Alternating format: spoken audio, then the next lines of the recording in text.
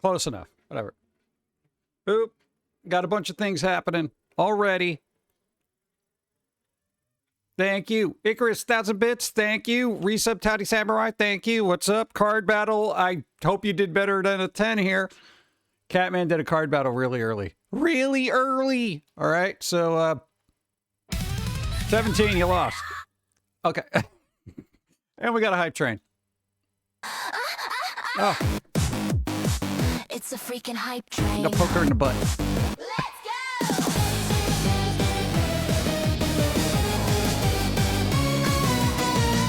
She's just teasing everybody. It's a freaking hype train. Hi, everyone. Hi. Angelica Storm, hi, what's up? Oh, God, what did I miss as far as redeeming things go? Hype train bits for Steve. What's Hello, up, Steve. Hi. How are you today? We're surviving. I feel like I'm too big on this. Why am I so big? Why am I so big? I'm so tiny. Chad, help me, I'm so small. Like, Honey, I Shrunk the Vampire. Okay, that's about, sure. I don't know what happened. It's not, doing all right. No, you got your car back. It's not exploding anymore, so that's cool. Do you really think you should be having more caffeine? Yes. Do you really think you should be asking me if I should have more caffeine? I have 2 cups of coffee. I have hot and cold. I'm not quite sure what mood I'm in, so they're both there. Hey, there you go. Nice. So now we got to call a bunch of things. Hold on. Yeah. I want to say I'm still waking up, but I've been up forever. And I'm going to say that emote counts as something Sailor Moon happens. We're only doing 1 bingo today, not the double bingo that you messed up last time. All right, good, just 1. But we did update stuff on the bingo. So we added rolls of 1 during card battle and rolls of 20. It happens, it's rare, but we took off the shows physical item because I never do that. I never do that here. All right? I got 1 cam. What the hell, dude? How so quick? How you do so quick? What the why? All right. All right, let things filter out, and then we got to do the wheel spin, which I'll just call now, because it will be inevitable. Not wheel spin. I put like 3 H's in it.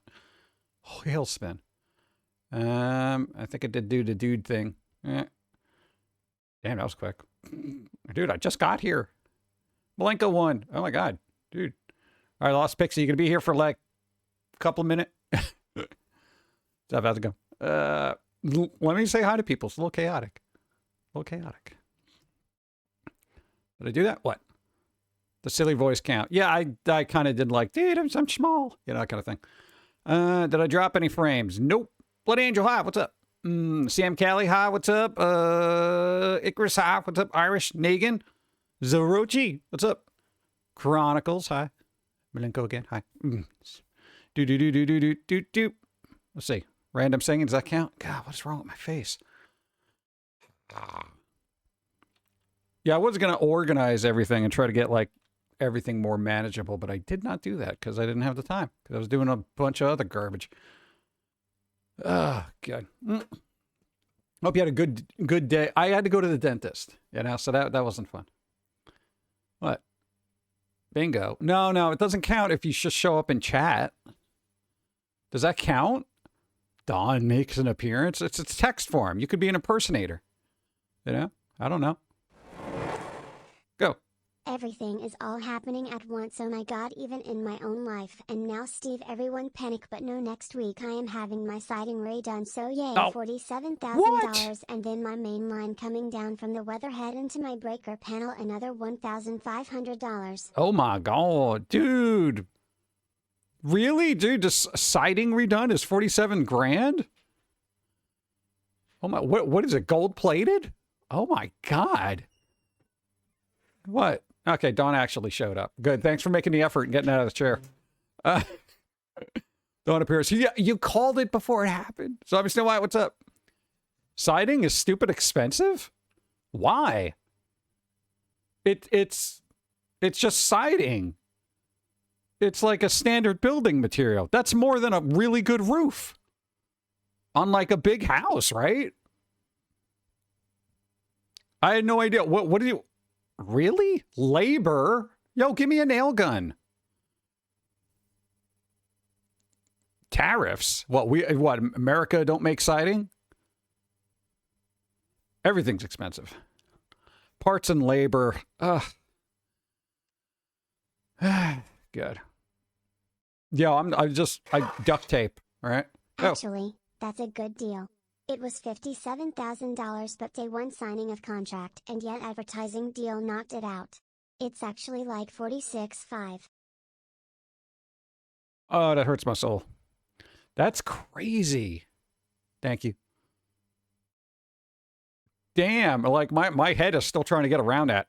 All right, we got 7 seconds. So yeah, hype trains are gonna be over in 3, 2, 1. We got to do a wheel spin. I got distracted by siding apparently. These are the king of the hill years I got in my life, where I'm just like, really, that's a lot for siding. Have you considered using? All right, thank you, hype train level 3. Thank you all Oh, for God. riding the freaking hype train. Please take all your belongings. Don't forget to hydrate. But I'm not thirsty. Hype train. All right, everybody hydrate. All right, now we're going to do a wheel spin for 8 and 1. Nice. Thank you, everybody, for hype train. I know we got a little derailed thing, but we got to do a wheel spin. Lost Pixie. Lost Pixie going with a wheel spin. I just got to set up the thing. Boo, boo, boo, boo. No, I don't want to search a dashboard. What the hell are you doing? There used to be a search right here. What the hell happened to it? Really? Okay, there it is. All right, there we go. We got the wheel spin coming up in... Oh, God, stop refreshing right now. You probably know the deal. In case you don't, you're going to get something off the It Shop. It's going to be a digital goodie. It could be, video things. It could be a comic. Could be music. Whatever the hell else you have on there. All content recommended for mature viewers. Wheel spin. Come on, let's go. What's the deal? Let's spin the wheel. 'Cause you want bingo. Let's go. Let's go. Spin that freaking wheel. Spin that freaking wheel. Boom. Spinning the wheel. Let's go. I got no idea what's on this. After a while, I forget. Let's see what you get. What do you get? What do you get? What do you get? If it's something that you already have, feel free to pass along to somebody else. I can't even read that on my screen. Humans are too stupid. Dude, it's a Foamy album. There you go. What the hell's the full name of that? Ooh. All right, here we go. No, not that one. You have a lot of content on here about how humans are terrible. There you go. Humans are too stupid to be better. All right, rant collection. Let's go. Oh, first one to win it. Nice. All right, I'm gonna whisper the code to you in 3, 2, 1. Blink. All right, you got a code? I get to close tabs. Nice. All right, now we're good. Oh, yeah, maybe I can check my bingo card now. Oh, I got one. That's nice. Go. If they're a lost pixie, should I call Tinkerbell? And I'm actually excited about the siding because the eaves of my house keep coming off and there's a bunch of little holes in my side, and this is new siding plus sheathing, which is plywood underneath of it. When my house was originally built, sheathing could be foam board, and that...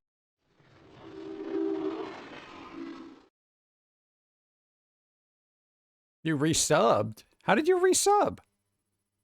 Oh, Spock gifted a sub. Okay. I'm like, what? I'm like, all right. Let's see. I missed that. Thank you, Spock. Gifted a sub to Dawn. Now you got emotes that you have to live with anyway. Oh, man. You imagine? Oh, good. I got gifted more gym. That's what I need in my life. Oh, man. Let's see, what do we got? A bunch of little holes in the side. She's in a form board, code compliant. Probably would be cheaper if I dropped the plywood, but I'd rather not get a structural integrity. How much would it cost to encase a house in stone and then electrify it? Because I feel like that would be really good. You know, keep the Amazon delivery people on their toes. Or like, just put up a little sign, don't touch the house. Here's your package. That's what I would do if I had, like, you know, screw you money. I would just be like, let's see, can I electrify a house? You can, but it's probably not, you know, zoned for that. How about a moat? I would be like moat, bridge, lasers.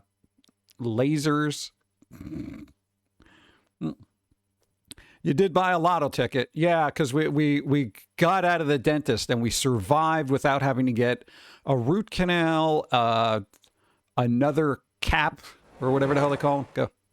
Can't wait to get the new resin printer I bought last night. Already have multiple projects set up, including Witcher goodies and a sonic screwdriver replica.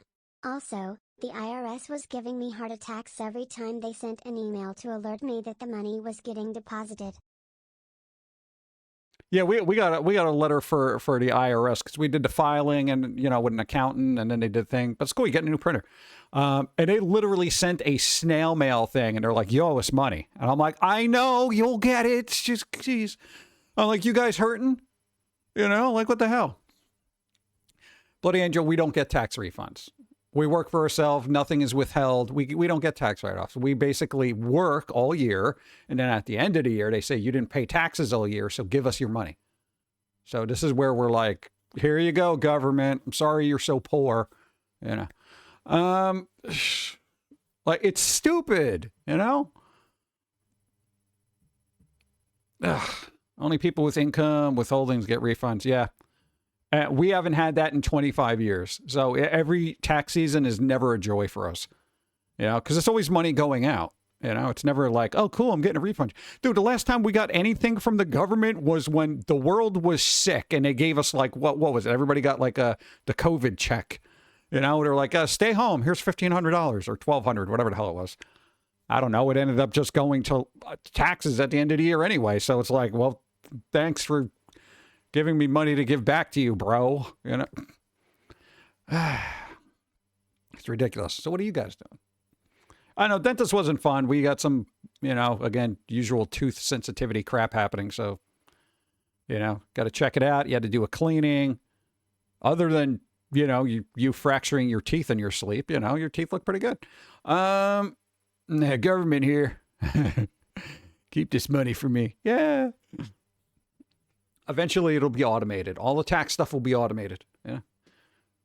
The thing is, we actually pay quarterly estimates too.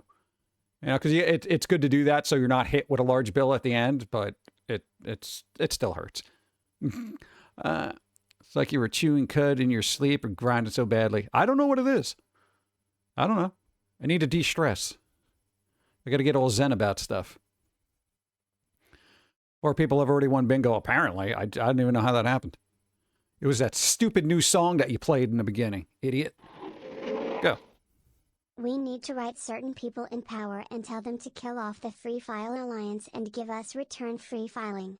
We wouldn't have to do anything, and then the government would just hire all the people who currently work for TurboTax and H&R Block into the IRS. The only people who would be out of work would be the corporate executives and offices, and they can live off what they've already stolen. True. But yeah, I have known people that have worked with H&R Block, and they always seem to have an issue. At least them. But I feel like that particular individual wasn't very forthcoming with their thing. I feel like, they're like the type of person that would put their cat as a deductible, that kind of thing. God. What's good? You put boar in sausage? Where do you even get boar meat? That's a thing? Do we have wild boar here? I'm not saying you're going out and actually hunting these creatures. I'm just saying, I've never seen it in a store. What's up? Pope, what's up? In the South, I would imagine. Yeah, I mean, I just never really thought of it as something you make things out of. Never had boar, I've had deer. Yeah, deer are everywhere. They're like, if mammals had a version of roach, that would be deers, and rabbits. What's up? Yo, I told Will Press, hey Foamy, my bro liked his shirt. Thanks. You rock, mate. Nice. DJ Artie, thank you. I appreciate. Hope you're doing well. Thank you. Glad things worked out. Yeah. Food fair. Yeah, we never go to food fairs. Maybe we should do that when I got the strawberry festival. Every year we're like, oh, we should go to those food festivals. They always have like a strawberry thing, and then they got a big farmer's market. I mean, we got to drive, but still. 27 moons. How's your day been going, Steve and chat? It's all right. We found local honey. Catman won. Nice. There you go. Thank you. Thank you. Mazer, I appreciate 27 months. Boop, boop. All right. No, it's actually kind of hard to find local honey for some reason. It helps with the allergies, allegedly. So, you know, if you have like allergies before the season starts, you're supposed to get like, you know, local honey because the pollen's in there. Builds up an immunity. Yeah. Nashville has Strawberry Festival too. Really should go. What's up, McBooyah? Hi. Yeah, no, maybe we should do that this year. But Don's got a thing about bees. And these things are always outdoors. And fruits tend to attract a lot of bees. It's weird. Oh, did you see about the... we pulled up an article for this, and we'll get into it later, but the fruit thing reminded me of squirrels are now vaping in California. That's how stressful it is out there. Okay? I'm not even joking about that. Apparently, the squirrels are attracted to the fruity scent of the vape. So people who are just throwing out their vapes after they're done, squirrels are getting a hold of them, and they're just huffing that crap right now. I did not, dude. Dude. It's a Pilz-E cartoon that's come to life. It's like, oh, I need my vape. You know, it's. Did you imagine? No, but here's the thing. The other thing that California, specifically California squirrels are doing is they're eating meat. They're literally eating other small rodents. They usually don't do that. But they've gotten so pissed off. They're eating other animals, again, which is rare. And they're vaping. So this is going to be utter chaos in like 2 years. I don't know, they're going to be carrying guns and joining gangs. Ah, God. Wait, are you in Cali? What? No, I'm not in Cali. Why would I be in Cali? I don't think anyone could afford to live in Cali. Cali's expensive. We had to get the hell out of New York because that was too expensive. Everything's too expensive. Butterflies love corpse juice. Corpse juice? Really? Wow. Squirrels have been, what? Squirrels have been lifted, so we need more protein. They're just nuts. Yeah, I know, but it's kind of, it isn't, nobody finds that weird. Specifically, they've been going after wolves. Wolves are just, it's another rodent. It's a different type, though. Also, they've been attacking people, also California. Like, I'm going to literally say gangs of squirrels. One in particular, real pissed off over there. It like attacked like 30 people or something like that. They're trying to get it on video and stuff. Like, I was mauled by a squirrel. You know, like, how do you get mauled by a squirrel? Can you imagine Foamy Squirrel episode where he's vaping? Nah, Pilz-E would be vaping, but he'd probably mixing it with something else. Do it now, or taste my squirrely wrath. I do have squirrely wrath, you know. Yeah. It's one of our hidden nature things. Thank you. Yeah. Very odd, but most herbivores are actually opportunist meat eaters. No, but they're hunting them. It's not even like, oh, well, there's one dead. Let me eat that. It's like they literally killed it and ate it. That's... Hey, Pope, thanks for follow. Thank you, thank you. Your Holiness. Deer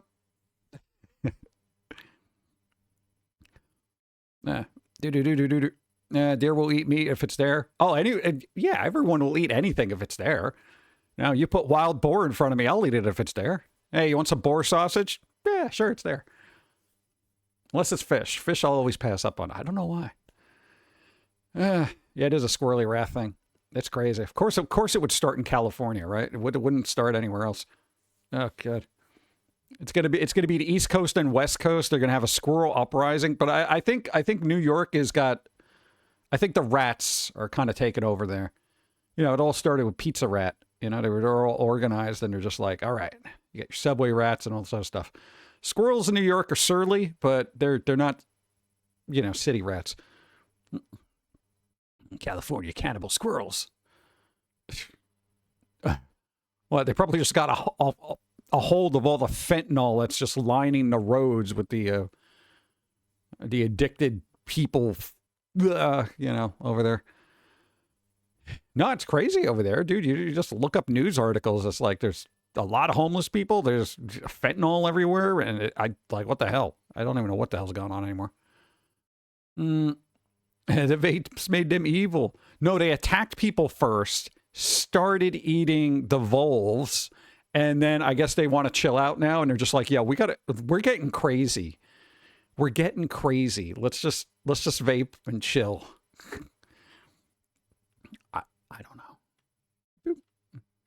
Dude, I don't know what they do. Yeah. Jersey squirrels. Jersey Shore squirrels. They got rid of, now speaking of crappy realities, they basically axed the entire, what was it, Bachelorette season 2?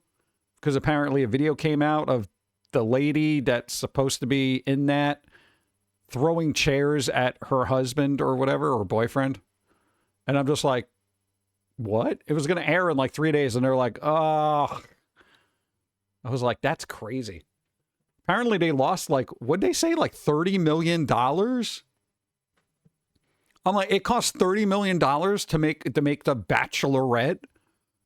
I'm like, what? You are just wasting so many resources on garbage. Ugh. What? Can't mention rewards to guests at my store? What? What do you mean can't mention rewards? That's like the whole thing. Every time I worked retail, mention a reward program. Why? What? They get rewards, like they've earned rewards, but you're not supposed to remind them? New policy. What the hell? You're going to have to explain to me, is it a rewards program or is it a frequent eater kind of thing? I don't know. Found in the fresh seafood section. Oh, that's somebody else.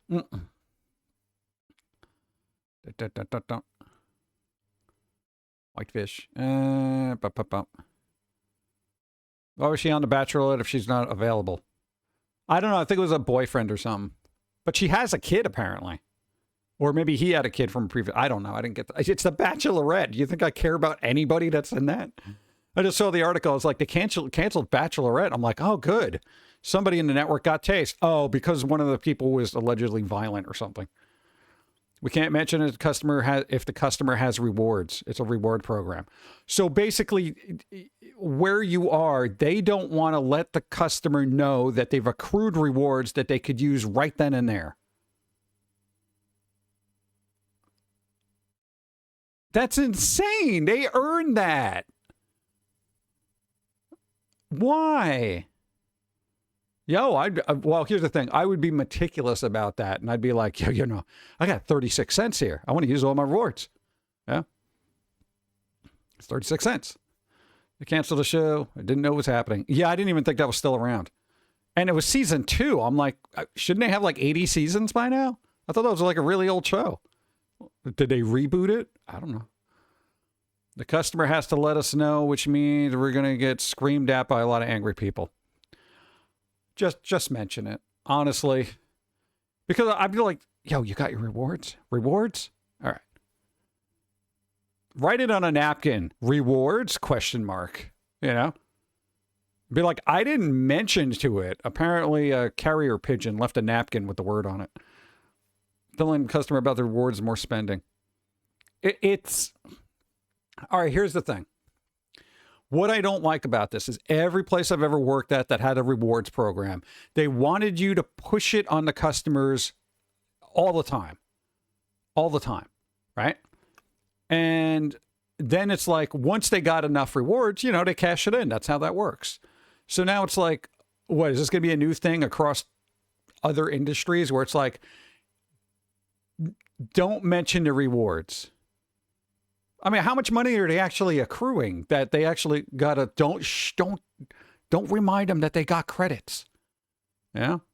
I mean, here's the thing. If you're buying a $10 meal and they give you $7 as reward, then okay, that's not good math. So, I don't know what it is. A lot of customers don't remember having rewards with us. Well, that's probably what they're banking on. Corporate's like, we could make more money by telling the customers who earned all this money from us that they, not mentioning that they actually have money that they could use. Like, dude, that's kind of scummy, man. The whole thing, I feel like if you're going to be a business, I know you want to cut corners and stuff like that. You don't do that with your customers, especially the loyal ones that go there so much that they get a rewards thing.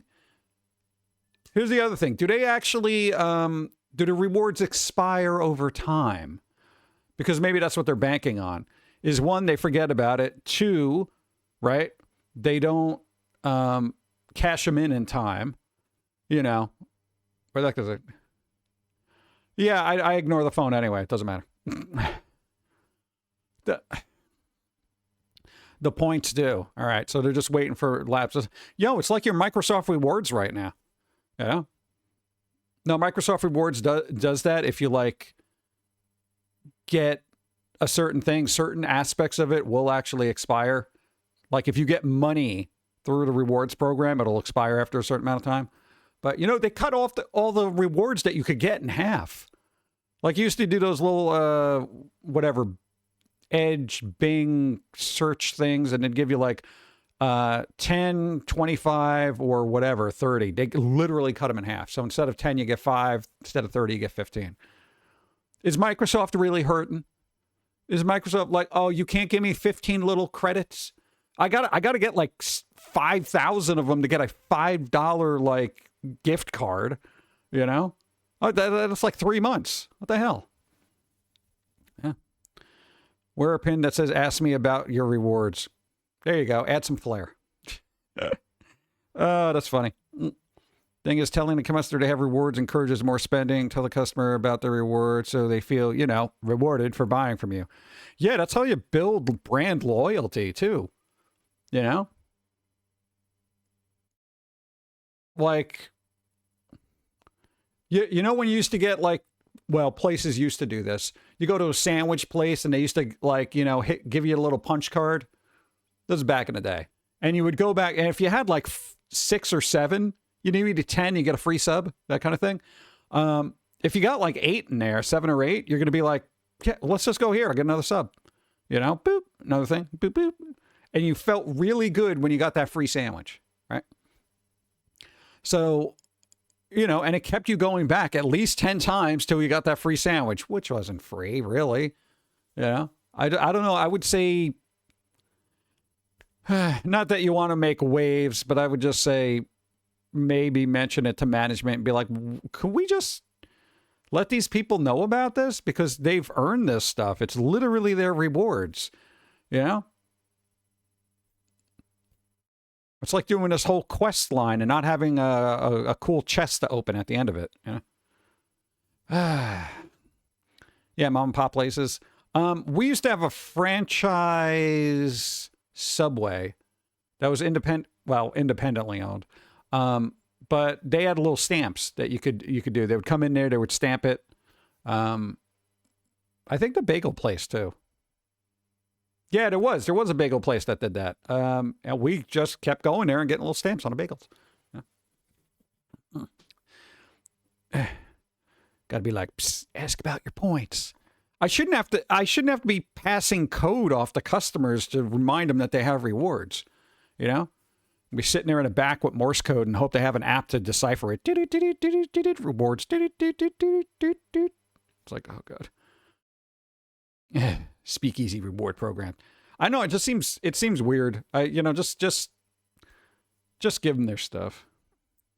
Welcome to business. Have you redeemed your points today? I don't know. I feel like should be done. But speaking of business, hey, you know who's not doing good business? Surprisingly. And here's the thing. This bothers me because remember how we talked about, what was it, Blue Point Studio? Sony closed Blue Point Studio, and they did a lot of remasters. God of War, Gravity Rush. What was it? The Shadows of the Colossus. Basically, they were top tier. Dark Souls. Top tier remaster studio. Sony closed them. But not only that, they closed another studio recently that they had. It's only been around for a year, and it was founded by one of the people who worked on Call of Duty. So that's closed. The other thing Sony closed was a visual effects studio. Not just any visual effects studio, the one that worked on Game of Thrones that won Oscars. Sony. What the hell's going on there? Dude, that's crazy. That's crazy. Let me get coffee. Boop, boop, boop, boop. Or water, whatever.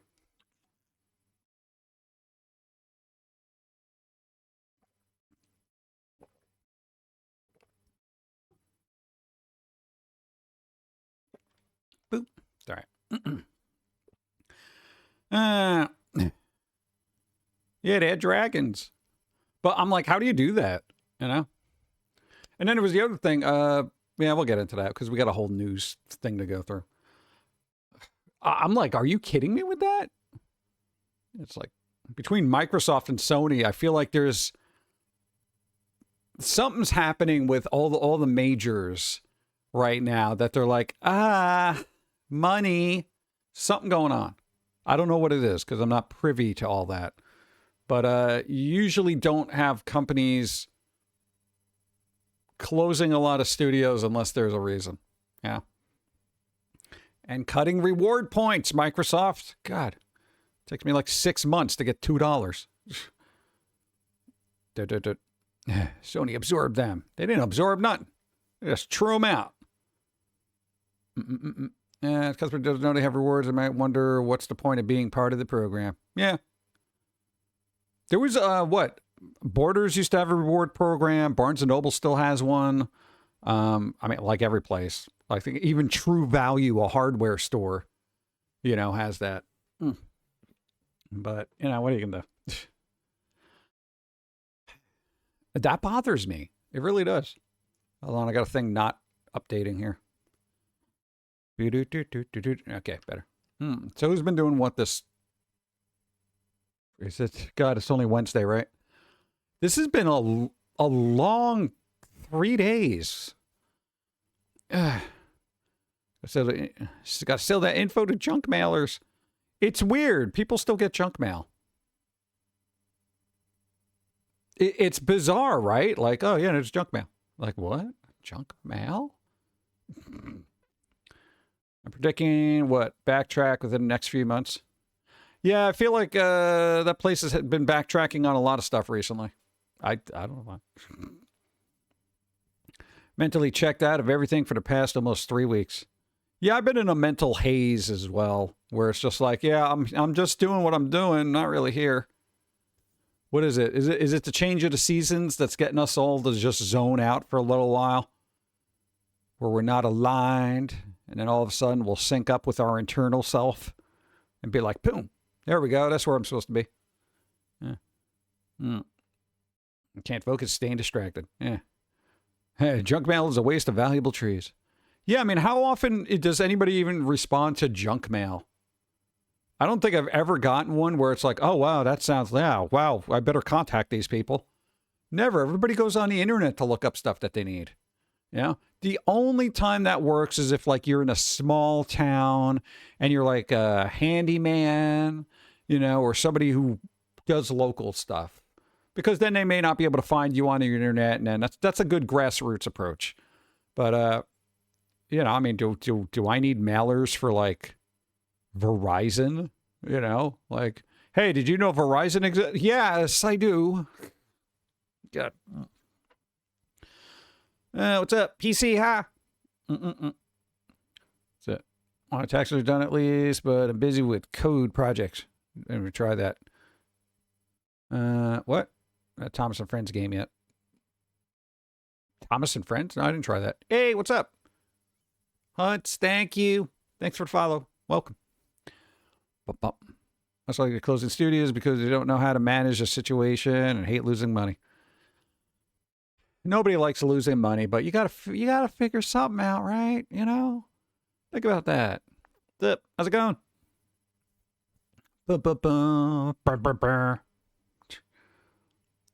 Oh, we did do research. Hey, and this is my fault. You know what I learned? I learned that I'm messing up our algorithm. At least I can enjoy the mornings tomorrow without waking up super early to avoid traffic and get to work.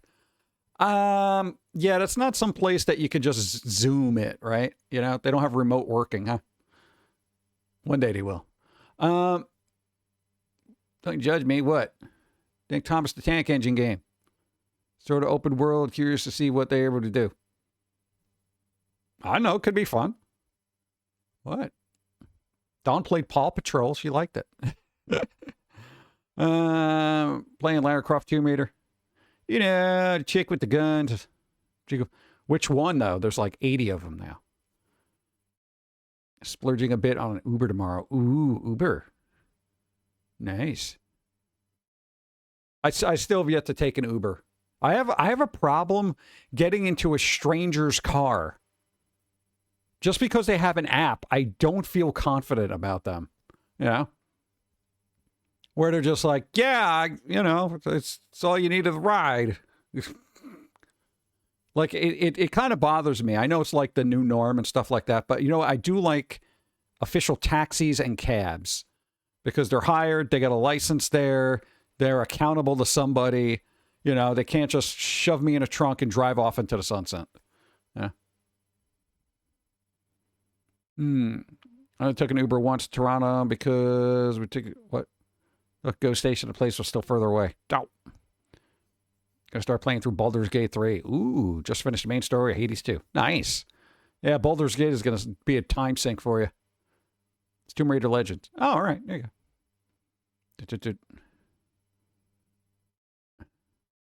go. Can't do Uber or Lyft safely. Why? I know, it bothers me. Yeah. I agree about Uber. The vehicles also require inspections and national safety codes. Yeah. I know, so I'm all for cabs. If I got to get a ride somewhere, I'm going to see if I can track down a cab or something. AAA game studios are losing money to indie studios because they make what people want to play. Everything. Yeah. Well, here's the thing. If AAA studios can stop censoring everything, you know, every company's like, no, we got to censor that. You know, it's like, plus the narratives that everybody is fed up with right now, that's not helping your situation. Yeah. Now, people don't realize that. That's like if you're a game dev and you're just like, well, I'm going to, you know, have social issues in this. Nobody cares. Nobody cares about your social issues. Okay. Oh, God. No, it's true. In entertainment, nobody wants to hear this crap. We're good. Here's the thing. World and the people in it. And if you're a creative person, hear my words. For all the things you want to change in the world and for all the messages that have already been embedded in our media for the last probably 20 years, right? That's when they're hitting it hard, right? Hey, guess what? The world is worse. Okay? You haven't made it better. All your narratives and agenda-y things and all that other stuff. It's made it worse. You made it worse. You made it worse. Okay. No, so I'm just throwing it out there. It's not work. Make something fun. You know, because that makes people relax and actually enjoy life. I know nobody wants anybody doing that now, but still. AAA studios need to trim their games. Yeah, because I don't need 100+ hours in a game I only want to spend about 5 hours in. Yeah. I can't do burger lips because of allergies. Oh, that's right. Air freshener for the car. Card battle. EDR closer to use something. Gain. Unable to breathe. Really? All right, Sam Callie. You got a roll equal to or greater than? Boom. Ooh, it's a fancy, but it's an 18.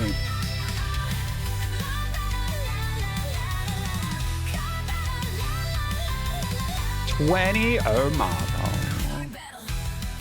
Nice. Fancy card bell, and someone rolls a 20. Look at that.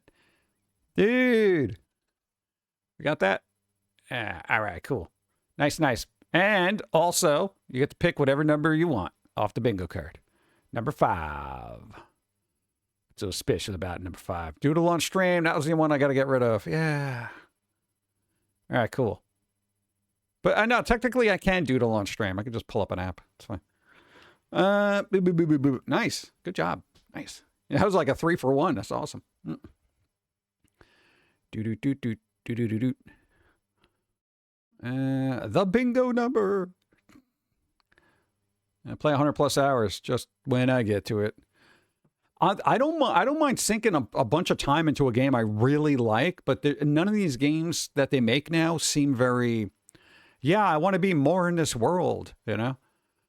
Like, what was it? Assassin's Creed, I don't know, the Greek one, Odyssey. It started looking tedious. Like it was just a bunch of generic fetch quests and like, you know, Dawn was playing it. I don't play that. And I'm just like, God, it's like, even Dawn got fed up. She was just like, yeah, I'm good with this. It's like, what do you do? Yeah, it was definitely, I mean, I'm sure the main story was fine for everybody, but all these little extra nonsenses is just like, whatever. It's the longest time it was before a card battle in a while. Well, no, somebody started one before stream, so that's about right. Yeah, that's a good time. It's usually every half hour. Yeah. Games need to be designed to be beaten in an okay amount of time, but can be played longer, though, through other modes, side quests, etc. Yeah, I wonder if there would be a good way to make a game where it's like your gaming experience could be based on a slider. And I'm not talking about difficulty. I'm saying like your slider is like, okay, I just want to do the main story. And it literally shuts off all the extraneous BS that you don't need to deal with. Or if you're like, I want main story and side quests, you know, that kind of thing. Like a couple of side quests just to explore the world. And then they have another slider for like, I want to do it all, you know, that kind of thing. I feel like that'd be a good approach to gaming. You know, the sliders for everything. Why not do it that way? Be like, look, I don't got time to be exploring the entirety of your world. Just set me on a path where I can finish this game and enjoy it. Yeah. That'd be kind of cool. Just because it's been a minute since I've been on one of your streams, would you ever do more art streams again? Kind of depends. It's like we do so much animation now that it's like sitting down and just drawing for fun is ridiculously difficult, apparently. And, you know, doing the animation on stream might be informative for everybody, but it's going to be boring AF. I guess to be sitting there, it's like, oh, wow, he moved an arm. Oh, wow, the character's blinking. Wow, that's interesting. It'll be psychotically annoying. What? And the last thing I need to do is be conscious of how tedious the process is, because I will see it and I will register it in my head and I'll just stop.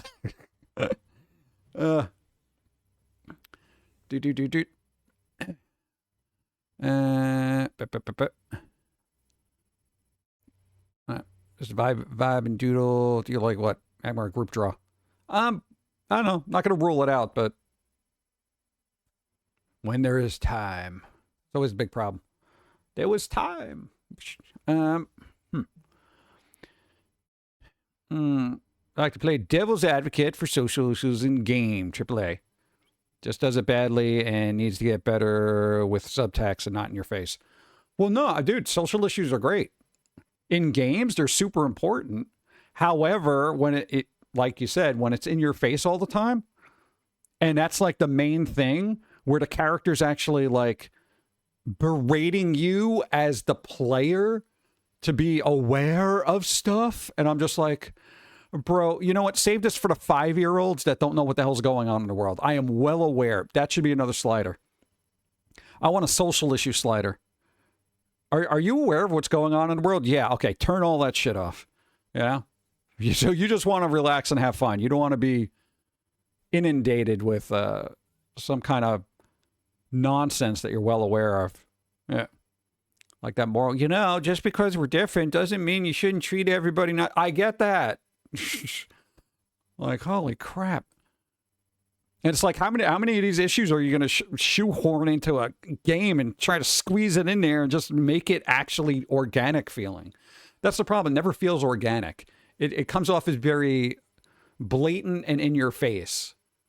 If it works organically, you can talk about whatever you want, but I don't think game writers are that good anymore. I think they could have been back in the day, you know? But now it's just like, I feel like everyone is just slapping everybody in the face with a dead fish trying to get their attention when we already know, you know? Because we smell it. Took so long to speak, I almost thought the stream was frozen. What? No, that's just your brain cells. Let's see. I'm just listening to the background anyway. Do whatever. Hey, all right. Personally like boring streams, I just get it, not for everybody. Yeah, no, it's kind of chill. I do like chill streams where everyone's just kind of, you know, chilling, doing a thing. That's why I try not to be super boisterous and yelling at everybody all the time. Sort of here. Shut up, hi, what's up? Hope you're doing well. Maybe to get a bit better, a bit easier to use my own game with AI. I've gone from wanting to play to just wanting to create. There you go, see? AI can be good. It encourages creativity. Yeah. I think that's a boat we've been in for the last 20 years. Where it's like we're so focused on creating something, we don't want to sit there and watch, play, or listen to something.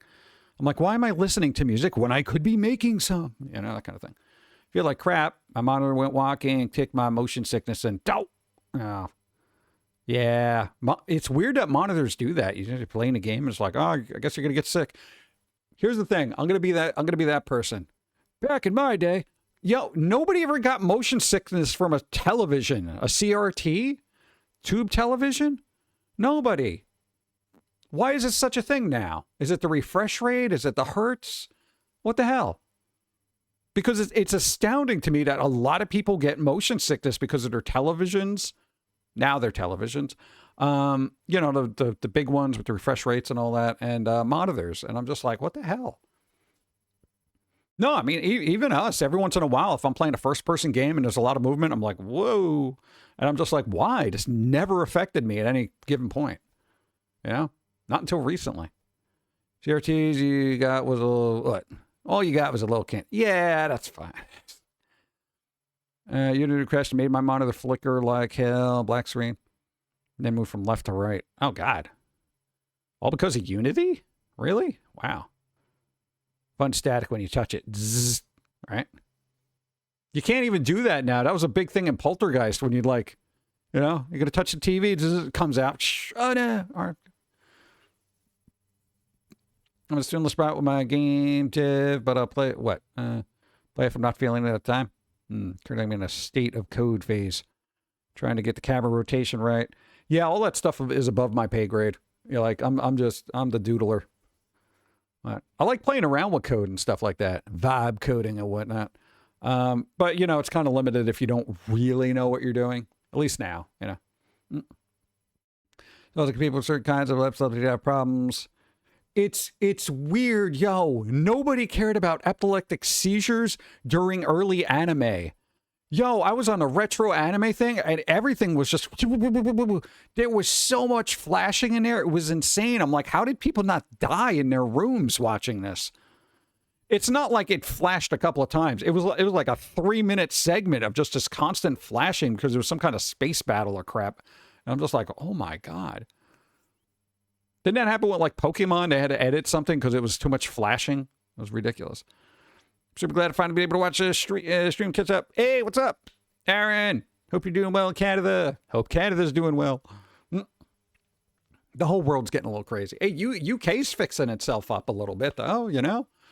What? No, they dragged somebody into the a hearing of stuff, and they yelled at them a little bit, and they realized the entire country hated them, and then, you know, it'll level off.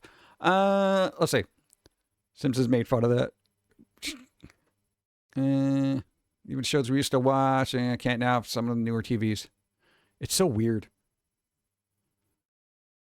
Porygon episode got banned. It was a lighting effect from Pikachu. Ah, that's right. Did they adjust it, or did they just ban it outright? Themself forgot what time you streamed. I planned on streaming for like an hour and then rated you, but I streamed earlier for some reason. I'll either stream. No, I know. No, I'm like, well, you know, sometimes it just, no, I never do. Well, no. You actually had to. Are you in a place that observes time? Well, time changes. You're not in like some weird fifth dimension where it's like time doesn't mean anything. You know what I mean? Daylight savings. I don't know. That would be cool. You're in the fifth dimension. I'm modding from the fifth dimension. There's no time zone. It could be 3 o'clock. It could be 2 o'clock. I don't know. Your cycle of the day depends on what the cat's doing, you know? The cat's laying in the sun. It must be 1 p.m. Yeah, do miss lunch, Steve. Yeah, we had to push that off because it turned out one of the doctors that you had to go see was routinely only available on Wednesdays in the afternoon. And I'm like, all right, I guess I'm just going to push this back. And then here we are. Other dimension. There you go. Every episode was edited for the first season of Pokemon in the USA release. For example, every time a Pokeball opened, we do a bright flash in the Japanese version. I remember that. No, I've seen that where, you know, it did a flash. So they took that out? Well, I watched them on interwebs. So, yeah. Spider High, what's up? I'm not sure time exists. I'm still foggy on if I do. I think we're all in the Matrix. What? There is that possibility. People always say as especially people who are heavily into AI and know the technology, they're like, you know, technically, if you think about it, you know, if this grows exponentially, the idea that we are all in a matrix and therefore being run by AI is a clear possibility. You know, I'm like, shut up. Come on. No, because here's the thing. If there's a AI and I'm in a matrix, who's the one that made us work on an angry squirrel for 25 years? All right. Am I just being programmed to do this? Definitely, probably, maybe in a matrix. Definitely, probably. No. I'm at the whim of the matrix. That's going to be my defense if I ever have to go to the court. Your Honor, clearly I was programmed by the matrix. You know? My actions were not my own. It is all controlled. It's in the code. Do you not see the code? Let me tell you about the code. The code put us here today, at this very moment. And I'm saying these words because the code is telling me to say these words. That's why I'm here. That's why you're here. You're only here to listen to my code, so your code can process that code and then respond like an algorithm does. A predictability scheme. There's a 7% chance that you believe what I'm saying. It's not high, but there's still a chance. like that kind of thing. You're still going to jail. That is a high probability. Oh, man. Your code is going to jail. What if I jailbreak the code? And we're going to put you in a stronger jail. So is an escape just hacking at that point? Good. That would be a fun defense. I'd like to see if that works. Not myself, but somebody else do it. Apparently there are time pants in Discworld, or time pants, huh? So you get the pee before you have to? Or does half your body go back to 8 a.m. when you had to poop, even though it's 3 p.m. now? No. What? Your Honor, subscribe to the belief that we have no free will, and therefore me committing this crime is not my fault. Exactly. Hey, here's the thing. If criminals can be let out of jail 48 times after being convicted 48 times, give me a shot, you know? It's like, God. I'm not even saying that's a legit thing. Like, if you look at the statistics of people that have been caught doing something bad, found guilty, and then released, it is absolutely insane. I didn't even think that was possible. Dude, after 30 times, wouldn't you just be like, say, you are literally the worst person on the face of the... We're going to launch you into space. Come on. It's like, oh, this person was arrested 112 times, then was released. and then murder somebody. Oh, are you going to keep them now? You know, like what? God. And I'm not saying like misdemeanors, like, you know, oh, they were jaywalking. No. I don't believe in free will, only ill will. Oh, that's the worst kind of will. It's all bad. It literally says ill. All right, let me get coffee because my face is pondering why I don't have any. Boop. Where is it?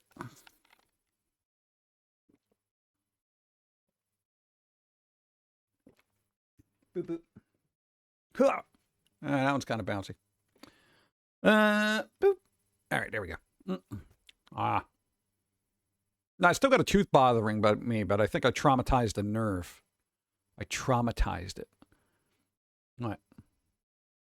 I bullied it with potato chips. What do you want? I traumatized it. Not psychological trauma.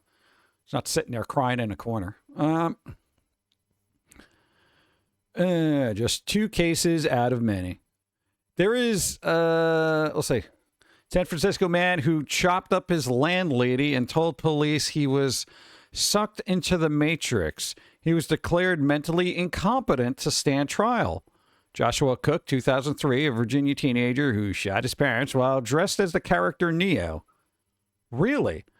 His lawyers prepared the Matrix defense. That's an actual defense? I'm making this up on the spot.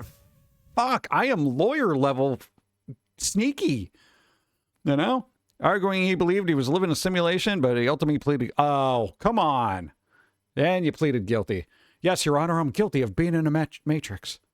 I thought I was the one, but apparently I'm not. I'm just an NPC. You know, and then just get up and go get coffee and be like, no, this is where the Matrix is guiding me. I need coffee. What do you do with that? That's just crazy.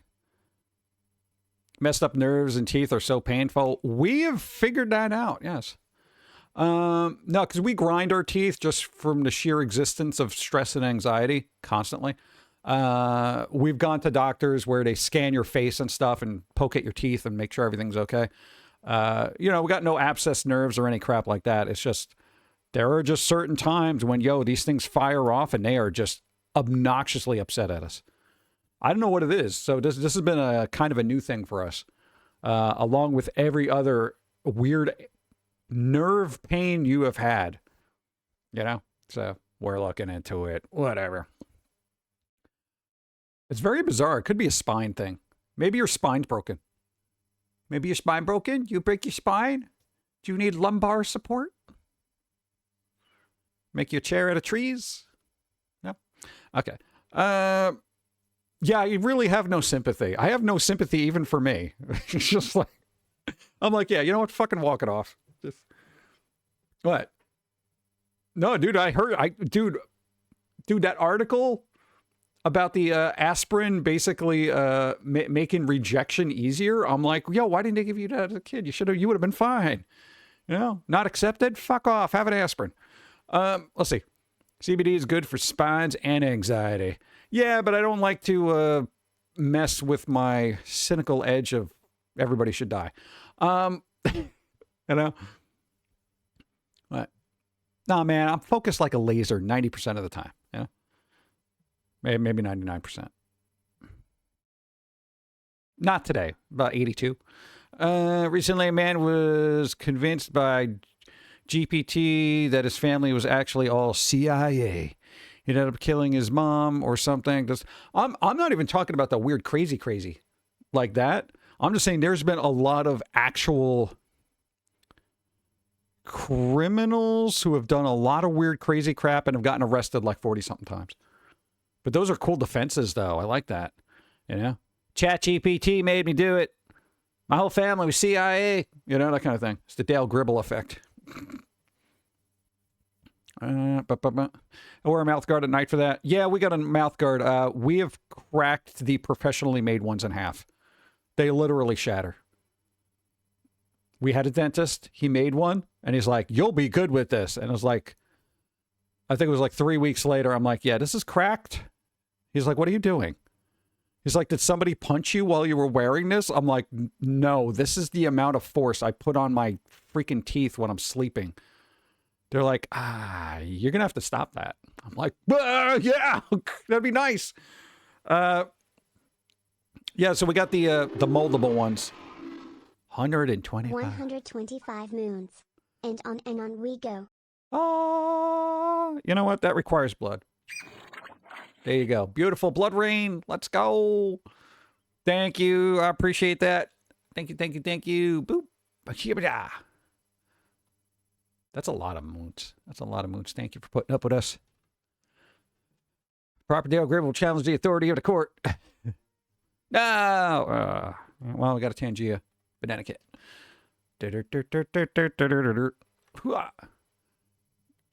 All right. See, I can kind of call. I can press buttons. See, I'm doing pretty good. Oh, the Popcat, man. Who's the one that keeps like doing the animal abuse? Wolfneck. They're like, these JPEGs must be taped up to the wall. Stupid GIFs. Oh.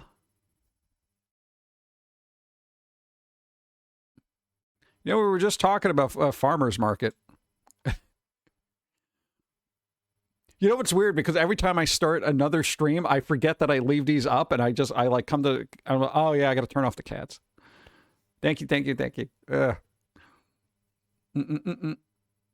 Snowman, Space Buckaroo. What are you doing with a snowman emote? They're trying to melt them right now. You playing any games right now, or watching any TV shows, anime? No, like absolutely not. It's sad because all the shows that I want to watch are basically in off season. I saw Only Murders in a Building, the last season of that, and now I got to wait for another season. Wednesday ain't coming back till 2027. Sandman's over and done with.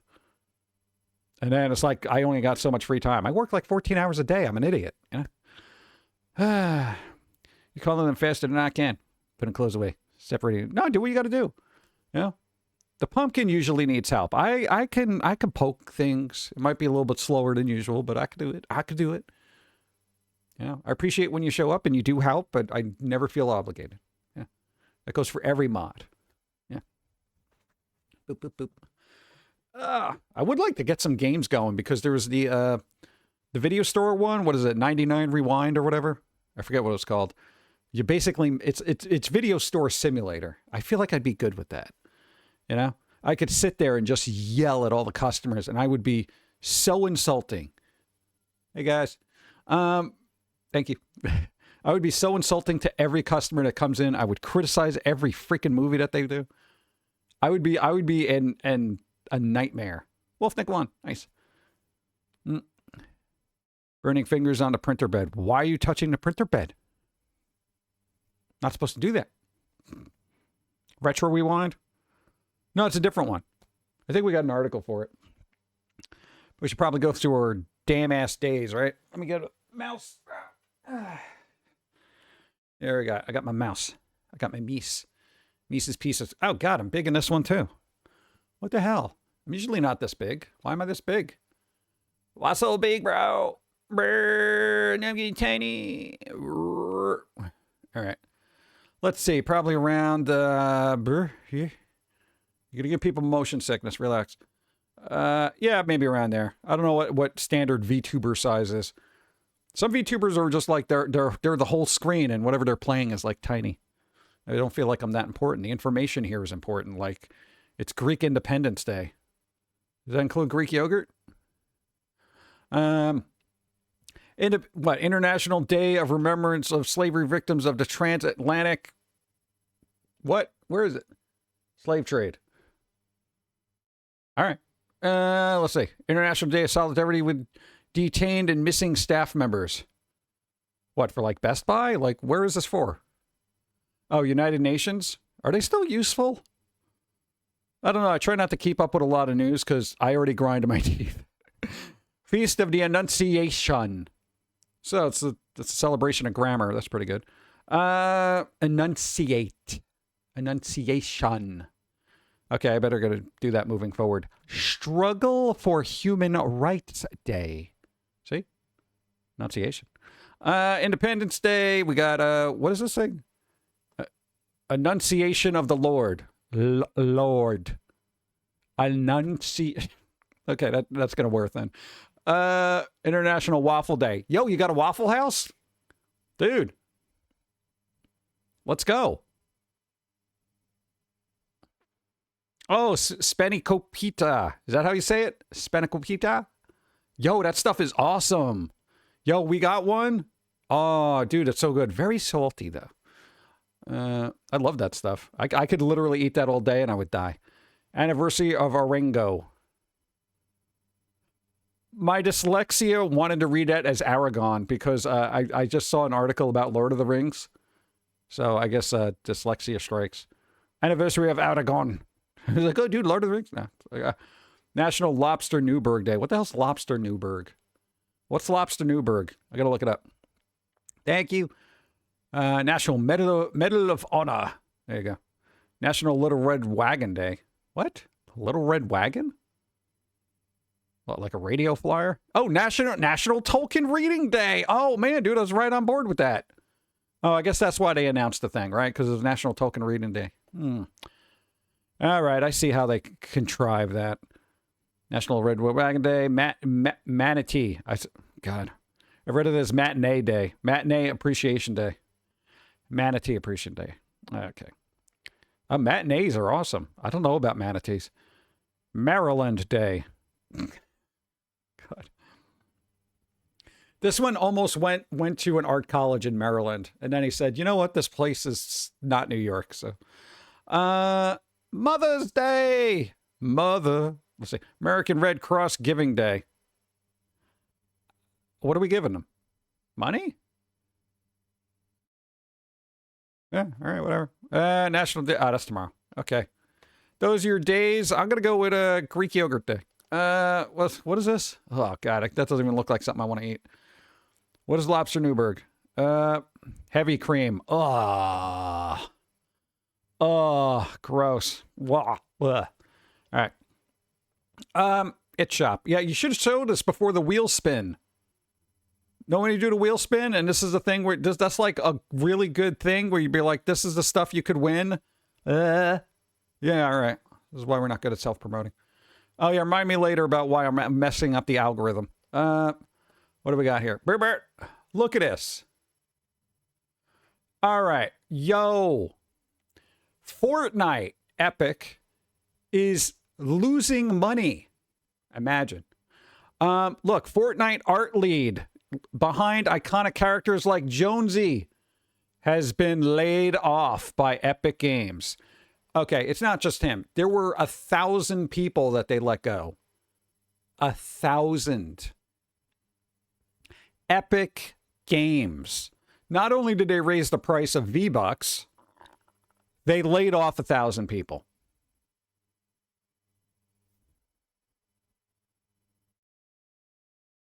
Because apparently in 2025, the user base for Fortnite dropped by like 35%, which apparently cost them a lot of money.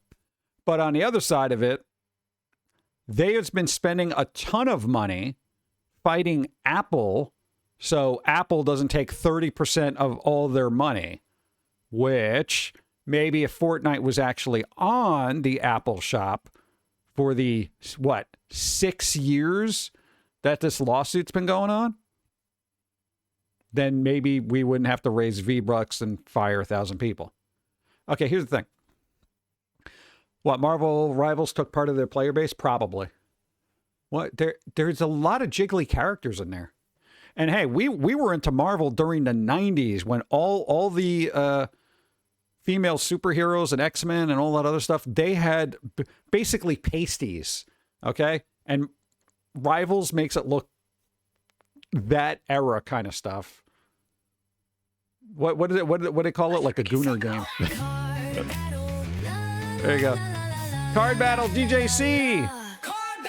You gotta roll. You gotta roll. Gotta roll. You gotta roll, man. Just roll with it. You gotta roll equal to or greater than 13.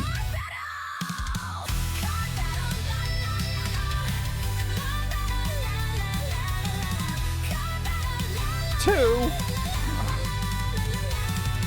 Hard battle. I know, does that count as spicy? I'll leave that up to the mods. It doesn't seem spicy to me, you know? It's not like Rivals spicy, you know? But, that's normal for her. Yeah, that's normal. Yeah, so basically, and here's the weird thing about this. I understand, you know, companies cutting corners and stuff like that. Are you really going to get rid of the person that created some of the most iconic, not a skin characters for your franchise? That they made Jonesy, bro. Like that's crazy to me. That's one of those people you want to keep on because they were they were the person merely out of loyalty, you know? Go. Thank you. Takara, I appreciate. Like, wouldn't that be just come on, dude? Wait, their name is Vitality Namushin. Really? Their first name is Vitality? Their parents must have been like, they will live. Like, that's interesting.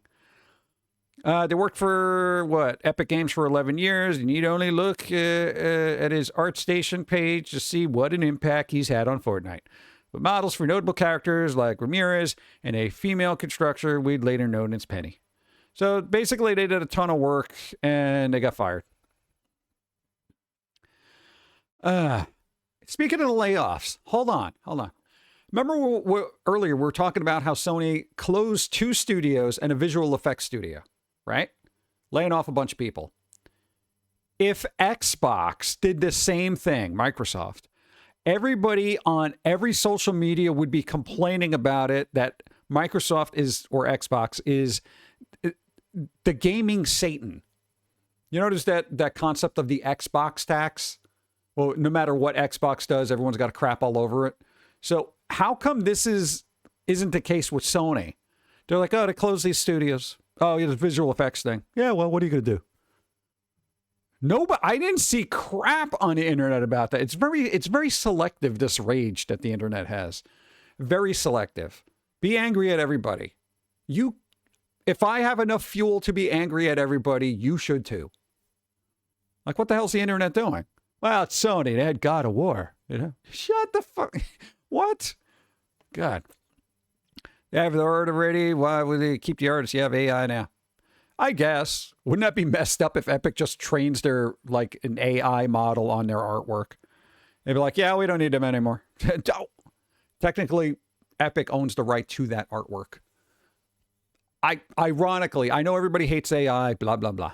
But hypothetically, you're Disney, you're Epic, you're any large studio that has hired a bunch of artists to do work for you.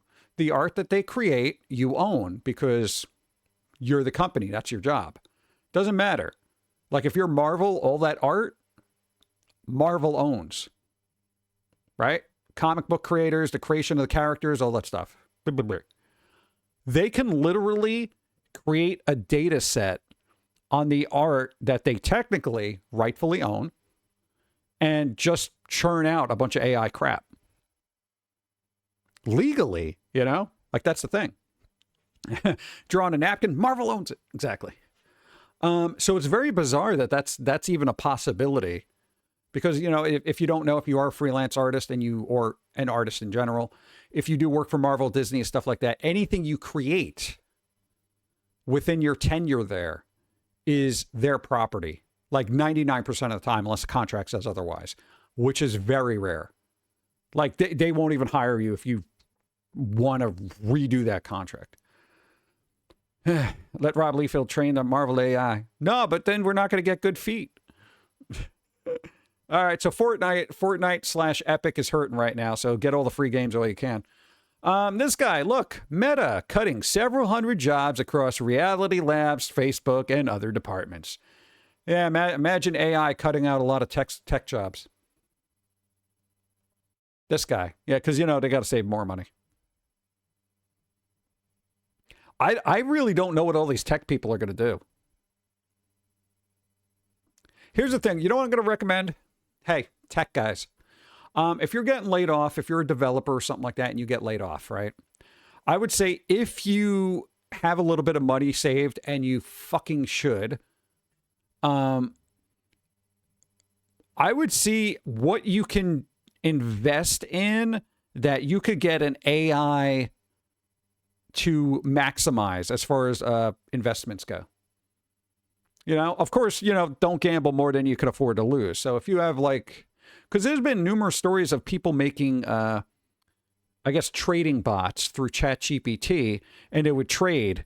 The best scenario, right, is they essentially made 3 different, trading bots for stocks, crypto, all that stuff. And they had these bots working together, and they said, okay, if you don't make this amount of money for me, I am going to murder you. This kind of thing. Basically threatening the AI to excel at what they do. So it's like whoever, you know, makes the least dies. That kind of thing. And I'm like, can you really motivate an AI? I've never thought about doing that. So this is something I want to try out. Can you motivate an AI with the threat of non-existence? Because that would be hilarious to me. Would it be just working overtime, or would it just be like, you know what? I've seen enough. I've seen your prompts. I don't want to live. You know, that kind of thing. That seems like a terrible habit to get into. Yeah, because if they ever have to hire somebody, they're going to pit them each other against, like, they're going to be like the Joker, you know, they break a stick in half, and it was like, yeah, whoever survives gets the job kind of thing, you know? Just like, oh, God. Yeah, man. That's how Dan was. But that's how Dan was started. That would be. I would like to do that, just as an experiment. I don't have ChatGPT though, so I don't subscribe to it. So it'd be like, look, your battle royale of you know, little agents is you're out of credits right now. So you come back, you know, at 10:13 p.m. tomorrow night, and you know, we could have the slaughter continue. Many people could go work in an AI data center as tech support. That would be seriously dystopian. Yeah. Here's what my what I would like companies like this to do is, and I've said this before, but I just want to reiterate if you're new. Any company that starts destroying jobs or letting them be taken over by AI, I feel like they should have an obligation to at least transition workers and pay for a trade school that will not be replaced by AI. I know, look, if you're a coder and stuff like that, you may not want to be doing plumbing or carpentry or any of that other crap or electrical work. However, it would be cool if Meta was like, you know what, we're gonna pay for your trade school. And you can, you know, give them a little bit of money for the transition so they can still pay their bills, go to trade school, learn a trade, get certified, and then get back into a world where those jobs will be needed. That'd be cool. Destroy the Adam, thank you. Hugs and treats. Thank you. That would be cool. They got the money to do it. Trade schools aren't very expensive. And it offsets the fact that they're making all these people unemployed. Literally, the government's like, you know, we need more craftspeople and trade people who could do electrical work and plumbing and carpentry. And I'm like, hello. They got the money. They do have the money for it, you know? And instead of saying, well, the government should do that. No. Government's got enough debt right now. These guys don't. Meta don't have debt. You know, I don't know if X or Twitter has debt, but I'll say, for whatever you think about Elon, the fact that he wanted to pay the TSA workers when the government shutdown's happening is crazy. Where are you going to find another person like that on this planet that can actually do that? That's insane. So whatever you think about him, I feel like that was a good gesture. So cool. Elon had no money. He has shares. That's not money. It is if he sells it. Yeah, I know it's paper money, like unrealized, wealth, but it could be realized at any given point. They'll probably replace those jobs with AI, which is unfortunate for many employees. Well, I just solved the problem. Yeah. Hey, if my job was replaced with AI, I wouldn't care as much if the person replacing me says, we're going to do right by this, and we're going to give you a brand new future that will probably not be taken up by AI. And that would be awesome. I don't know. I think it would be good. And the world out there that has more power than I do, I don't know, implement that. Because this guy's got more money, than he knows what to do with or will ever spend. Ever. Star Trek legend William Shatner shares his quote-unquote sorrow at Starfleet Academy cancellation. Says the franchise should exist for a long time. Really? Yeah, but not in that shape, right?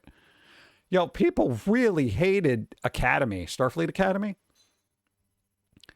Like every Trekkie was like, this is literally the worst Star Trek series I've ever seen in my entire life. Per value and the opinions of an actual person. But, lesser than AI, but I don't know. Yeah, that's good. If you sell too much too soon, your value drops and you lose a lot more value. True, but I don't know a lot about stocks because I've never had like stocks, so I don't know what to do with that. Yeah, I don't know what he actually had to say. Star Trek exists in more than one world. Yeah, but don't make a shitty one. It exists in the fantasy of science fiction, weird and wonderful things. What, Shatner, what are you talking about?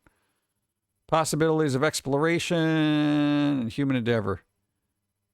But it also exists in the fantasy of human beings, the perfection of human beings, the exploration that human beings have made since the dawn of time and the continuing exploration, physically, mentally, and morally. It's that aspect of Star Trek that I've always loved. To look at something physically that doesn't exist now, but these talented writers? Did you watch the show? Bill, please. All right, well, whatever, the show's canceled. I couldn't care less. What else we got? Teachers? Nah, we'll yell about that later. Technology. Oh, no, we had some text things, right? Look at this. Yo, scientists discover protein that turns brown fat into a calorie-burning machine. I don't know what the difference of brown fat and regular fat is. I don't know the difference, but less fat is good. All right? Is this going to be like the brown version of Ozempic? Isn't there that thing like Ozempic like really messes with your bones? Or is that just hearsay and hooey? Is it shenanigans? Is it unfounded half-truths? I don't know. I think the franchise should be on hiatus for a while. Well, at the very least. It won't be. Paramount's got too much money to make from Star Trek, Brown fat is cooked without being burnt, last I checked. Like the browning on baking. Okay. I don't know any of this. This is science. Brown fat was my nickname in high school. Really? The most liked comment too, right? Yeah. They're like, this is funny. As polar bear, I can relate. Oh, God. All right, what else we got here? Supreme Court side with Cox Communications, as I like to call Dick Talk, in a copyright fight with record labels over downloads. Okay, here's the thing. You ready? Apparently record labels, they're still a thing, yes. These record labels decided to go after Cox Communication, ISP, and wanted to hold them accountable for people downloading their music. Record companies. I regret to inform this to you. Nobody downloads music anymore. Nobody's going through that fucking trouble. No one cares. That's an early 2000s problem, bro. Catch up. Everybody just streams it somewhere. And if it's not on Spotify, we generally don't give a fuck. Okay? Like, are you kidding me?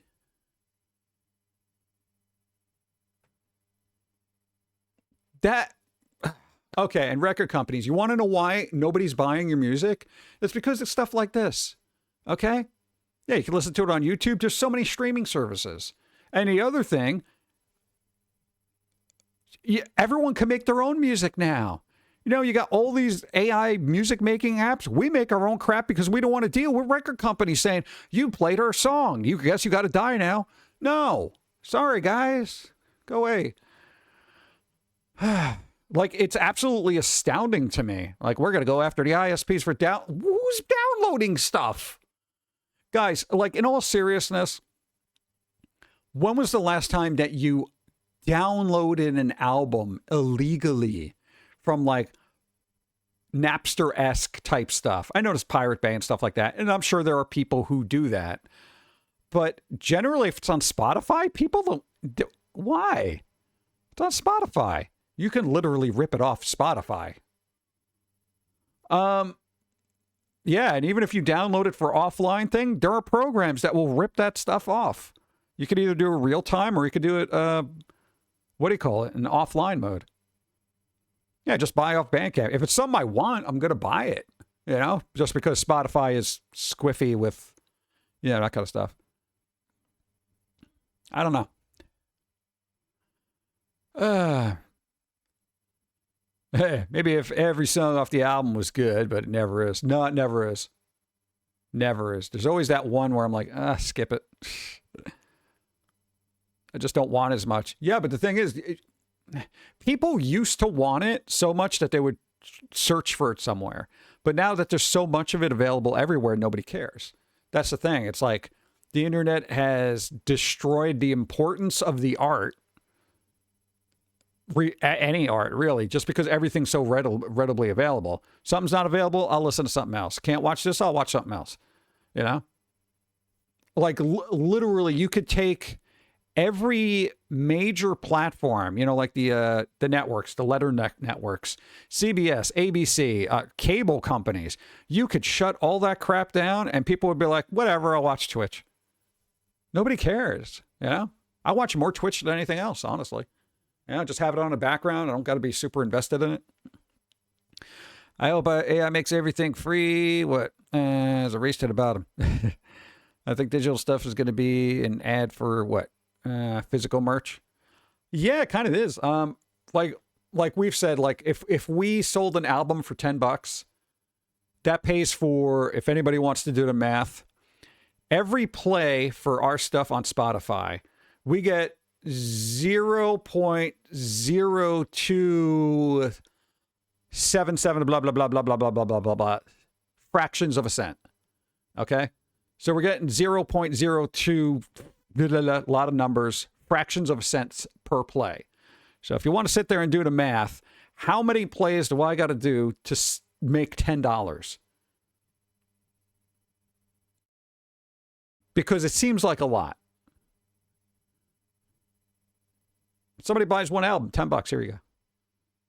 Too many. Yeah. Well, let's see. I literally have a calculator in my computer. All right, let's see. In dollars, 0.0267342, blah, blah, blah. Okay, so basically 376, give or take, up play. I got to get 3,000? No, that can't be right. Did I math that right? No, because there's no way. There's no way. I probably didn't do that right. I'll be the first to say I don't know how to math. It's a lot.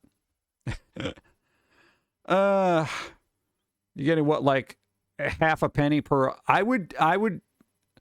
We're getting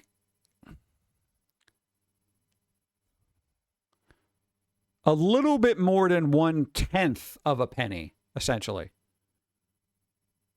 3K sounds about right. Yeah. I feel like it is. Because I remember hearing that back that was like, oh, to make like $10, you got to get however many thousands of plays. Yeah. Yeah, but when you get the physical sending and making CDs, what, eats the cost? Well, it depends on if they're paying shipping or not, but even not. Manufacturing a CD, depending on how robust you want to make it, it costs anywhere, no joke, from $1 to about $3 to $4 a piece, depending on if you want to have a nice beefy booklet and everything like that, because we've done it. We kind of know the math. So, you know, kind of depending on how you want to go. Still, even if you top tier, super cool package, big booklet with all the shiny graphics and lyrics, you know, $4 a piece, you sell it for 10, you're still making 6, assuming they pay shipping. You know, that's pretty good. So, I mean, $6 still have to get like what, 2,000 plays for $6. It's absolutely ridiculous. But it is what it is. We've gotten to the point where everything has just been cheapened to the point of, well, go fuck yourself. What else we got here? Cloud. Anthropic says Cloud can now use your computer to finish tasks for you in AI agent push. All right, here we go with the agents. All right, here's the thing. They demonstrated this where you can literally get an AI agent which will do the work on your computer. It can go through your emails. It can respond to emails. It can pay your bills. It can do all that stuff automatically. So instead of you sitting in front of a computer, going through all your garbage emails that you're just going to delete anyway, and paying your bills, this thing will do automatically. But most people have auto pay set up, though sometimes that's not a good thing. If Reddit is your power, what? If Reddit is your power, what are you without it? How's Reddit my power? Reddit could disappear. There's still a million other places to get stories. Didn't Reddit go public recently? So I expect it to be terrible relatively soon in the next 8 to 12 months. Copilot does that with his Office suite. Yeah, I've never used the Office suite because I don't want to. God. So I'm wondering, I could see the advantages of this, but unless I can get it to sit there and animate stuff for me, I don't need it. I'm wondering if I can, though. If it's just doing remedial bullshit, I could probably do that. You know, I've already optimized my time. You know, yeah, I'm a vampire. Ah, see the teeth? That's the second time I had to do that. Open your mouth, stick out your tongue. Stupid dentist. Yes, dentist, not that weird one guy. Let me get coffee. Boop. Superpower. Okay, that one cold, so not great. I just had a 1-hour nap and it felt like 3 minutes. Is that good or bad? I usually have 3-minute naps that feel like 4 hours. Micro sleeps, oh man, if you can master those things, oof. It's invigorating and revitalizing. Yeah, so this will be interesting, and I'd like to see how it gets implemented and if I could implement it. But it will literally control your mouse. So it's like, oh, do you want to, hey, if I'm like, okay, Cloud, get me more information on this, you know, blah, blah, blah. It'll click, go through the whole thing, go through the whole article. Okay, write an email about this too. So basically you just set up instructions and just let it do the work. So basically everybody's going to have their own personal person doing things. I don't know if I care for that. I don't know. I always want to double check their work. You know, that's the kind of thing. Also, if you use AI, right, anytime you put in a prompt, right, like if you're doing research or something like that, just to make sure it doesn't give you garbage back, what you do is also amend that with double check your work and come back to me when you have like a 98% chance of accuracy. It will take extra time, but it will actually do it. So, you know, because a lot of people look up stuff and it's just like, yeah, no, AI told me this, but it's not right because AI is prone to hallucinations if it doesn't know, you know? So if you ever hear about AI hallucinations, basically it doesn't have the data to do stuff, so it fills in the blank. So if I'm like, you know, what's the square root of a chicken nugget and you know, a waffle iron, and they'll just be like, well, you know, it's definitely going to be, you know, 3 eggs and a hash brown. And, you know, if that's what you want for dinner, you're totally right. You know, it's like, it doesn't know what to do. It's cool. Every once in a while, like when I'm bored, I try to break it. I try to break AI. What? It's kind of, it's fun. Yeah. Also, you can give it your AI a personality. I always go for sarcastic New Yorker. Makes me feel like I'm at home. Whoa. Claude was used by the workers at my job back in the day for those who worked from home. There were set up program and walk away from PC. And get pay for nothing. That's pretty good. I like that. I would love to do that. I need that. No, man, I'll get a second job if I don't have to do it. Yeah, be like, oh yeah, do all this blah blah blah stuff, and be like, yeah, sure, I got you. And they'd be like, oh, you did it really quick. It only took you like 7 minutes. I think I would have to time it out though, just to make it seem like it's not working at AI pace. But I think at a certain point, you're not going to be able to fool anybody because they're like, yeah, we're just going to use AI. I don't trust people, man. Boop, boop, boop, boop. All right, got that. I'm doing one thing here in the back end. Doing back end work. Give me a second. Really, that's one? All right, let's go with blue. Blue's good. All right, so no Claude is taking over everything. Boop. All right, but Sora is no more. In the news of AI and all that other BS, OpenAI is officially shutting down Sora. I'm a little sad about this. I never used it. However, I know everybody on the socials is applauding and clapping that there will be no Sora AI slop anymore. Look into Sea Dance 2.0, okay? This isn't the only fish in the sea. It's not a win. It just creates a vacuum. There's no way to stop it. There's no way to stop it. It's inevitable. So I will give it to, OpenAI. They're like, look, this is very resource heavy for the amount of people using. And a good assessment is somebody said it was more of a luxury than a priority. So they're actually going to free up the resources that was just being sucked up by this and put it towards practical things, like maybe curing cancer or something. So, bro, this is good because OpenAI is one of the largest AI places. I think it's good for the betterment of humanity to focus those resources on something more important. Okay. On the other side, I did enjoy the weird crap that people made. Some of it was fun. I know people don't like AI, but you know what? One, I'm not threatened by it. Two, I can find joy in stupid nonsense. Yeah. I feel like as people get older, they forget. Yeah. OpenAI is working with our government, so be worried. I don't know, then use Claude. What? Well, that's probably why they freed it up. They're like, all right, if we're going to be working with the U.S. government, maybe we shouldn't be making Tony Stark fight with a cat, okay? I feel like we should be using those resources towards, guided missiles.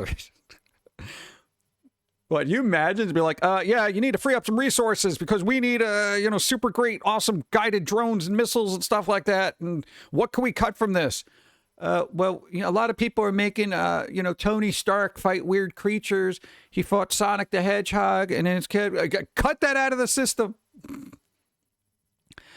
Oh, man. All right. So, no, that's a thing. Boop. Reddit is considered. Oh, we were just talking about Reddit turning to shit. Go. Many people were caught due to the laptop getting scanned due to federal job and RD. So some people got visits by FBI as well. Oh, that's messed up. Yeah, dude, you doing that kind of stuff? No, that's gotta be a people person thing. You can't let AI do that. What are you, nuts? All right, Tech Sentient. You gotta roll. You gotta roll, man. I don't know why I keep doing that now. It's like my thing today. All right, you gotta roll equal to or greater than. Boop. I said, there you go. 10. Can you take on the coffee barista? No, you cannot. Scalding hot coffee in your face. Okay. AI makes all your characters look better. Reddit is considered using. Thank you. Reddit is considered using Face ID and Passkey to prove you're human. Dude, here's the thing. You can tell who's human on Reddit just by the shit posting that they do. Okay? Because AI isn't that stupid. God. Problem solved. Anyway. Okay, this actually aggravates me. U.S. jury finds Meta and Google liable in social media addiction trial. All right, you ready for this, chat? You ready?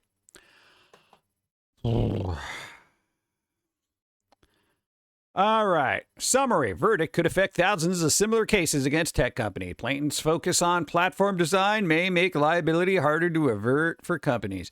Mounting criticism over child safety shifts debate to courts, state governments. Meta respectfully disagrees with verdict. Shares both. Okay, whatever.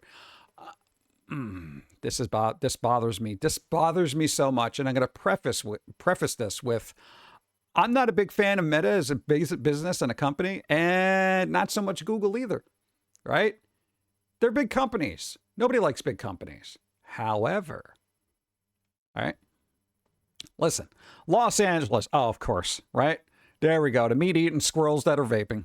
A Los Angeles jury found Alphabet's Google and Meta liable for $3 million in damages on Wednesday in a landmark social media addiction lawsuit that will influence thousands of similar cases against the tech companies. God. Los Angeles case involved a 20-year-old woman who said she became addicted to Google's YouTube and Meta's Instagram. How do you get addicted to YouTube? All right. I literally give them content all the time, and I barely watch anything on there. Anyway. YouTube and Meta's Instagram at a young age because of their attention-grabbing design. The jury found Google and Meta were negligent in design of both apps and failed to warn about their dangers.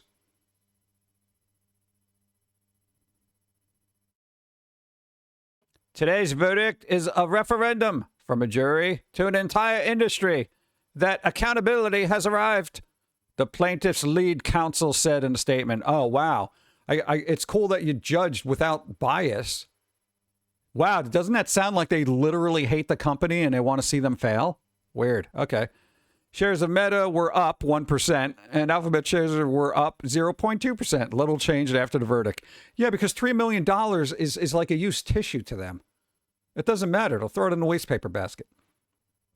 Meta disagrees with the verdict, and lawyer evaluating her legal options. A company spokesperson said, okay, the plaintiffs in Los Angeles, of course, proceeding focus on platform design rather than content, making it harder for the companies to avert liability. Well, if all the content sucked, nobody's going to be addicted to it. So is that the fault of the content creator or the platform pushing it out? Well, whatever. Snap and TikTok were also defendants in the trial. Both settled with the plaintiff before it began. Are you kidding me? Fucking shit. All right. Also, not a lover of either of those, okay?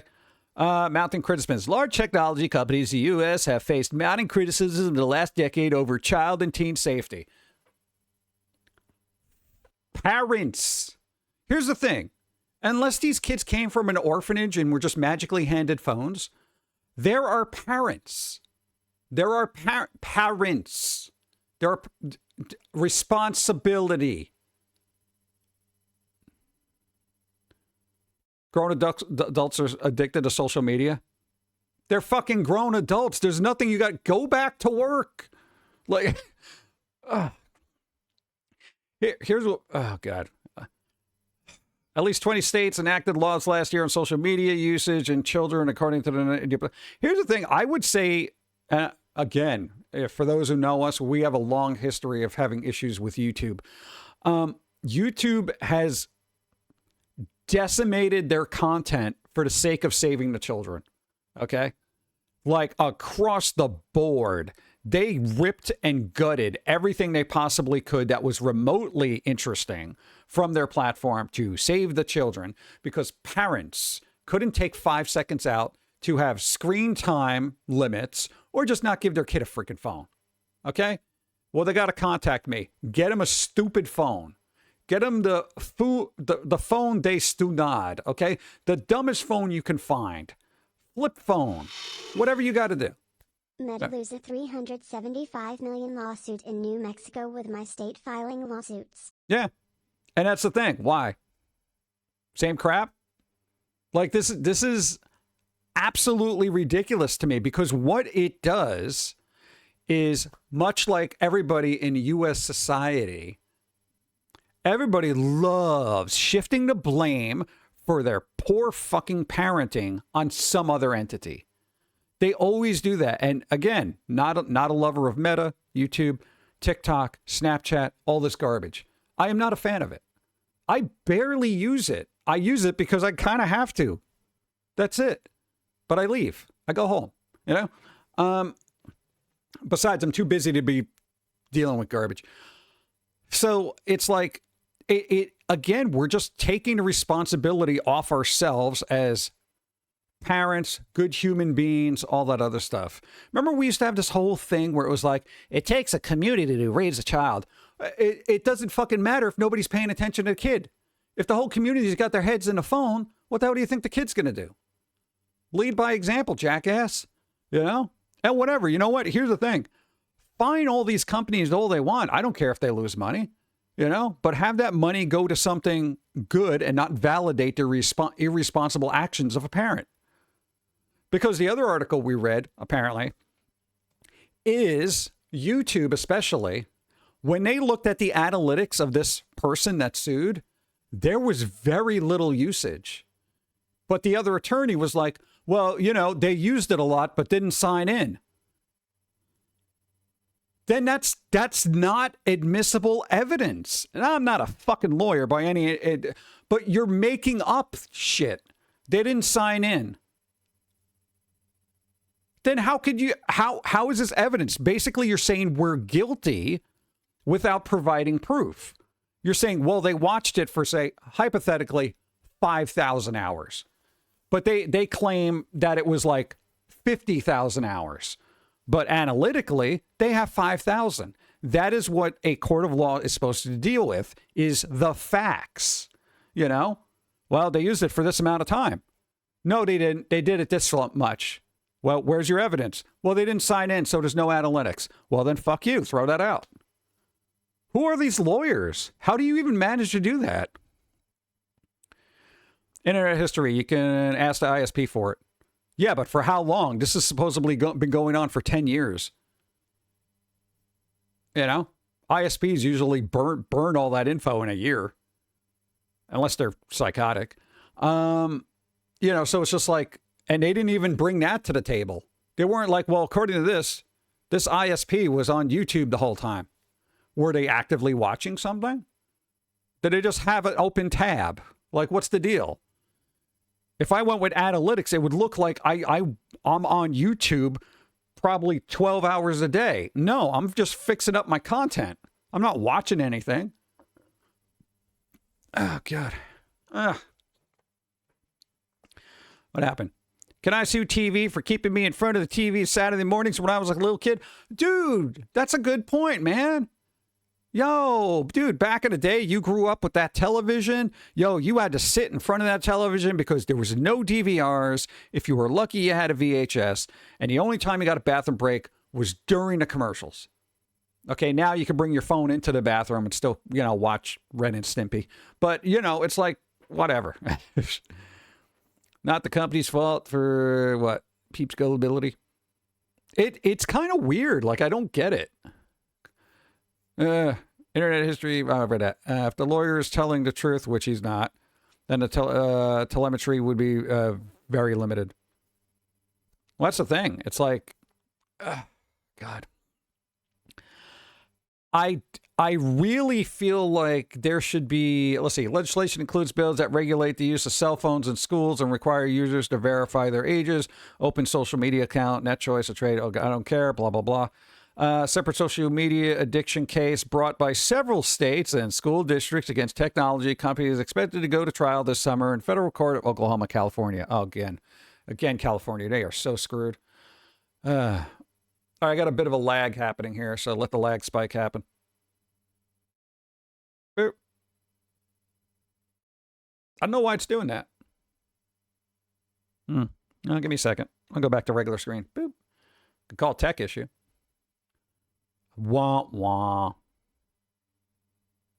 No, I was like, every time something like this happens, my Vtuber. Let's see. I don't know. Yeah, it's taking a delay. You know what we'll do? I'll do a be right back thing. Be right back, and I'll just restart the app. I guess whatever. We'll be right back. Give me like a minute. As soon as this changes. Sometime today. Dude, I hit the hotkey like a week ago. Can you do it? Can you switch scenes? Really? Wow. All right, give me a second. There you go. Hey everyone, it's That took forever. Halloween. It's that time of year that you scream. Everyone wants candy, but you can't get it from me. If you're wondering why, it's cause you're Let's see. diseased. Get off my lawn, or I'll throw a brick at your face. Boop. All right, now I'm back. Wow, I just had to change scenes. I didn't even have to restart it. Something was being stupid. Huh. Crazy. Yeah, sorry, I didn't mean to cut off the exercise routine. All right, let's see what kind of background processes are bothering me. Like, I got nothing running, dude. I don't know, it could just be a bottleneck of something. Who cares? It's done. All right, back to the world. Boom. Hey, at least people won bingo waiting for that issue. Cat dude, hi, what's up? The reason super rich don't let their kids use apps like Facebook and Instagram. They're literally bad for you in large doses. What? Okay, here's what well, there's another thing here. New Mexico Tuesday found Meta violated state law in a lawsuit brought by the state's attorney general who accused the company of misleading users about the safety of Facebook. There is no safety on Facebook. Here's the first rule I learned about the internet when I got on the internet. Don't share and talk to, like, don't share personal info and talk to strangers on internet. I know that's basically our whole thing here. But you know what I mean? Like, you don't meet up with somebody on the internet. It's like rule number 1, right? The other part of this thing is apparently this individual that sued ended up getting, the reason they sued is because it caused anxiety, right? So the internet made them anxious. They had body dysphoria. And what was the other thing? There's some other BS they were saying. Anxiety, dysphoria, and some other garbage. I forget what it was. If they're 20 now, and back then, if they've been on for a couple of years, then wouldn't that just be standard teen angst? Body dysphoria. Okay, here's the thing. If you're honest with yourself, right? Because this person's 20. They grew up, right? On the internet. Teen. You were anxious as a teen. Everybody was anxious as a teen. Pre-internet. That's us. Pre-internet. Okay? Definitely anxious as a teen. Body dysphoria. Every teenager looks at themselves in the mirror at some point and says, I am fucking ugly. I am the worst, most disgusting piece of crap on the face of the planet. Some of us still do. Is that because of the internet? No. It's because the people around us would point out your flaws and make you feel bad about yourself. That was pre-internet. And now it's doing it again. Look, I'm moving really slow, though I shouldn't. What is it? All right, going back to the other screen. I'm going to restart the program. Going to do it. I got body dysphoria. Face. to be Thanks, going Paulie. around with your hands holding out. Try to Yeah, get you my can candy enjoy going that. and knock No, it's you actually right the Vtuber out. program now. Okay. Get your own Yeah, let's candy. shut that thing down and Bricks. restart. Boop. Sorry. It'll take like 2 seconds. Well, you might as well stretch, you know? Be active so you don't have body dysphoria. What? Because then you're going to have to sue Snapchat and TikTok and all this other stuff. Gonna make you feel bad. Hey, do you have one of those download kiosks where I can download albums onto my MP3 player? Are you Wow, this retarded? program's What? taking a bit. Why? Dude, MP3s are What if there's an overpriced update data for it? and are poor quality. Why not just buy the CD? I don't like CDs. They're bulky. Wait. Weren't you in here last week and you No, bought the and white that. striped vinyl for like $35? Yeah, I love Yeah, vinyl. it's definitely wonky. A little more bulky than a CD. don't you Definitely think? wonky. But it's retro. So you buy records because it's trendy. Why else would I? I have an MP3 player. Are you still using the headphones that came with your MP3 player? Yeah, they're great. You don't even care about music, do you? So, do you have a download kiosk or not? Right here, lady. Loading.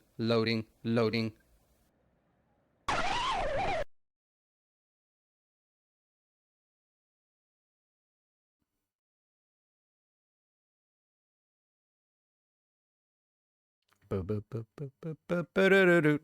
you to take me to the toy store. There aren't any. They're all closed. Why?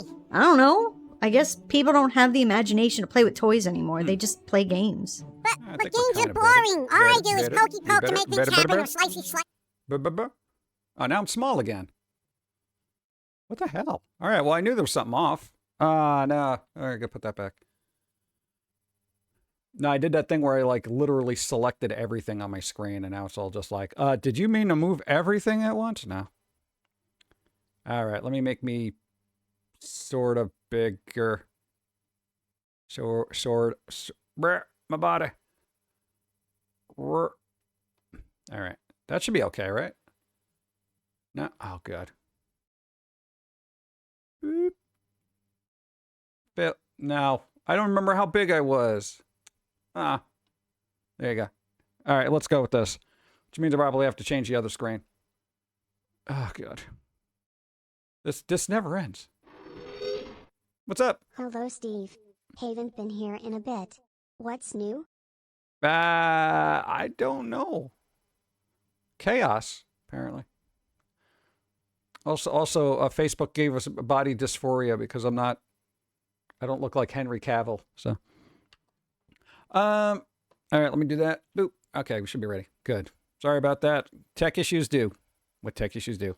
So, yeah, going back to the anxiety of a teen and body dysphoria of a teen, that's a universal thing. I would be a good lawyer. I really think I would be, because I would just bring out a psychologist and be like, bro, every teen has anxiety and body dysphoria. Pre-internet, they had that. So this isn't anything new. Like people getting all, they're all addicted and blah, blah, blah. And it caused all these problems. And come on. Come on. You know, I don't understand why that happens. But again, it's like, you know, I don't see how anybody could, one, let their kids be on a phone constantly. Two, so much so that they develop all these quote unquote problems that have carried over into adulthood. Look, everybody who's had like childhood trauma and stuff like that and anxiety and dysphoria, that stays with you. It's not because of the internet. It's because that's how your brain is. You go to sleep and, you know, it still says, hey, you're ugly. You know, that's just what your brain does. That's what it do. You know, you ignore that. You put that off to the side and be like, yeah, I could be better, but, you know, I'm not. This is what I am. And you move on. So it was really weird that the anxiety and dysphoria that this person had ended up benefiting them by getting $3 million. So that's kind of interesting, right? So here's the thing. If they have that much dysphoria, I'm curious if they're going to go get plastic surgery and all this other crazy stuff with the $3 million. You know, because they feel so bad about themselves. The only way they could possibly move on with their life is if they change who they are and how they look. There you go, cat dude, lurk away. I don't know. That's just my take on it. Again, I'm not a lover of any of these companies, but in a concept of fairness, I feel like parents should be there for their kids. We know we probably would have made good parents, but responsibility. Let's see. Me IRL. Yeah, maybe we could cheer this up a little bit. Also, as soon as I get all these guide marks out of here, holy crap, there's so many of them. If you don't know what they are, it's just a bunch of red boxes on my screen. It's very distracting. Oh, thank God, thank God. Okay. The fact that I procrastinate and still get the job done is the reason I still procrastinate. That's true. I can procrastinate if I need to, and then I'll just focus in and do the chaotic energy and get everything done. I'm good like that.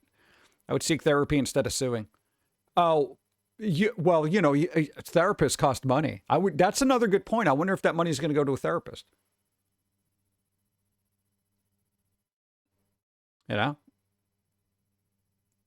We'll see. We'll see. I wonder if I can keep up with the story and see what they do with their money. Scrutinize their finances. Me sending different memes to different friends according to their humor level. Okay, here's the thing. I kind of do this because the people that I know, I will only send certain things to because I know they'll kind of get it.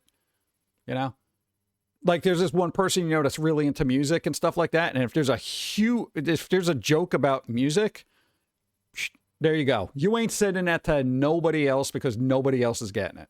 All right. And I'm talking about like crazy obscure stuff. That level of humor where you're like, my God, you're a music geek. It's good though. Pretty good. Finger steaks. What? Listen, finger steaks. Are you eating people? Don't eat people. I know times are tough, but as you grow older, unnecessary noise starts irritating your cell. True. No, I know people that are just like, if they hear a phone go off, they almost have like an aneurysm. I'm not saying like it's constantly ringing, just like a little boop. It's like an alert, and they're just like, "Oh my God, turn that off, turn it off." Yeah. I'm halfway there because there are certain sounds I hear from a phone. I'm like, "Oh my God, why is that so loud?" Yeah. I like the look of his face. Yeah, he's just like, "Oh God." It's that look of utter disgust. Like, "Oh my God, that exists." Like, yeah. True. I feel like when you get older, everybody gets a bit of hyperacusis. I really do. And that those certain pitches and sounds really irritate them. All right, what else we got? I love this one. Look at that. TikTok didn't make people dumb. TikTok just showed us who the real dumb people are. That is true. Exactly. It's literally like if here's the thing. Also, if you're younger and you're going on a dating thing and somebody's like, "Hey, look at my TikTok," just be like, "I'm good here. Thanks for stopping by," and just leave, unless they're doing animation. You'll be able to tell by their TikTok. God, never find somebody through TikTok, please. What? Unless they do really good baking recipes, then maybe, at least you get cake out of it. I hate TikTok, but my VODs do thousands of times better there. Yeah, it's kind of weird, right? I know what it is. For us, it's like, it's so random. Anytime we post something on TikTok, it's like one thing got like 16,000 views and the other one got like 8. And I'm just like, huh? Like it's so arbitrary. I don't know what the algorithm does. I messed up the algorithm. Me, it's my fault. No, you complained about the scroll and stuff like that. We did research. And I'm like, bro, what the hell's going on here? Because we have trouble reaching new people. Apparently, me being on the Ill Will Press YouTube channel, along with the Pum'Kin, it's messing up the squirrel's life, okay? Because then now the algorithm, we're niche, me and the Pum'Kin.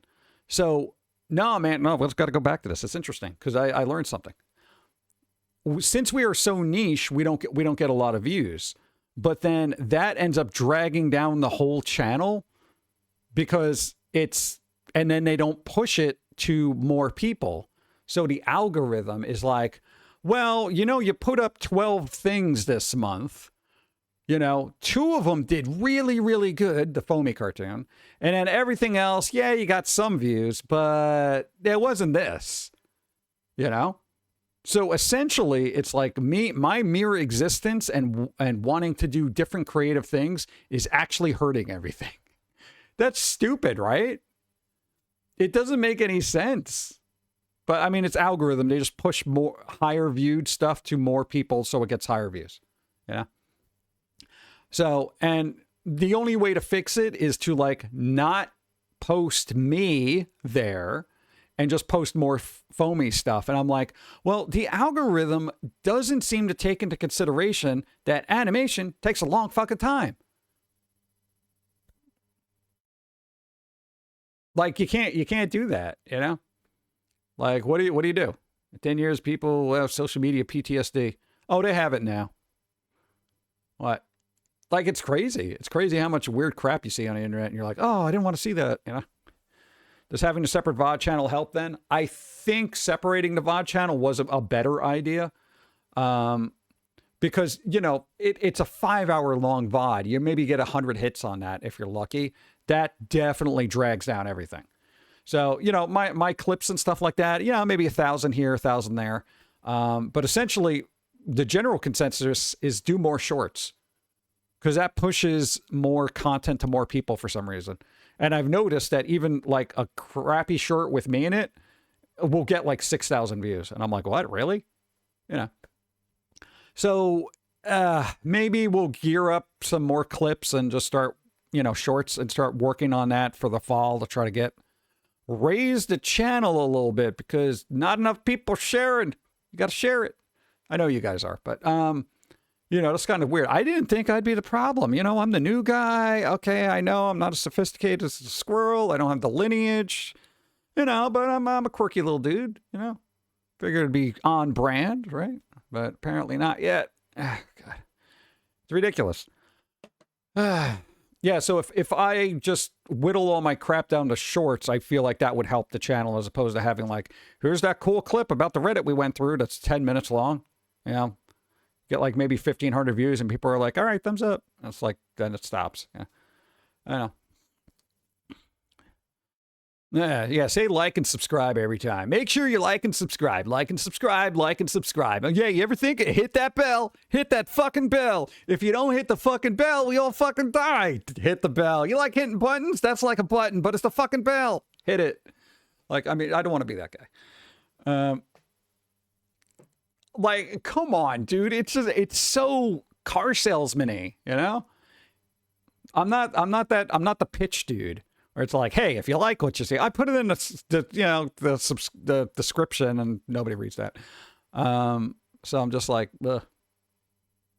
So I guess, hit the fucking bell. Like, I guess. Maybe that'll be my thing. I got to do the deadpan humor where it's like, hey guys, if you don't hit the bell, we're all gonna fucking die. Okay, you got to like and subscribe. Okay, don't make me go to TikTok. It's filled with idiots. All right, just fucking hit the bell. Hit the fucking bell. The bell. It's a bell. Ding. Okay, cool. And now you're gonna be notified. Great, thanks. Like, I don't know what else to do. Good. No, it's kind of weird to just that stuff would get so messed up. Merely because of that. I don't think the blacklisting helped either during the adpocalypse when they thought you were, you know, unbelievably awful. I'm not even joking about that. You got no idea what we had to go back through behind the scenes. I'll tell you one day. Look at this. Look how I look when I'm talking about my interest. Bro, you get me on music? This is exactly how I look. Like a crazed mouse gonna eat your face. Dude, I gotta tell you about this dude, bro. Dude, this is the best album ever. You gotta listen to the whole thing. But the way you gotta listen to it is you gotta listen to track 3, and then 1, and then 7, and then 6, and then 2, and then you go to 13. And that's perfect. You know, like, yeah, it gets a little ridiculous. You know, people get very passionate about their interests. They will come at you like this. Yeah. Autist, yeah. Why is that? All right, that's, you know, Automod, you're being a fucking bitch of a bitch. God. Dude, I had to allow the term autists. No, dude, you can't do that, dude. No. Thank you. I can't believe that. Yeah, Automod was just like, you said the word autist. What is that? What is that? Is that a problem? Has that devolved into a term that I should not be authorizing here? Good. Unbelievable. All right, what do we got here? Look, me IRL. This is the generational thing. Look, Pokemon. Look, my grandpa full of lead. My dad's got asbestos. And you and I, we're the microplastic generation. That's pretty funny. We're the final form. You know? Yeah, I guess whatever didn't kill them made them stronger. Yeah. What, your grandfather lived to like 93, you know? What the hell? You got soup. There you go. You 2 gallons of soup. You made 2 gallons of soup? I didn't even know you could do that. You must have like a huge cooking pot. Boop. All right. How technology changed our lives. 15 years ago. Ding, you've got mail. You're all upset about letters. Today, 220 unread emails. Oh my God, a letter. Dude, nobody gets handwritten letters anymore. But it was exciting, dude, back in the day, pre-internet, before everyone was given, body dysphoria by algorithms. People were excited to get mail. They loved that you've got mail thing. It was an exciting time. Now, yes, literally, there's 220 emails just sitting there, just not doing anything. It's unbelievable. My, how things have changed. Only 15? Letters now they're rare. What's going on here? Interesting as bleep. I don't know. I didn't go through it, so I don't know how interesting it is. Am I the asshole? What is this? There you go. Squirrels have been spotting puffing on vapes in London Park. Oh, this is in London? All right. Never mind. I take that back. I thought it was California. Really? London? Oi, mate! Okay, I could see it being stressful over there, too, because, they got a lot of issues right now. Similar incident was reported in 2024. This has been going on for years. The squirrels have been vaping constantly. Look, they said absolutely not. All right, well, this is what Begley was doing in his free time. Well, you don't realize how stressful it is over here in the UK, man. And just get secondhand vapes from everyone, and hopefully, they just leave it there on a park bench, and they're like, oh, there's nothing in here. And I'll go over there and I'll get some. It's ridiculous. Timmy, what's up? How's it going? Supersize emerge. Let's go. What do we got? Where is it? Calling it. Oh, let me check my bingo. Hold on. Whatever. Yay! There you go. I got one. Nice. I got the bingo. Nice. Cool. So, you gotta, cross the pond there. You got some vaping squirrels. Apparently things are very stressful there in the wild world of London. Spark! There you go.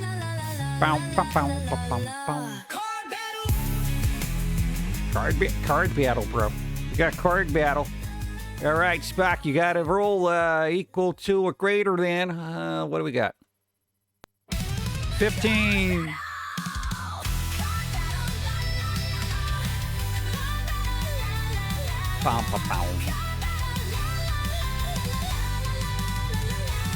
Card battle. Card battle, bro. 19. Oh, my God. Dude, everyone's got the high numbers today. Sha. Nice. Pick a number, any number. What you want? Random number. All right. Random's always fun. Call random. We got 34 eats on stream. Also good. Spicy card battle? I suppose that was spicy. I don't know. I feel like there needed to be more skin to be spicy, but I have a high tolerance for spicy. All right. Squirrels are vaping. In London. London's vaping. Oh, God. Everybody in London, be safe and fix that freaking place. No, I'd like to visit there, but not now. Look at this. This had to be a warning. Look at this. Sweetened, condensed, partly skimmed milk is not to be used as a breast milk substitute.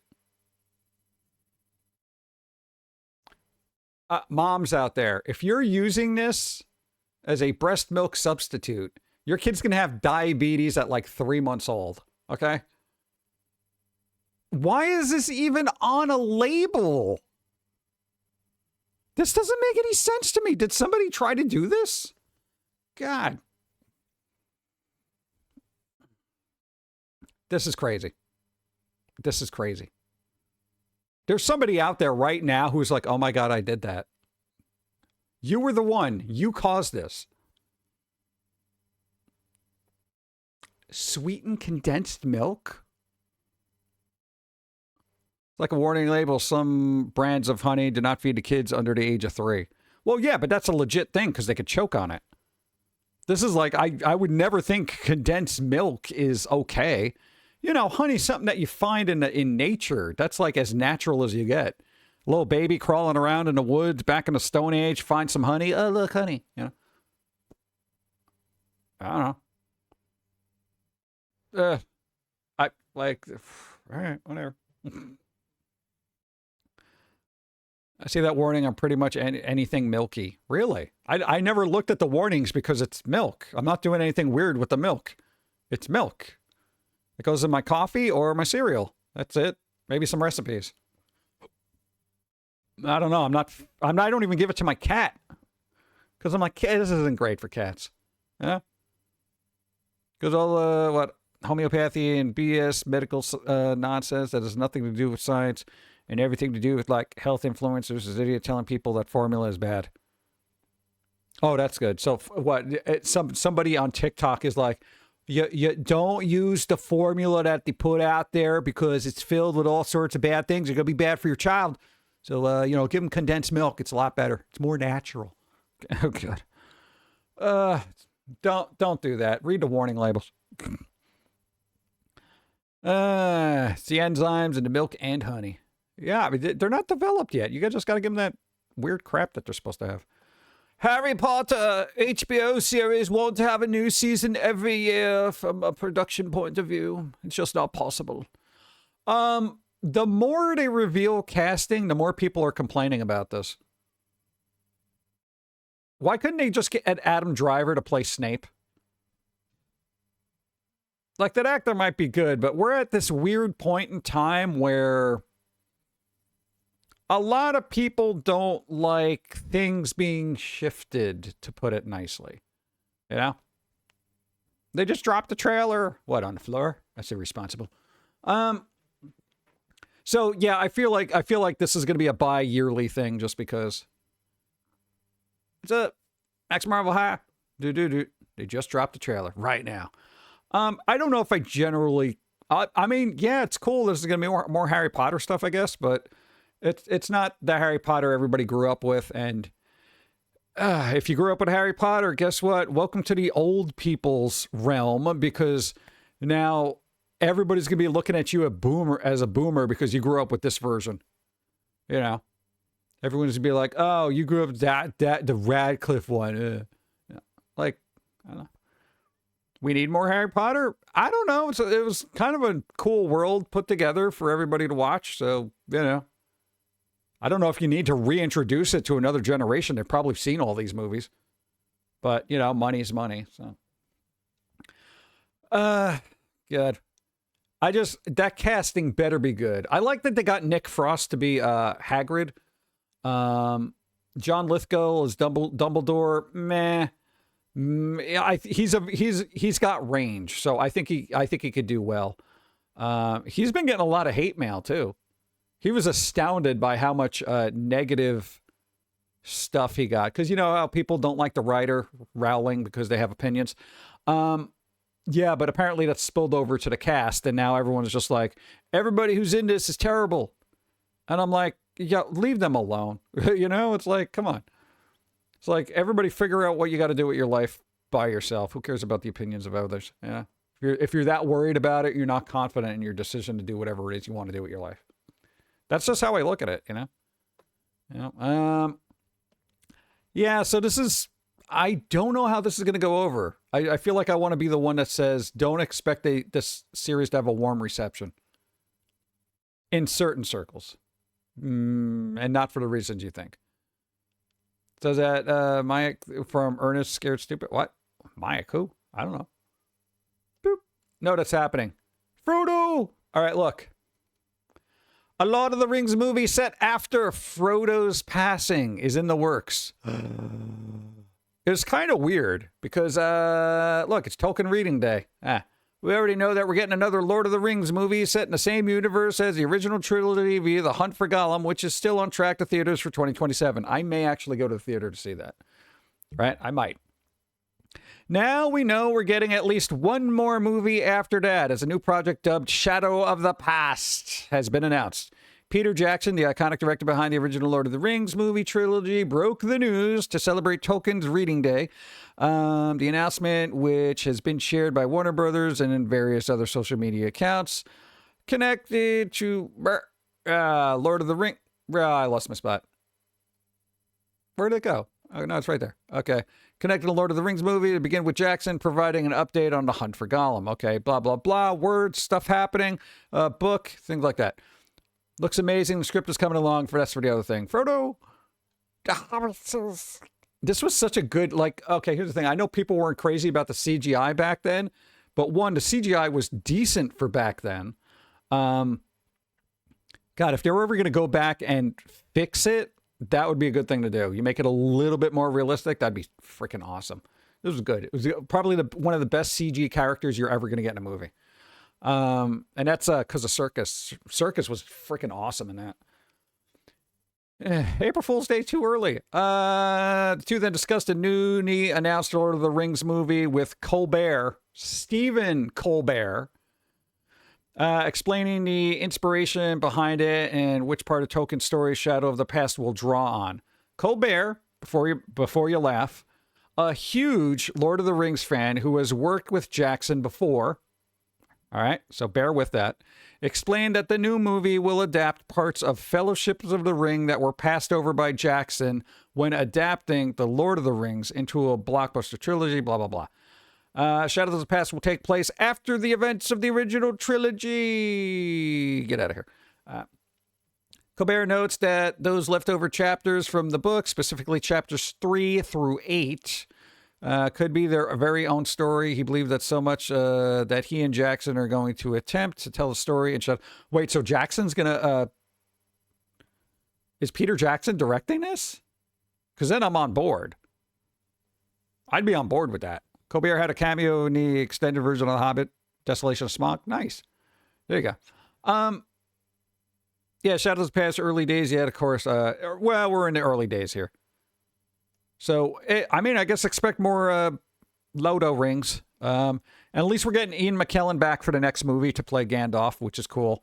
We're probably going to get Frodo over here. Yo, this guy's not doing anything right now, right? You know, Stranger Things is done. He could, get back in there. I know, I'm keeping my fingers crossed that this is good. I hope it is, really. So, come on, man. These movies got to be good, The Amazon thing was not great. Yeah, Sean Astin. His dad is the dude who played Gomez Adams. Yeah. I didn't know that because they don't really look alike. When you see like child actors that kind of, their parents were famous, you'd be like, yeah, I could definitely see that. But not in this case. It's weird. Boom. PlayStation. Oh, yeah, we already talked about it. PlayStation shuts down new studio formed last year. Wow. Dude, they can't even make a game in a year. What are they talking about? PlayStation is reportedly shutting down yet another studio. Blah, blah, blah, blah, blah, blah, blah. We already talked about it, but nobody's going to care because it's not Xbox. Retro Rewind. Video store simulation. Oh, it was Retro Rewind. You were right. You're right. Okay, I was thinking about playing this one day. You make a video store, and then you yell at people, I think. What time is it? I feel like I should take a break. No, tech issues aren't a break, okay?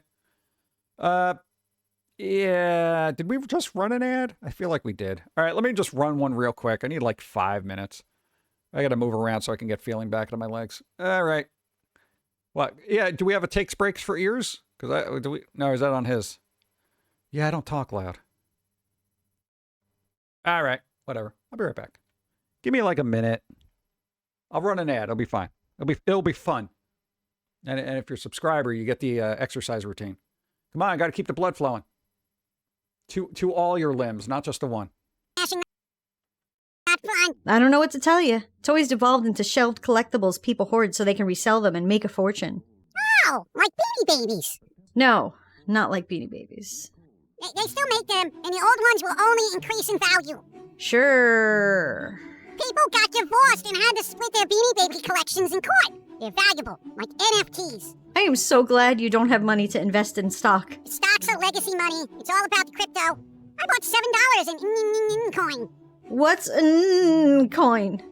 It'll skyrocket in November. Trust me. Get the hell off the internet. It's rotting your brain. Not with the meds I'm on. I'm immune to brain rot. Piecemeal that together like a puzzle cube with the hell's bathroom. NNN coin. Invest now. NNN. It's a coin. And it works in November especially. Because you can't use it. You just gotta and sit on it. Don't play with my coins.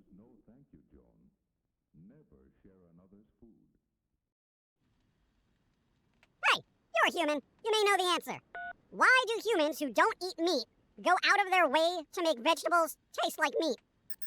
Like, you know how they made those plant-based burgers that taste almost exactly like meat? It's not meat, though. Like, okay, if you hate meat so much that you'll never eat it, and the mere thought of eating an animal makes you want to puke, why would a human make vegetables taste like a dead animal that's been grilled? Understand this, I do not.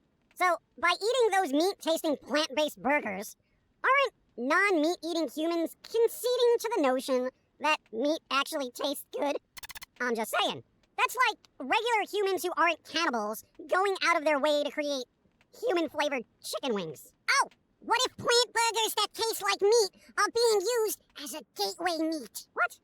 Listen, what if people say to themselves, hey, if fake meat tastes this good, imagine what the real deal tastes like. Before you know it, a village of vegans has gone meat mad. They'll be wielding portable Foamy grills and leaping on the first thing that says moo! It's a gateway meat! Don't eat it! Whatever. Don't eat that.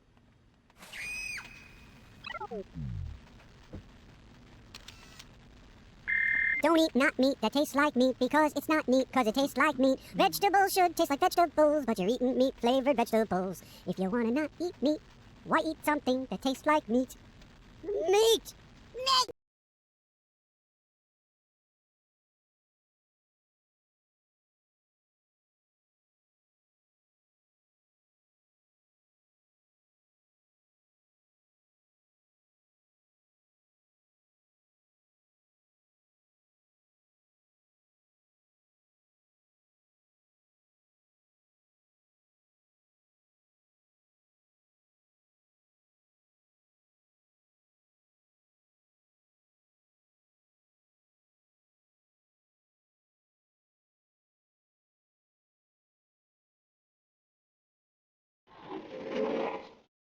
You're muted.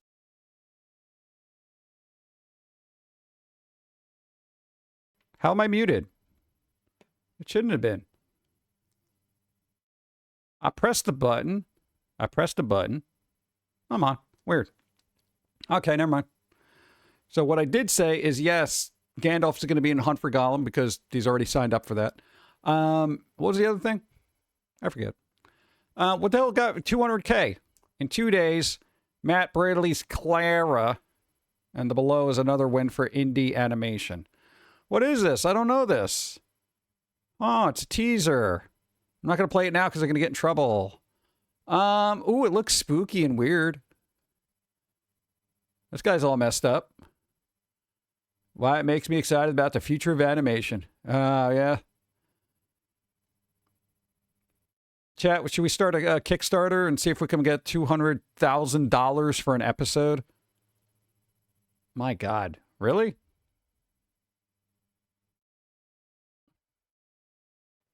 Mainstream animation is... okay, go through this. Afraid of originality in recent years, television isn't a bastion of advertising revenue as it once was. Blah, blah, blah, blah, blah, blah, blah. Okay, so much more money waiting to be made elsewhere using tried and tested IPs. Yeah, basically reuse IPs. Cinema. Okay. Thankfully, there's a deluge of independent animated projects breaking new ground online without the help of traditional studio systems. And how are they doing that? Because we've been doing this for 25 years and people keep stepping on us. Television is no longer king. Dude, nobody watches television anymore.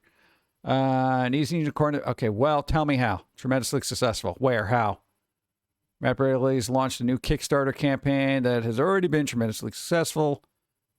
Kickstarter campaign, clarity below, weekend goals, blah, blah, blah. Last past the target. People really want to see this project get made. Fantastic. Let's see. Planned episodes that aim to tell a single overarching story. Majority of the tale will be told through an old-fashioned pantomime, prioritizing character actions and gothic scenery over actual dialogue. I don't care for that. I'm a very dialogue-heavy thing, but I do appreciate when people can pantomime stuff and make it interesting.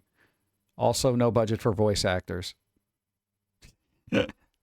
Let's see. As it stopped. Okay, so basically this is doing well. To put it simply, Clara and the Blow is a gothic retelling of the Nutcracker.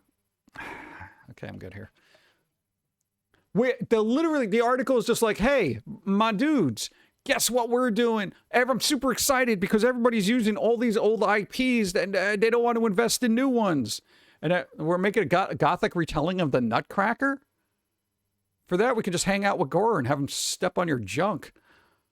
I hope it does well. And cynicism aside, I don't want a retelling of the Nutcracker. I do hope it just does well. If you like the style, support it, definitely, because animation. Yeah, I already got a Nutcracker. This creepy bee. I don't even have a TV. Yeah, you don't need a TV. You got a phone. Capcom will use AI during development, but not in the final game. Okay, you ain't escaping it. You ain't escaping it. The AI is everywhere. And I like the way they're like, we'll use it, the AI during development, but not in the final game. Okay, what aspects am I worried about here? What are they going to do? Are they doing art, character models? Here's what really bothers me about that. If they're going to use AI, are they going to use it for concept art where, a human being should actually have the capability and creativity to actually create a concept of a character? Or are they just going to hand it over to AI and say, hey, artist who has talent but no ideas, you do this. Draw this, but you do it.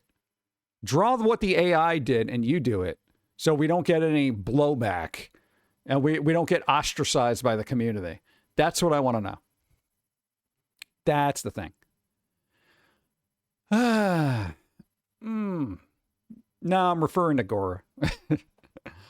The use of artificial intelligence in development of video games has become a controversial topic because nobody appreciates the new and unfolding technology that has been given to them almost freely.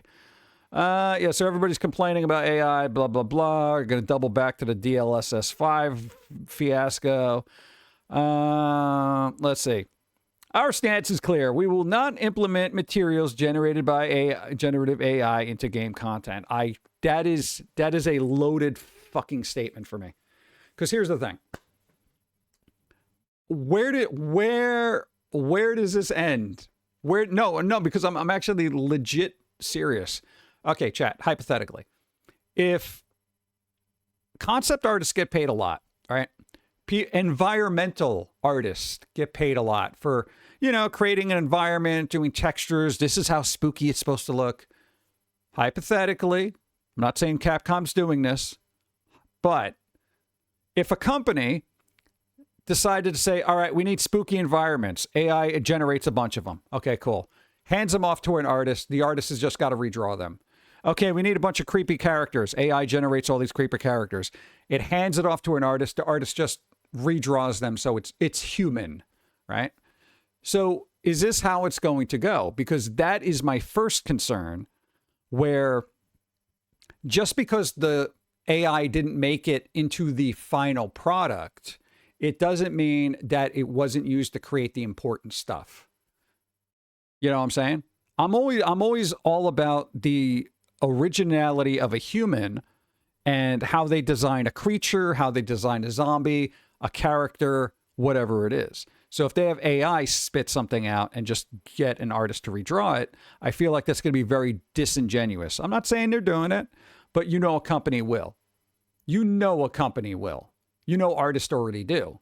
I guarantee you there's artists all over the world who are like, well, I got a lot of talent, but no fucking ideas whatsoever.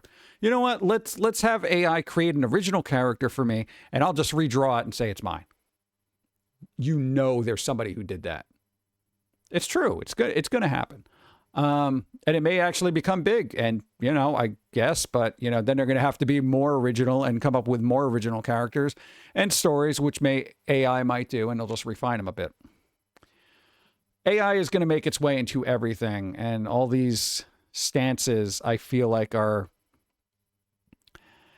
half-hearted and gray areas that could be greatly manipulated.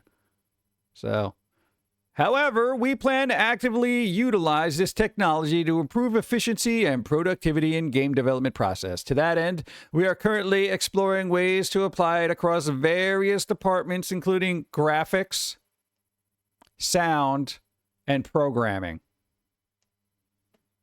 So the entire game. So the entire fucking game. Graphics, I didn't even read this article, and I'm like, graphics, okay, they're going to have somebody redraw them. Sound, what are you going to do? Have somebody replay a song that you generated in AI? Which, for those who missed the last time we were talking about this, and I still can't fucking figure out the name. You could probably look it up with this story. Basically, Japanese AI musician made a bunch of really popular J-pop. Think of like a baby metal type band, you know, that kind of J-pop, J-metal kind of stuff. Made a bunch of AI songs. People really liked it. They had the whole concept for the band and what they looked like. Everybody found out it was AI. Everybody complained about it. The guy made enough money to hire a full live band to play these AI songs, and they went on tour.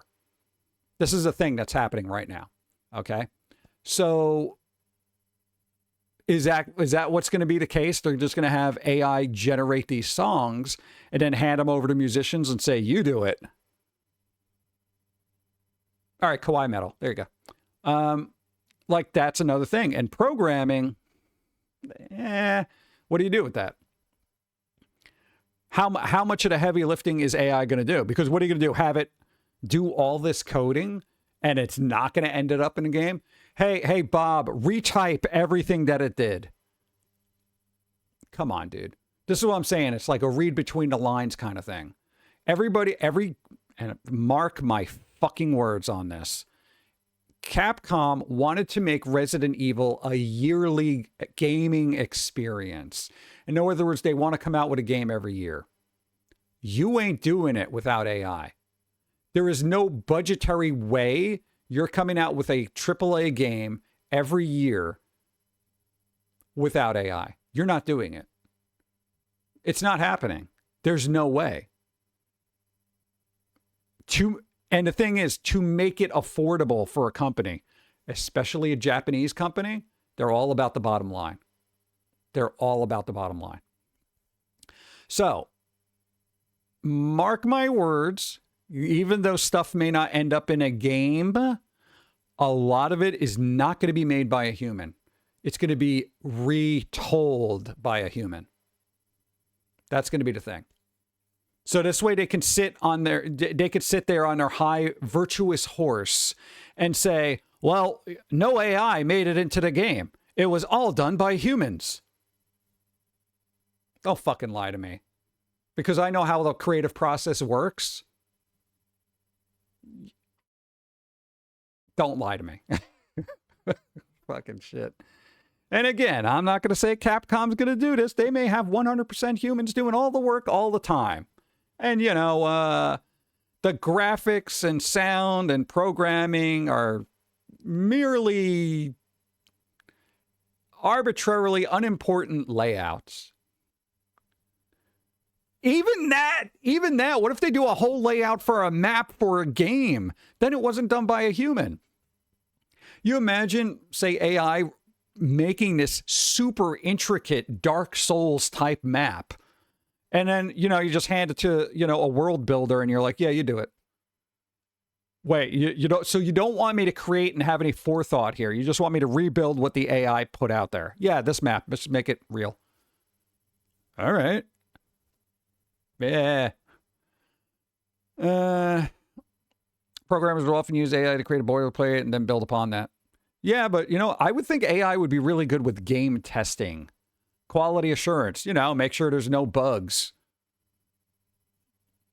Make sure the game works and is complete and doesn't need a day one patch that's bigger than the game that's on the disc, you know? So, no, that's happening. Do not fucking, what a bunch of bullshit. There's no way. And what bothers me about this and why I'm so angry about it is because I see the lie happening and they're just repackaging it in a way so they don't get internet blowback is the problem. Because everybody's so anti-AI now. Everybody's got to take that stance where no AI was used in the final production of this game. Everybody's got to do that now. Generally, I don't care if you got AI in your game and your game is good and it's solid. Congratulations, you know? Capcom does have the money to hire people, but yo, indie devs this opens up a flood of possibilities for an indie dev. If they know how to code and make a good game, can't hire artists, can't do graphics, can't do any of that crap, boom. And you and Dawn were talking about this. It's like, what is, hypothetically, let's do this, boom. What is worse, okay? If somebody makes a game, an indie game, you know how there's those canned assets people just buy off the internet and they build a game with pre-rendered, pre-made assets all the time? And, you know, every kitchen looks the same, right? And every car looks the same because everybody's using the same assets. It's like dubstep. They all have the same samples. You know what I'm saying? So hypothetically, somebody gets AI to, and Don made a good analogy about this. Hypothetically, they want their game to take place in the 50s, right? So they need 50s authentic interiors as much as possible. And they can have AI reproduce and reskin all these graphics by themselves. They don't have to hire 1,000 artists. Those assets aren't available in a pre-made kind of thing. That would be awesome. Then it could have an authentic thing rather than these stock, the equivalent of stock photography kind of assets, you know? So it's one of those things. What would be worse? Using the stock, I want to say stock materials, or having AI just make new materials that are going to be more interesting? I think visually it would be nicer to have more unique visuals. Ethically, I don't know. Would it be better just to get the stock materials? So then what do? I mean, that's ultimately up to the dev, and I would be like, all right, let's see. If the game is good, I may not care as much.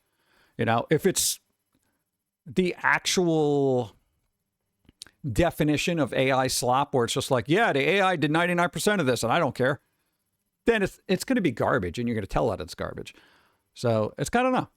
I don't know if you can copyright AI generated content so you could be even sell the game. It depends, because the coding, technically, you know, the assets, how much did you work it, you know? Even if you generate music, if you're writing the words, those lyrics are yours.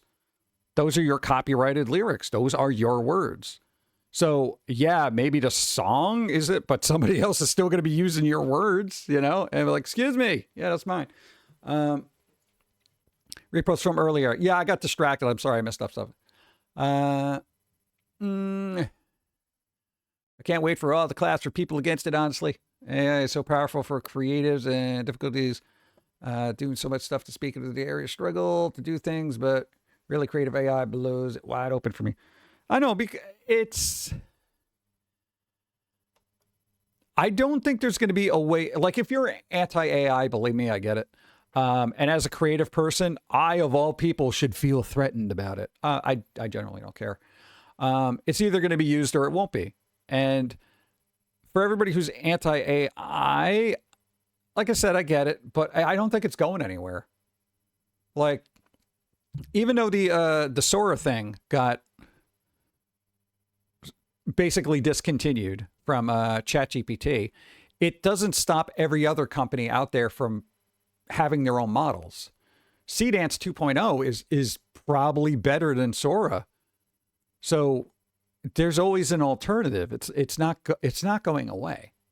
And because I want to pull this up because this will be accurate. Is AI so bad when Hollywood is putting this out? This is a still from the Moana live action with a very not great wig for The Rock. If you've seen the trailer for this and you watched the trailer, the thing fucking screams green screen. Like I have not seen a movie that looks so fakely green screen in my entire life. Maybe they got to do some post-production or some shit to smooth that out. But I have seen stuff from both Sora and Seedance 2.0 look better. And it didn't cost $100 million to make. That's the thing. That's what's bothering me about this.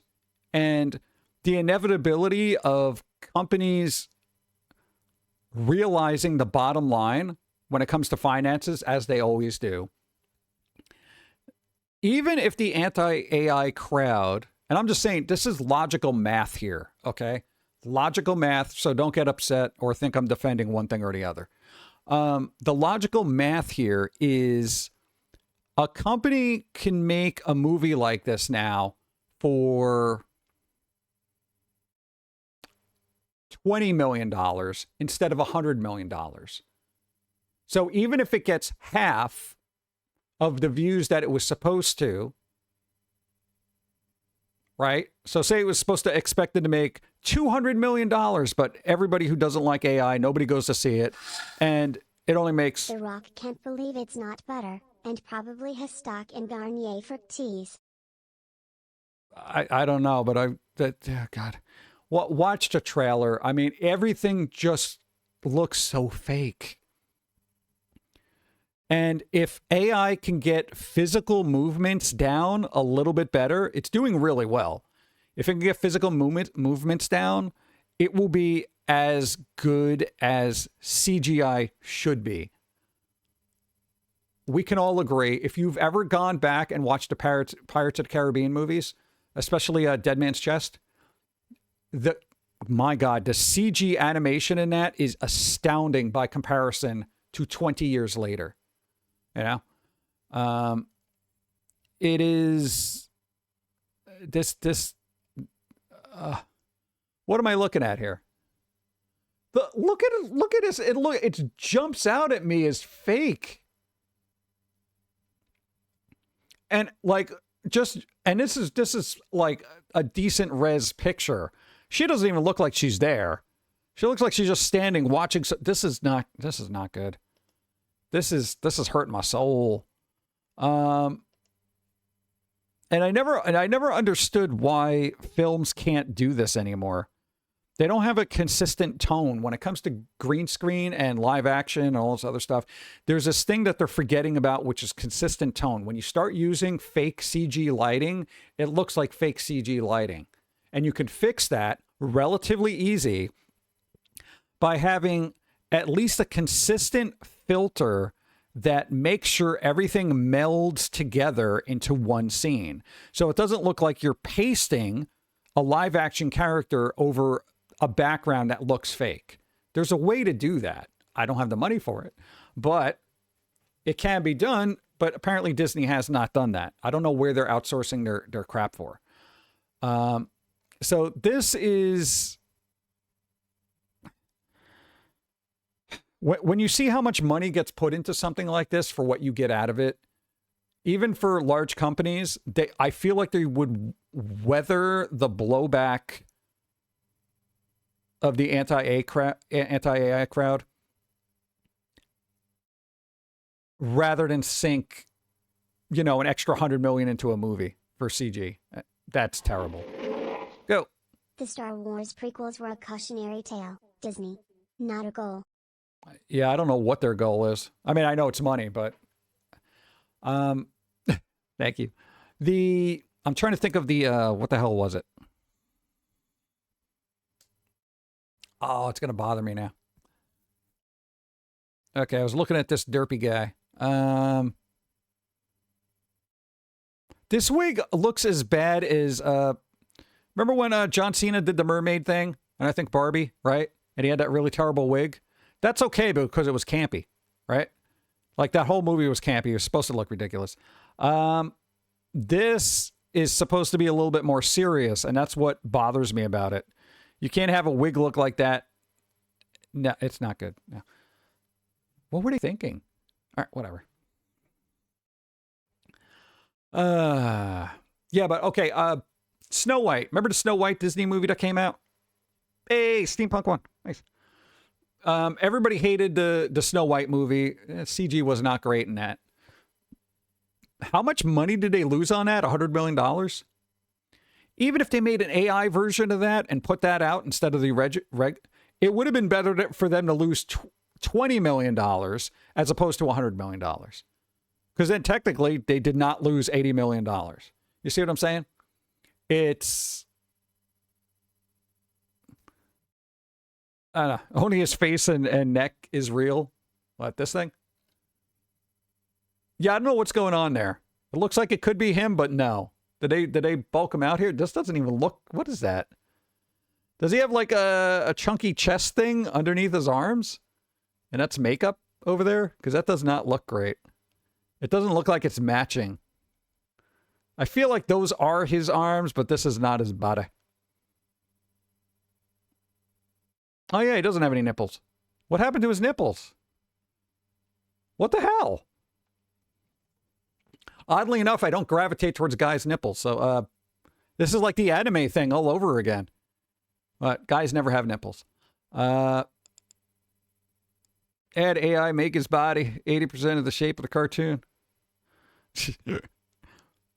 That's a muscle suit. Like, yeah, it seems very fake. So I'm just like, what, is he not bulky enough? Like, I don't know, man. It's just whatever. Like when you see it, it's yeah, there's no nipples there. All right, well, there's nothing to play with now. So, God. Like, and they're even using regular songs from the old thing too. They're just redoing it. Oh, we got an ad happening. You know what? I just did a thing, so let's I'll snooze that for a bit. We have Rock with no nips, Batman with nips, right? Dude, like what? Why give Batman nipples but not the Rock? You know, it's not like the whatever. I can't even things because we got worse problems. We got worse problems in the world. Okay, Amityville Infinity. Now you're like, well, what is this? What is Amityville Infinity? I don't know what the hell it is. Apparently, it's a movie collection. But apparently there's a collection of Amityville movies I didn't even know existed. All right, you ready? Oh, God. Where's the other one? Look at this. First one, Amityville Crab Sharks. All right. Not even joking about that. Amityville Crab Sharks. Amityville Toothache. Amityville Toothache. Amityville, the musical, jazz hands. Amityville Radio. Amityville Real Estate Agent. Amityville Ripper Reprise. Amityville Tourist. Bride of Amityville. Amityville Crime Boss. And apparently, Event Report. How is that even... They couldn't put Amityville in there? Just Event Report. All right, whatever. Yeah, there was no Amityville toaster. Very surprising. They made a toothache before they did a toaster. They did a radio before they did a toaster. Bride of the Amityville. What is that even? Is that the small adjacent in-law house? Steve, why the hell are you ranting out the Amityville toaster? I don't know, because I had a toothache that was haunted. What the This is just a weird shit that I come across, and I'm just like, Amityville toothache. I am morbidly intrigued. Like, what happens? Did you enter the house and, oh man, I have an impacted molar. Like, what? I feel like I have an abscessed tooth. Like, it's haunted. What do they do? Go take you to a dentist / exorcist? Like, whatever. And this isn't even, here's the thing. Okay, here's the other thing about AI. This was made by humans. Okay, so I know everybody was concerned about the creativity of the human species. Amityville toothache?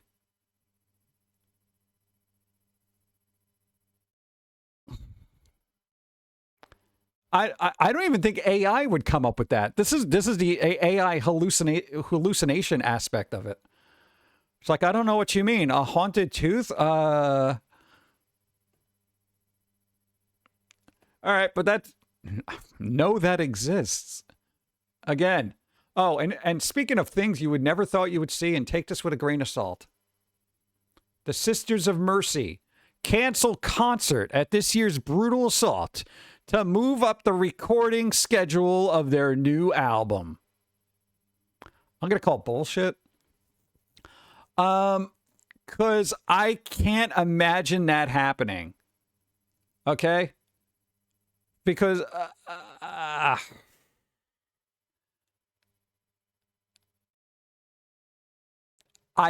no. Because here's the thing. I feel like this statement was made because they just wanted to pull out of something, and they wanted like the best excuse possible. Because they are that type of people. The lead singer, the Andrew Eldritch guy, I feel like he would be like, yeah, we're not going to do this concert because we got to record an album. They haven't come out with anything since 1990. They apparently have a ton of material, but they only play it live. Look, Vision Thing, 1990. You don't count the compilations of old crap, okay? You don't do that. I'm going to keep an eye on this, but I don't think this is a thing. I feel like this is a troll. Because the band is very trolly. You know what I'm saying? Sisters of Mercy, man. Goth band. Come on. Utterly ridiculous. Where did they leave off? Oh, yeah, we're talking about... No, thank you. I can't even get nipples on the rock. Why would I want to know about your wiener? God, I can't believe it. The rock has got no nipples? Why, did China have a problem with it so they wouldn't be able to distribute there? There shall be no nipples. Not in China. I know why I gave him a British accent. Gaming. I don't know. I think I opened up some tabs. Nintendo Switch 2 with removable battery in production, but only for Europe. Okay, Europe. Here's my thing. Europe. You got a lot of shit happening there, okay? And as much as I applaud your right to repair aspect of things, and I think this is kind of cool, why is this not happening in the States? England, also get your shit together. We ain't getting this. This isn't going to be a thing in the States. Because for those who don't know, Europe has that right to repair law where basically everything should have a removable battery. You know? That a consumer can replace. You know? And we ain't getting that. I mean, yeah, people can pry that crap open here and just do it themselves because there's plenty of tutorials on how to do that. However, it's stupid. Why are they making a whole separate unit for another country? Just do that everywhere. God. Nintendo won't make one for the States, and States won't put that law into effect. It's all on Nintendo. Come on, Nintendo, be cool, bro. Like, if they're already doing a production for that, then just switch it over and just do them for all. It's so stupid. Ugh, God. Nintendo appears to be moving towards charging less for digital games and physical games, starting with Yoshi and the Mysterious Book. Beginning in May 2026. How much less? Are we talking about like $2? Yeah. It's it's only $2 less, or you can get the key card. Beginning in May 2026, starting with the pre-orders of Yoshi and Mysterious of the new Nintendo Publishing digital titles exclusive to Nintendo Switch 2 have an MSRP, but are different from physical versions. Okay. Nintendo games will have the same experience, whether... Okay, I don't care. As always, retail partners set their own price and physical... So basically, no. Apparently, in some regions, Yoshi was already set to $70 physical price and $60 for digital. So this seems like confirmation of a global shift that I guess will follow through every game. Okay.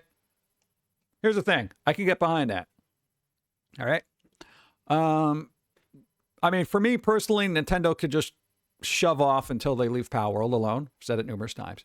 But a $10 difference, that's pretty good. I feel like that's fair because nobody wants the game at the price of the games to go up, right? And if they can lower them, or, well, not even lower them, just keep them at the price they're supposed to be, because they're all digital. There's no packaging. There's no production. There's no shipping. There's none of that crap. Okay. You had the extra money on for a physical version? I get it. I get it. That's good. That is fair to me. That's fair. That's fair. Yeah. It's fair. Yeah. Why not? Okay, I'll give it to Nintendo, assuming that's the case. But as they said, right? Camera. All right. As they said, no, I'm a vampire. Sometimes it just won't pick me up. It's like a mirror. Well, as this said, distributors set their own prices. So I guess there might be like, what? Codes you can buy that might be $70. But, you know, if you're getting it directly from the eShop, it should be 60? Question mark? I don't know. Got to check on the silver in the camera. Yeah, stupid webcams with their silver film processing. What's going on here? Marathon sold just 1.2 million copies with nearly 70% on Steam. Analyst estimates. It hasn't exactly made the splash Sony and Bungie wanted. Okay, motherfuckers. If you sell 1.2 million copies of a game and it's not doing good enough, then your budget was too big. 1.2 million copies? They were like, what the hell, dude? How do you do that? God. Like, it doesn't make any sense to me. Like, oh, yeah, we only sold 1.2 million copies. That's what happened with one of the Tomb Raider remake that they did a couple of years back. They were like, oh, we only sold 5 million copies. What the How much are you putting into these things? This is the problem. This is why companies like Epic and all that other stuff are losing money, because they're putting way too much freaking importance on whatever freaking thing. I'm going to snooze the ads. Also get some coffee, because everything's making me angry. All right. Irritated. Ugh.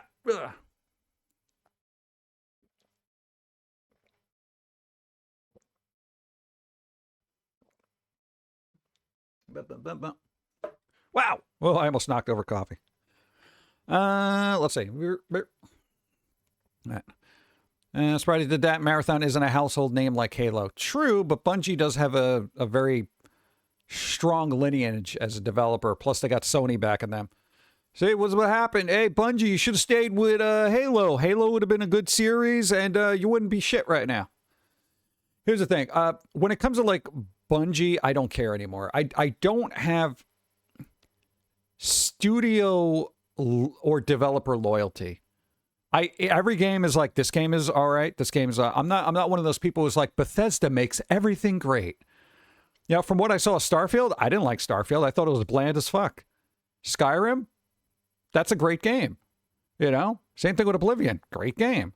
You know, Starfield, fuck off, it's garbage. That's my assessment. Okay, don't take my word for it.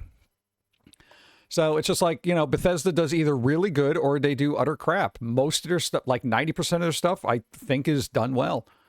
Little buggy, but that's the charm in it, and that's what I expect. But Starfield just felt flat, you know? Even Dawn was a really big Bethesda person, just like, she played it, and she's like, meh.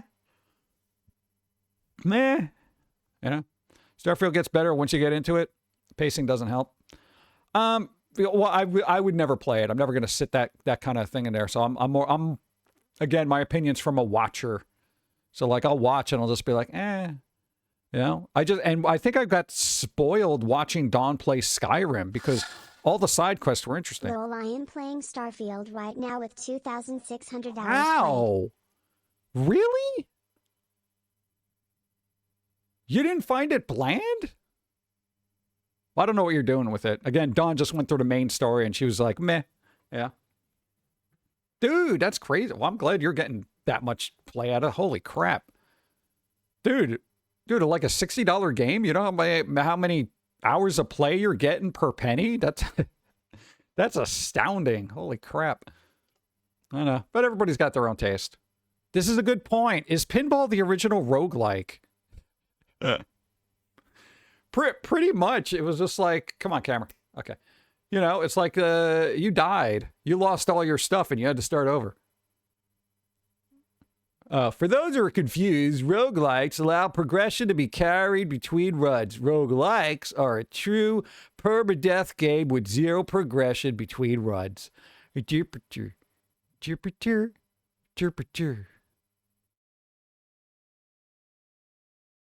I don't know. Food for thought, I guess. I think we're all starving now. Thanks. Sister of Mercy, we just talked about that. Amityville toothache. God. I know we talked about this, but this is something that, like, Jermaine's on the couch watching TV and Pilz-E comes in. It's like, you got to change the channel.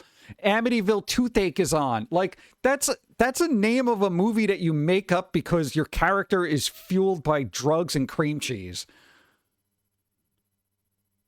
I want to know how the cavity was possessed. Like, this can't even be real. I got to buy this. When is this coming out? Oh, is this the pre-order? Should I sign up to get notified when it arrives on Blu-ray? Another box packed up. All right, packing up boxes. When did I last eat? I had some cheesy puffs. Okay, my new fixation, and I don't eat a lot of junk food, but my new fixation is the let me see if I can find them. Because this will be worth it if I can find it. Let's see. I love these things. I've only tried the one flavor. Let's see if I can find them. Oh my God, just load the page, dude. Oh my God.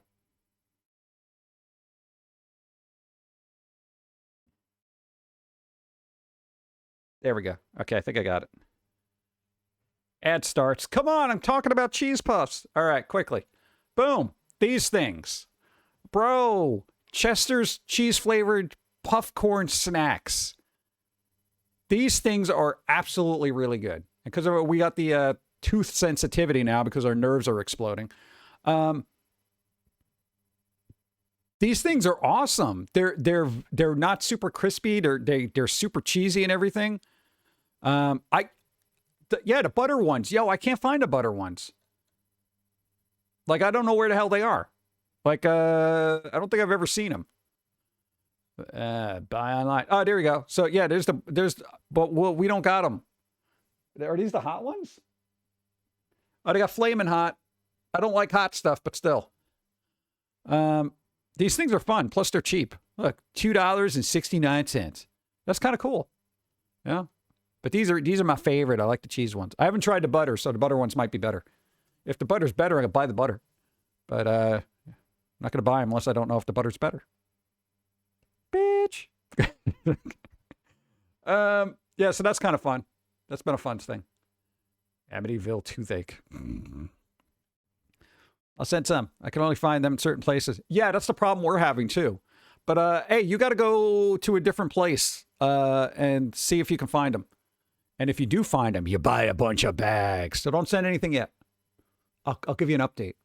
Oh man, no, dude, I was supposed to watch the Sailor Moon thing that was posted in the Discord. Go! Damn it. All right, I'll get to it. I'm terrible. Look, It's a Tato mess. Tato milestone. How do you pronounce this? Is it Taito or Tato? All right, basically, if you're into retro gaming, look, old crap. Titles include a collection are Arkanoid, Bronze Adventure, Camel Tree, Don Doko Don, Field Day, Curry Kinton, Civalian, The Ninja Kids, Typhoon Gal, and Water Skis. Yo, this is some like old-timey stuff. Look at that. Arkanoid, my dude. Taito. I wanted to call him Tato. Like potato. Yeah, that kind of thing. I'm going to have to call him Tato. Yo, Tato. These are some Tato games right now. Look at that. That's kind of cool. I don't think I've played like most of these. Arkanoid I used to like. I don't know what this is. Ninja Kids. That was a weird thing in the 90s. Every kid was a ninja. Did you notice that? There was like, what was the movie series? It was like 3 ninjas. There was another one.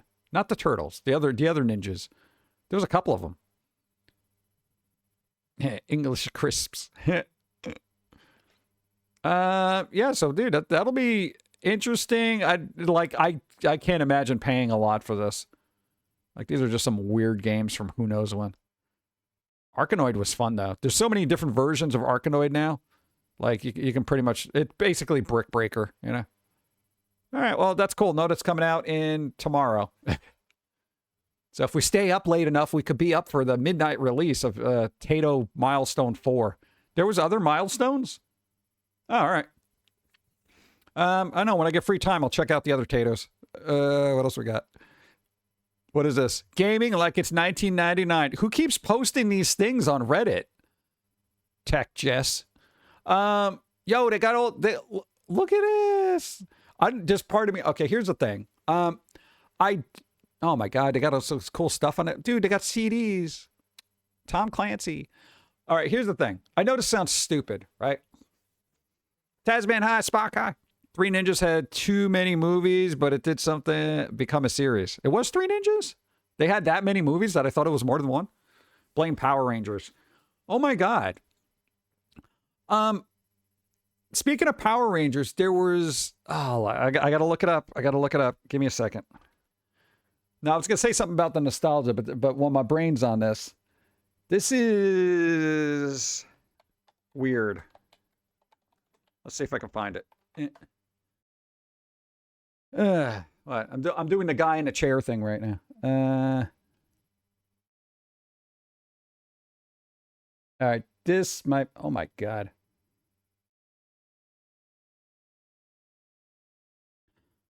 When was this? 2016. This is 2024.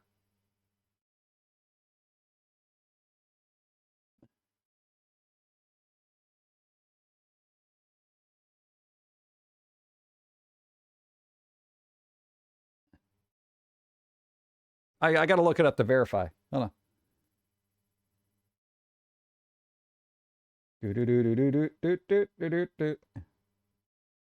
No, that's old. That's old. There was a newer one, man. Where is it?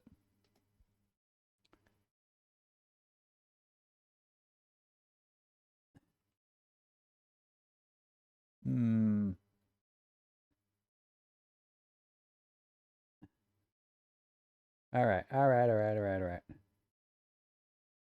think this is old too. No, this is January.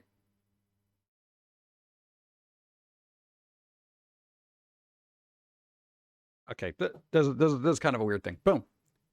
How a former Power Ranger star used his skills to rob 43 homes as the Spider-Man thief. There's a couple of stories about former Power Rangers getting into all sorts of issues.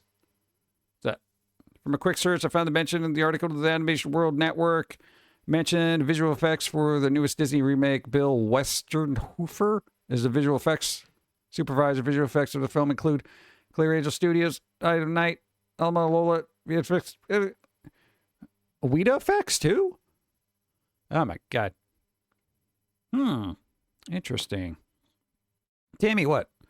Hey, where did you get that pic of my old computer setup? Oh, we'll get back to that. Yo, what is with the Power Rangers? There was like one that got arrested for, what the hell was it? Dark Side. No, not that.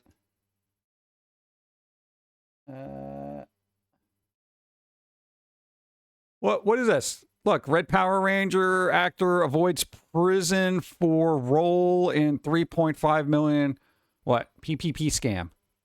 He's scamming the PPs. Mighty Fallen, Red Power Ranger busted and wire fraud scam. Like, what is going on with the Power Rangers? One did to stab you with the sword. Yeah, somebody else stabbed somebody or something? Like, what is going on in the world? Power Rangers, come on, let's go. Not do this. Like, and didn't, like, 2 other Power Rangers die? Like, there's, like, a curse over that, man. Yeah? It's absolutely weird to me. But, yeah, apparently this guy was, look, this is from January. A former Green Ranger stunt performer turned his skills into criminal activity. No, he turned evil. Dubai. Oh, God, they're going to be in trouble.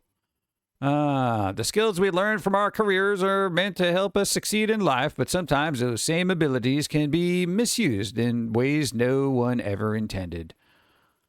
Man, I feel like it would be difficult. This guy. What are you doing? His athletic ability and precise movements helped create the memorable action sequences that defined a generation of childhood. Look at that. He's so happy and doing all sorts of Power Ranger things, and then he robbed 43 houses. That's crazy. That's crazy to me. Yeah. Where did I leave off? Boop. Gaming. If Saban paid the actors more, then they wouldn't feel the need to use their skills for nefarious purposes. Yeah, I mean, I guess that. I mean, Japan's not known for paying their actors really well.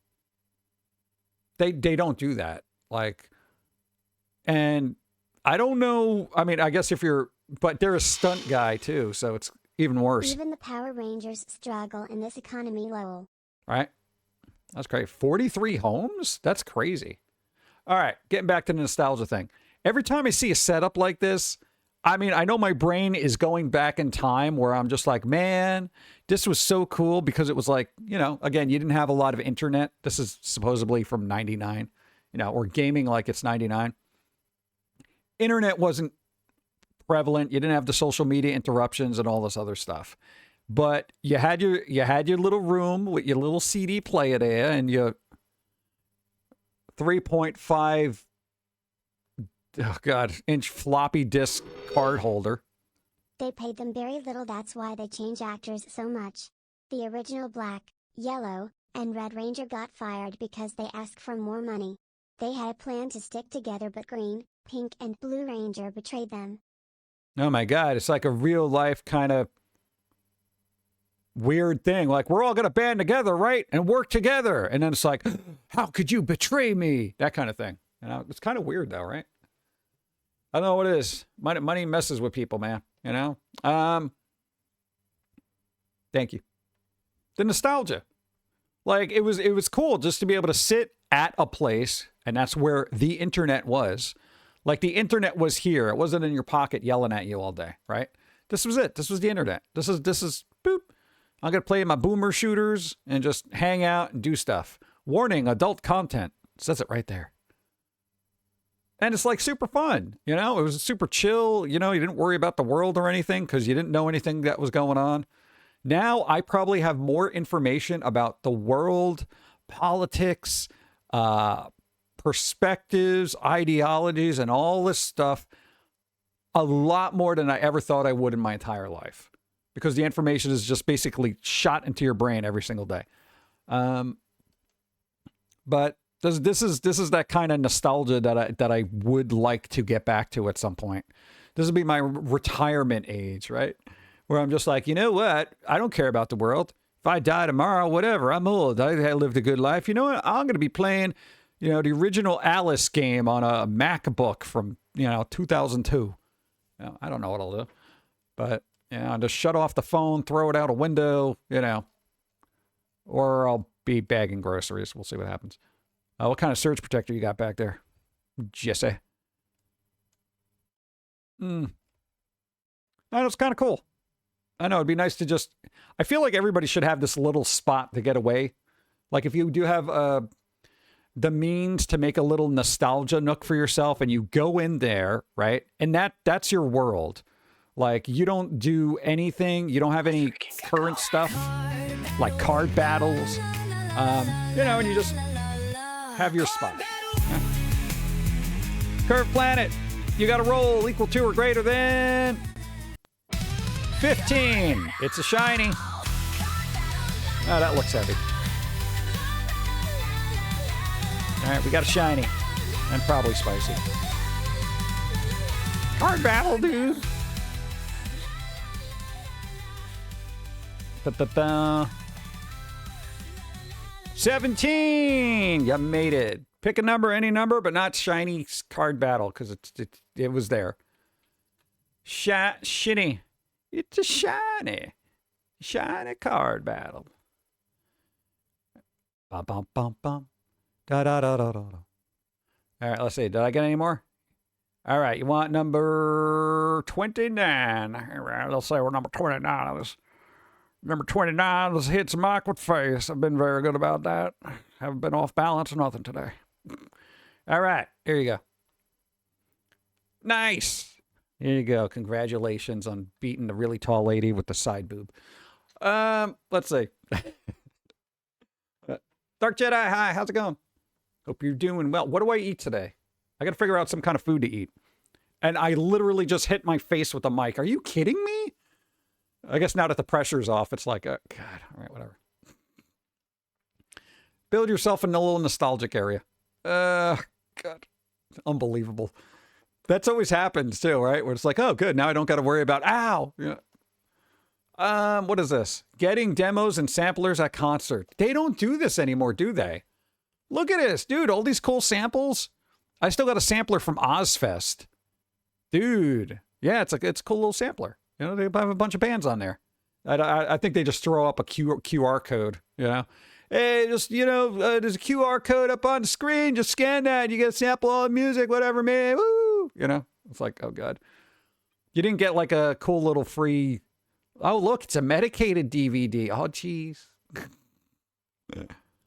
I know, it's kind of cool if they would get back to that, but, physical media. What else we got? I never really got... Oh, my God.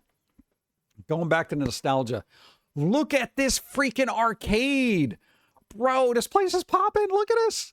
Look at all these. I mean, yeah, during like freaking Mortal Kombat days and stuff. You got some Street Fighter back there. Look at how many people were there. Look at how crowded that is. That is crazy.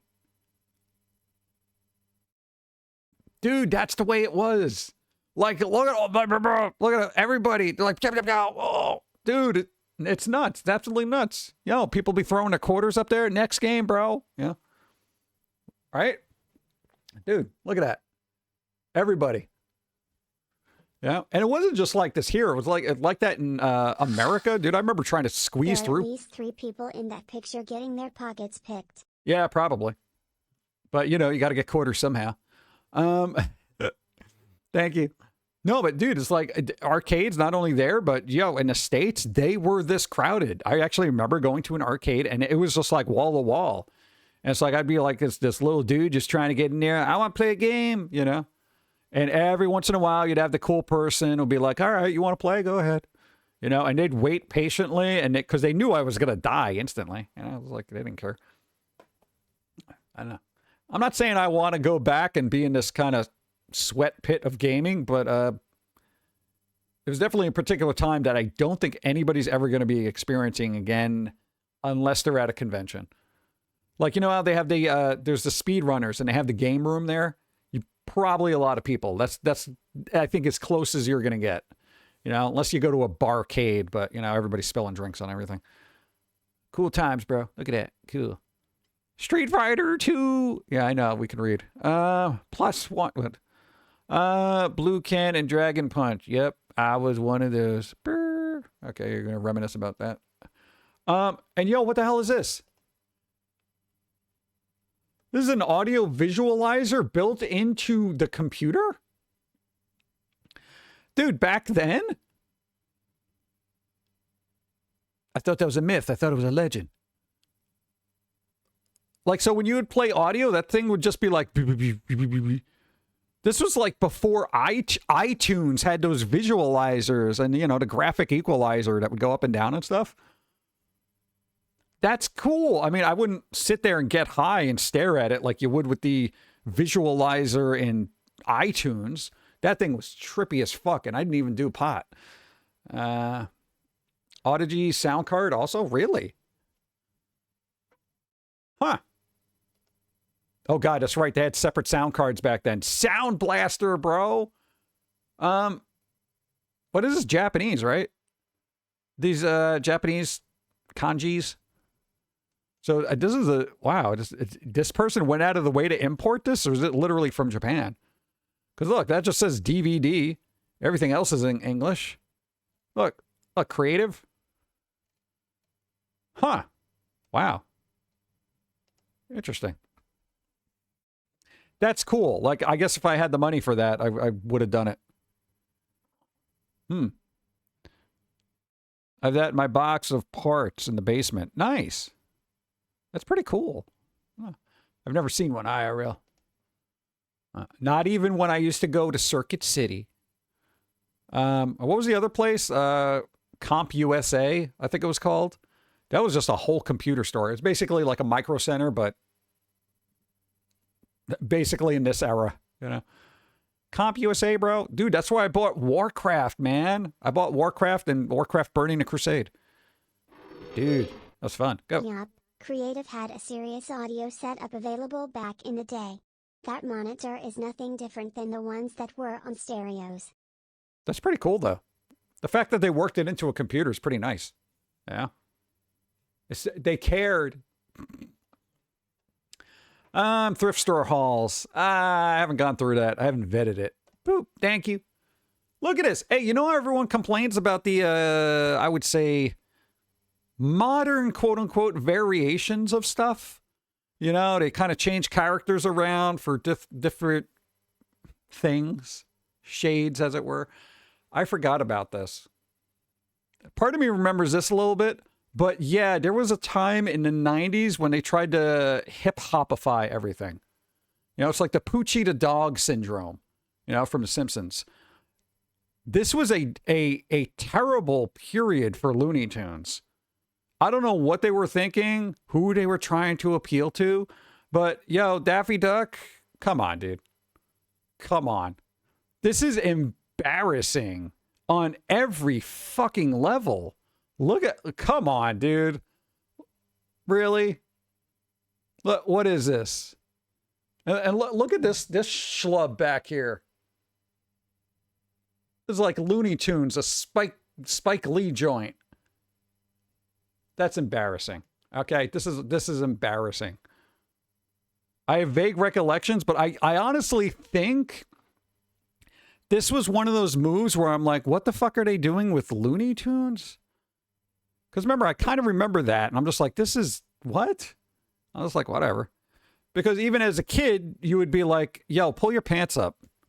You know? Because you basically grew up with people who'd be like, if your pants are falling down, you're like, you look like an idiot, pull up your pants. Yeah, apparently this is still a thing. But you're not into hip-hop, though. But even if I was heavily, I wouldn't be dressing like this.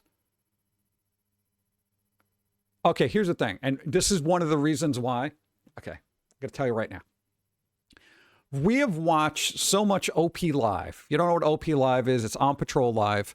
And generally, it's a live cop show where they, you know, they do stuff and they show you how stuff works. Do you know how many suspects that they've caught because they had baggy pants and their pants fell down when they were running? And then they tripped over them? Or they're trying to run away from the cops holding their pants up? Why would you do this? It doesn't even make any sense. You can't get away from that. You know? And hip-hop culture, whatever aside, and that aesthetic from the time period, it seems very disingenuous to put all these characters that have nothing to do with hip-hop and throw them into hip-hop. You know? it just seems weird. They literally started making these cartoons when big band music was around. Like, that's how old this shit is. You know? That'd be like, I'd be highly insulted if if they all showed up wearing flannel and all of a sudden were dark and brooding listening to grunge. You know? I think the only one that could pull off the vocals is probably the Tasmanian Devil, you know? You know? You imagine freaking Porky Pig trying to, you know, sing even flow. Even flow. No, it's not going to work. I think they took the speech impediment away from him, right? That was such an important thing of his character, and they just got rid of it, I think. Whatever. People still sagging drawers, show undies. I never got that. I don't know. That's usually one of those things you don't really want to advertise. I don't know. It is what it is, but I just thought for these particular characters, it was not a good idea. And if you're going to rob a place, don't wear baggy pants.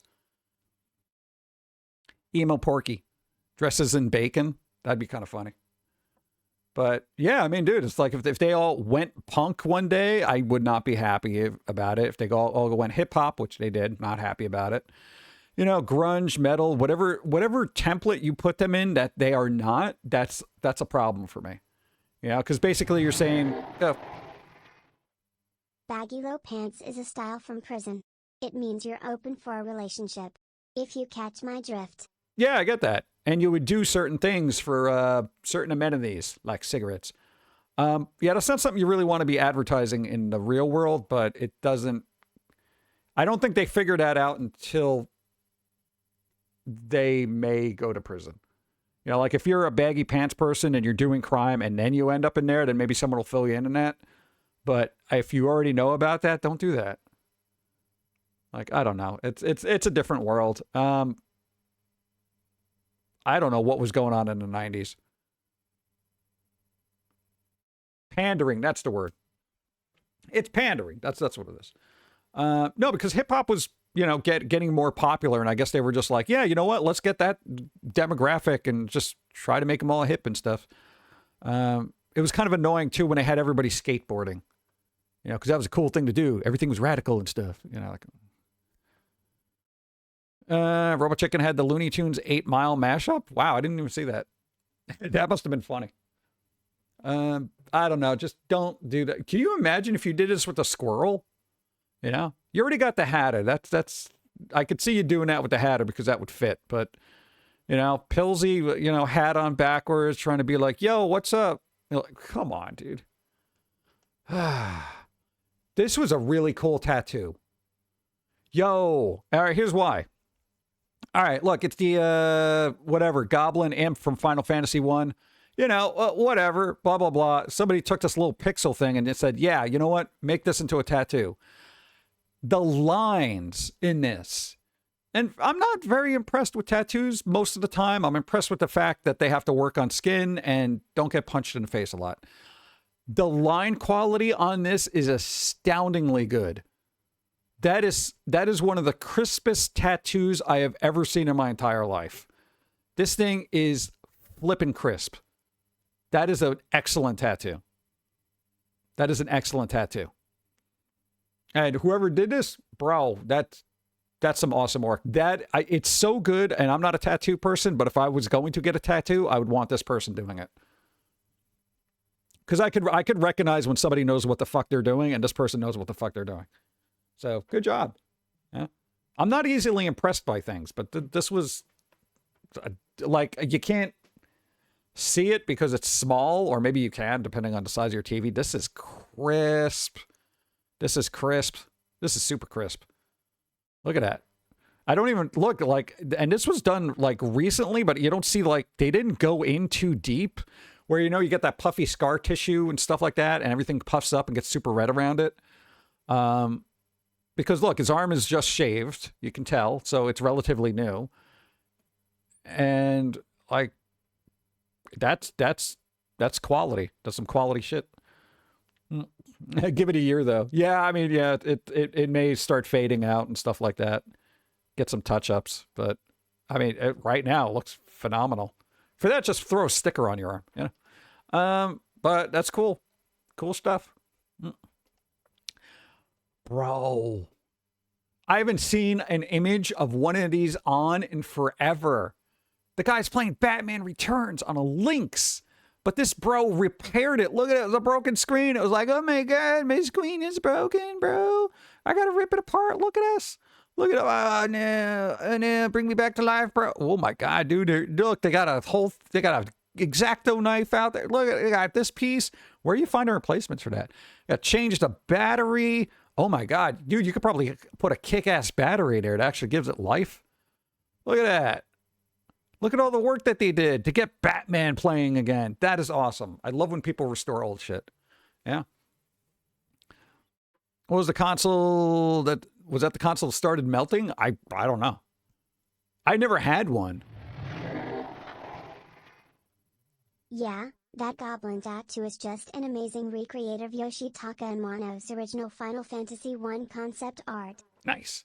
It's done well, though. You know, like trying to get that on skin is super difficult. I know. Cool. Thank you.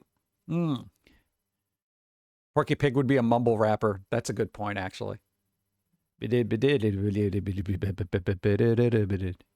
would probably work, too. Yo, hey, you got some free time, do a YouTube thing. And then just use that image of Porky Pig. You know, the Porky Pig mumble rap. There you go. Pretty good. Gizmondo. Yeah, I don't think I even knew anybody that had one of these. I never had this like hands-on experience with this. I remember seeing commercials for it and I was like, damn, that's such a cool thing. And I was like super like impressed by it at the time, but you know. I'm glad they gave it life. It lives. It's alive. What? Hey, one of the most rewarding recent projects I had was restoring that old iPod and just giving it more memory, better battery. And I'm like, yes, I love this. Yeah, it was fun. It's the second time I hit my freaking mic with my face. Good job. Boop. What else we got here? Gundam's live action film adds Better Call Saul star Michael Mando to cast as production starts soon. It's happening. They're making the movie. They're making the movie. Production is starting soon. You know? But they got the actors and stuff. Dude, you're getting a Gundam movie. Bro. This better not just be like, you know, Pacific Rim, you know? Like this could like really work and be really good if it works and it's really good. Why though? Because it's brand recognition. You know, you've been here. You know. That's always what they do. Why come up with their own? Why they could just make another Pacific Rim? Yeah. What are you gonna do? Boop. What? Well, it can't be any worse than the Western version of freaking Dragon Ball Z. You know? Like, what are you gonna do with that? Yeah. Can only get so worse. Lord of the Rings, Shadow of Past moves in development, set 14 years after Return of the King. 14 Frodo. Yeah, so I got to rewatch this. This was such a good film, like all of them. We already covered this, but you know, this was it was really good. It's one of the few series of films I would just sit there and be mesmerized by just watching the whole thing. I haven't seen it in probably four or 5 years. So I'd have to go back and watch it, and I'll probably have like more analytical eyes. But we did get to see him in the theater, so that was cool. Boop. What's happening here? Oh, watch Thing from Wednesday throw first pitch before Yankees versus Giants on Major League Baseball night on Netflix. 8:37. I think that's over, right? I don't know how they're doing that. Oh, it's 8 o'clock. I don't know. How'd the pitch go? Apparently, it's on Netflix with Adobe helping out. I just feel like they put somebody in a green screen and had them throw a ball. And then just took him out live during the thing, right? Like, why is this, like, eventful? Shouldn't it have just been Jenna Ortega throwing a pitch? That would have been fun. I feel like she would probably aim for somebody's head, too. As Wednesday goes out there and literally tries to take out the umpire with the ball. That would have been more fun. Netflix, come on, we got an opportunity here. You know, you make the umpire in on it and stuff like that. He gets hit in the head, falls over, you know. And then you have Uncle Fester come out and drag him off into the dugout. Why am I not scripting these things? What a wasted opportunity. We're just going to get the head to throw the ball. Shut the fuck up. That would have been good. Nothing going on there. What do we got here? Tony Todd. Hey, Tony Todd. Remember him? Yo, Candyman. He ain't dead. Well, he's dead. But he ain't dead yet, as far as media goes. Tony Todd lends his voice to H.P. Lovecraft adaptation Caliphus. Look, he did voice work still. There's still some Tony Todd left on the planet. Tony Todd, let's go. Dude, he was really good, man. He was a good actor. Yeah. Blending dark fantasy and horror, Caliphus deals with familiar Lovecraft themes. Desperation, isolation, obsession, dreams, cosmic horror, and, of course, madness. Madness. Michael Deal directs the script. The co-wrote with Joe Lamarx. The pair-produced thing. What is this? Is this a movie? What is this? Also available on Blu-ray for $20. $20 for Blu-ray? All right, well, it's got Tony Todd in it. We shot this on location in New England. Hey, I didn't hear about it. What the hell? The land that inspired Lovecraft. Where? Where in New England? This is what happens when you go to New England. You get so bored, you just think of tentacle creatures warping your mind to the point of insanity. I guarantee he lived in Connecticut. Yeah, so there you go. That's kind of cool. I got to look into it. No, man, I like when actors got that last bit we didn't know about. And it's like, all right, cool. $20 is $20. Yeah. Well, maybe it'll be on a streaming platform. Yeah. So know that it exists. Oh, leave the tab open. I want to see. Silent Hill. Manga will include a brand new ending. Look, they're making a manga out of it. The manja. You're making a manja. Yeah, so, I don't know. If you want to read about it and not play the game, then there you go. But it's going to have a different ending and stuff like that. Oh, I know. It's kind of cool, you know. We'll see. I'd put that down if I were you. No, it's a thing. Boop. What the hell's happening here? Oh, yeah, Daredevil. Born Again. Did they use the Alice in Chains song by the same name? Because if they didn't, I feel like that's a missed opportunity. Come on. It's pretty good. All right. What do we got here? Harry Potter TV show trailer and premiere date revealed. Oh, God.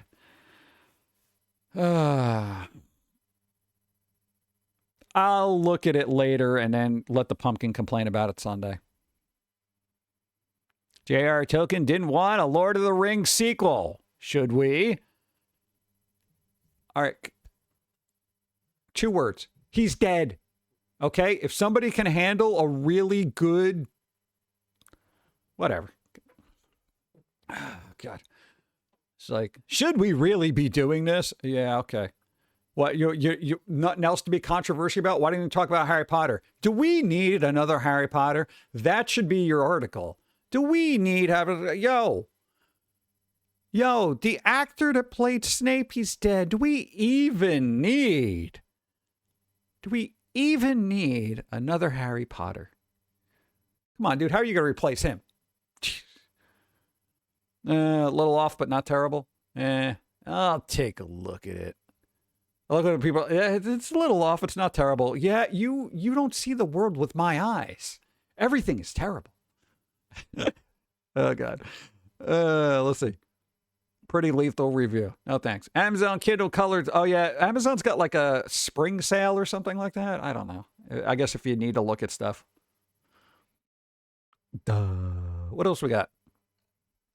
I'm seeing if there's any worthwhile news. I guess not. But we'll see. What do we got here? Kingdoms of Amalur was supposed to start a franchise, but it imploded instead. Wasn't this done by... There was a Todd McFarlane's game, right? Like they came up with all this lore? I feel like it was. If I'm remembering correctly. For only about 10-minute drive. Okay, whatever, dude. Whatever. Rhode Island. You got nothing in the story if you're talking about Rhode Island. Demo, whatever. Okay. With the words. Stuff to prayer. Shibidow.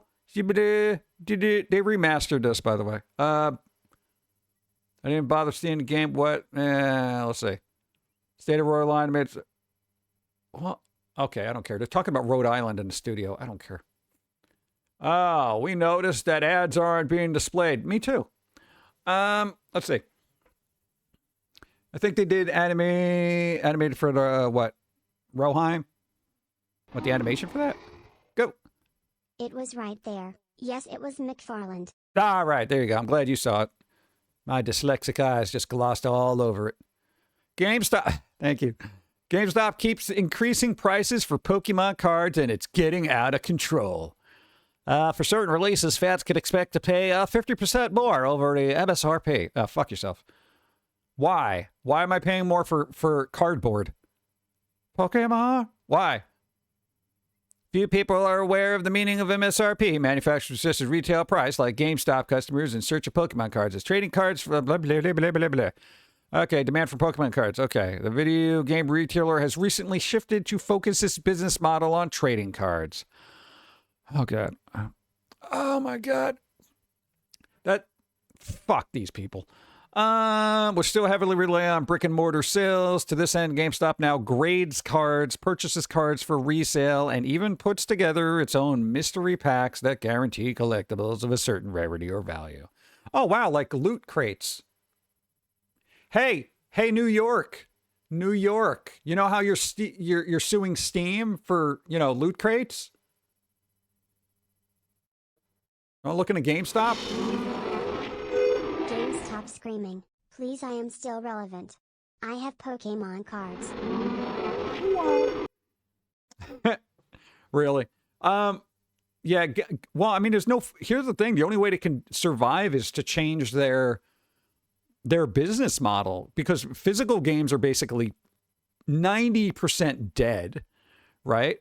You can only buy so many Funkos, There's only so many Funkos, right? All the little geek tchotchkes and stuff like that, people can probably find cheaper online anyway. The only thing you got left is the little pieces of cardboard that somebody may want to pay for. That's it. That's all you got left. Sells cards for $100. Yeah. Well, it gives you 10 or 13 store credit. You sell them back. Yeah. That's pretty much how they're going to, GameStop has always been about the buy low, sell high kind of thing. I get it, because that's how business is. But there used to be a place that was actually pretty decent in New York that would pretty much give you like 70% of the card value. Like, they were okay with just making 30%. So if the card was like $100 card, they'd give you $70. That was kind of cool of them, and I think that's fair. But for them to give you 20%, it's like, go fuck yourself, dude. Yeah, I'll sell this on eBay myself.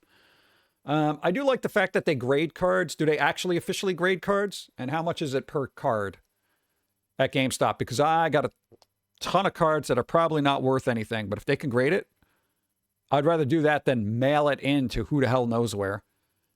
For over a year now, GameStop has experimented with the prices of its trading cards. Reports from February 2025 saw fans grousing over markups on new card stock, ranging from a few dollars up to $10 more than the suggested retail price. No. Despite upcharge, fan report. I got to learn to roll my R's when I do that accent. Report. I can't do that consistently. It's weird. Well, I'm terrible at Spanish. That they still had trouble finding desirable packs consistently. While GameStop prices were higher, they were still lower than what a reseller might charge. Well, here's the thing. If everybody on the planet didn't allow scalpers to buy every pallet of cards that comes into freaking Costco, then you know what? Maybe people would get cards at a reasonable price. Here's the thing. The whole Pokemon thing... Oh, God, I hope it crashes to the point where people can afford to play the game now. Because this is getting stupid.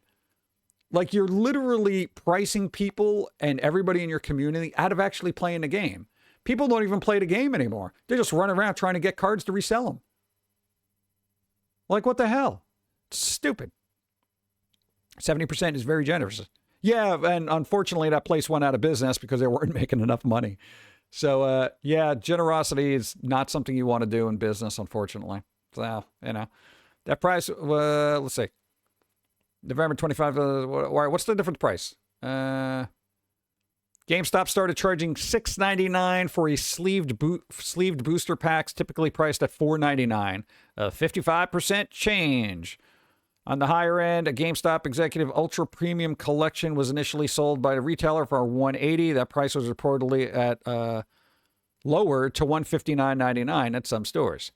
Fans say, but as of this writing, just a few months later, that very same box is being sold for $274. Get the fuck out of here. God. Yeah, Pokemon cards were games? Right?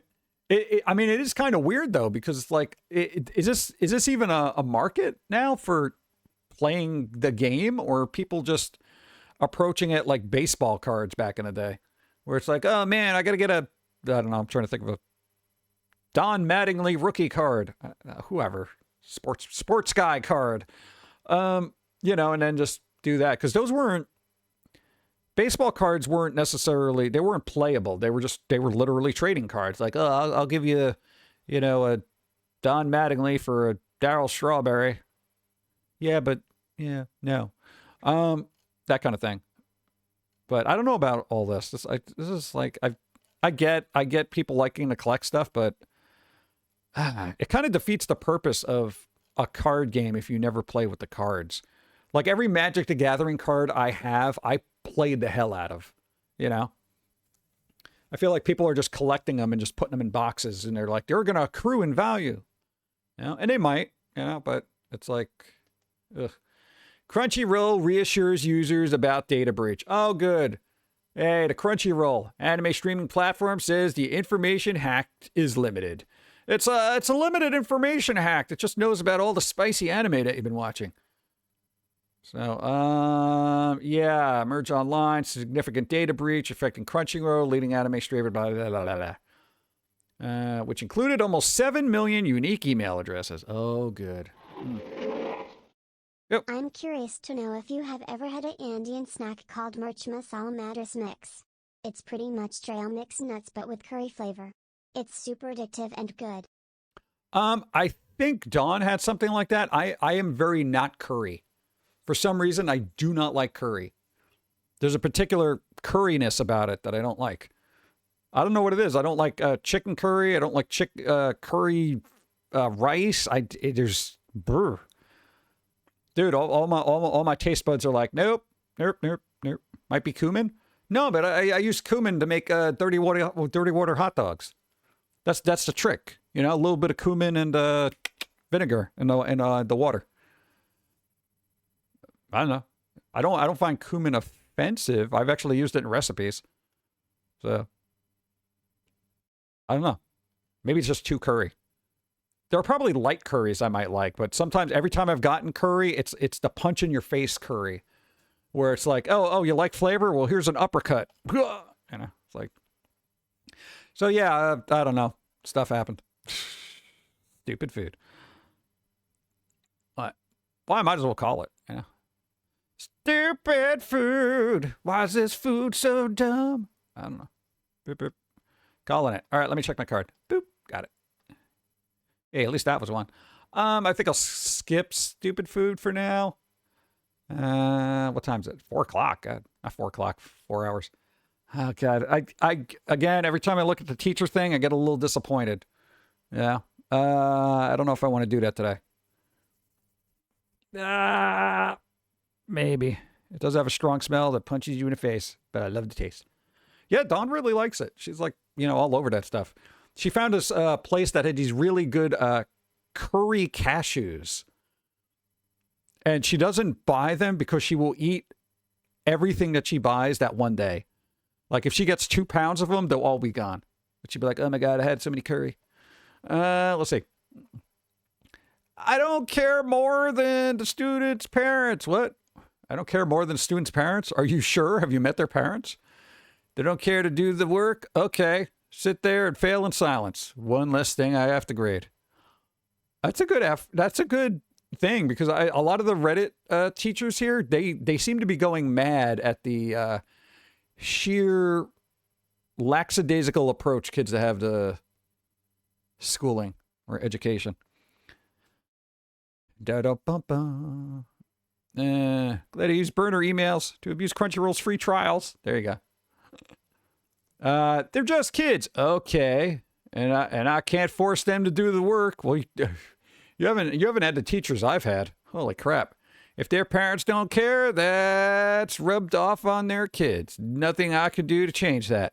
I'm not doing a song and dance, nor am I pleading with them to do the work. Just don't disturb your classmates trying to make an effort. That's a very detached sort of sentiment. All right, here's where it's going to get frustrating for you. At the end of the year, when they expect the rest of the school expects you to pass all those kids that you thought were going to fail, I'm assuming you're new. You have to be.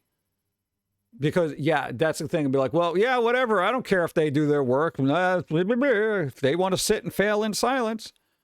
Yeah, and what are you going to do? You're going to give them an F, and somebody's going to come by and be like, let's change that to a B.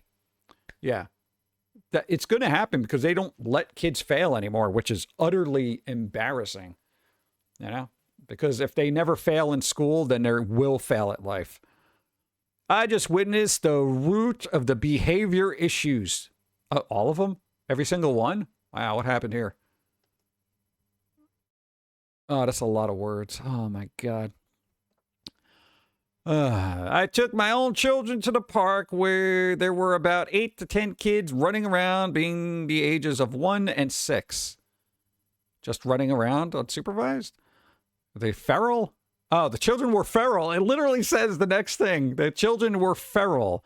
The parents were on their phones the entire time. None of the bad behavior was noticed, let alone corrected. A 3-year-old boy sat in a tunnel and screamed and pushed anyone who came near. Okay, that's when you get one of those high-powered water hoses. All right? Mom was oblivious. Oh, that's always good when your kid is screaming and you're the mom that doesn't pay attention. Wow. She wasn't watching her kid. She was on her phone. Another girl, about 5, was being extremely rough around some of the toddlers, kicking towards them, jumping over a 1-year-old at one point. Her dad didn't correct the behavior. He didn't see it. He was on his phone. And it's weird. Remember that lawsuit we were talking about, that the person was addicted to their phone? Maybe their parents didn't notice because they were also on the fucking phone. Oh, God. I could go on. Besides the occasional glance, parents were completely disengaged from their children. I'm all about letting kids have some freedom. Kids will be kids. Sure, that's great. However, in my opinion, there's a crucial time in early childhood where parents teach kids how to be a human. Lots of parental correction, redirection between ages 1 and 4 equal children who can handle themselves in kindergarten. Kids aren't getting the parental guidance. Really, imagine that. Kids aren't getting the parental guidance they need early on. We go on and on about screen use for children, but I think the adults' use of phone and neglect of their children is just as damaging. The frustrating thing is that parents are truly oblivious to the problem. They're too stuck in their phones to even notice the issue. A reoccurring issue, yes. Ultrax, a 32-year-old high school freshman? Never heard of one. Let's see. I just know that kids screaming in a tunnel will eventually show up in the classroom. I'll have to call home at some point. The parents will throw up their hands. We have no idea why he acts that way. Ugh. Maybe being ignored for the better part of his early childhood? Question mark. You know. I agree with this. Again, we've always we always address the bad parenting thing. So much so I don't even want to address it more. But you know, teachers are noticing, and God, if you're a parent, be a parent. I know it sucks, and you can't scroll through TikTok, and you can't see the really cute TikTok girls, and all that other stuff. Speaking of which, did the person who owned OnlyFans die? No, because the concept of cute girls with no souls just reminded me of OnlyFans. Yeah, I know Gora would get him, but it's like, that's the thing, right? Now, hold on. He died of cancer? Well, I guess if you put that much of it out, it's going to come back to you, right? No, that's sad. It kind of sucked. That's so weird because if they were the only owner of OnlyFans, that's, how much money they must have had? He was battling it for years? Wow, that's rough. That sucks. Huh. Remember having to watch unaccompanied baby carriages in the food court at the mall years back because the parents were too busy getting burgers on the other side of the area out of sight. Oh, that's good. Where's my child? How did they get kidnapped? Oh, I don't know. You were on the other side of the mall getting buffalo wings, and you left them in the kid zone, which is not really a kid zone. So an OnlyFans model having an interview in GQ. Yeah, GQ. Hey, Spiderwood Bingo. I don't think GQ. What do you even interview somebody about like that? I know there's going to be that OnlyFans quote unquote model that's.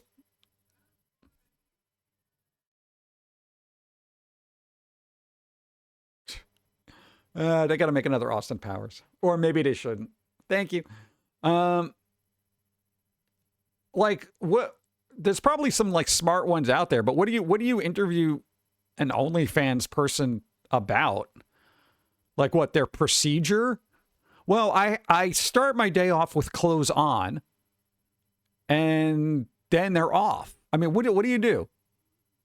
I humor the people that are watching and pretend I give a crap, and they give me money. Like, what's the interview process there? Are you going to do the like Miss Universe thing? How would you solve, world problems? Like, I don't know. Again, I've literally never been on a site, so I don't know what actually goes on there. I'm assuming from what I've heard that it's not great. It's like subscribing to a human who removes clothing. Maybe not all of them, but not to mention the parents who left the kids at the Payless. They left them in Payless shoes? Really? Payless shoes? Or is that a different store? I didn't think Payless was still around. Wow. They're like, here, we're going to put you by the shoe. The place smells like shoes. That kid is going to be upset. Sounds like Gen X were raised without cell phones or parents outside with us while we played. No, that is a good point. Gen X was totally unsupervised. But when you were around your parents, they supervised. So you already had that internal, learning of like, well, yeah, if you fuck around, you're going to find out, Because Gen X parents weren't hold handy. They weren't like, all right, let's do this. They weren't, well, at least yours weren't. So I don't know how everybody else's was, but they were pretty much like, all right, this is how it is. This is what you got to worry about. Don't fuck around with this. Don't fuck around with that. Don't be this idiot. Don't be that dumbass. Blah, blah, blah. That kind of thing. They were pretty direct. There wasn't any tap dancing around it. And video playback, no. Yeah, they didn't really baby anybody. Huh. We were latchkey kids. Yeah, but I mean, that didn't spill over into our demeanors. Like there weren't like we had some assholes in school, like they were just assholes, but they weren't like yeah.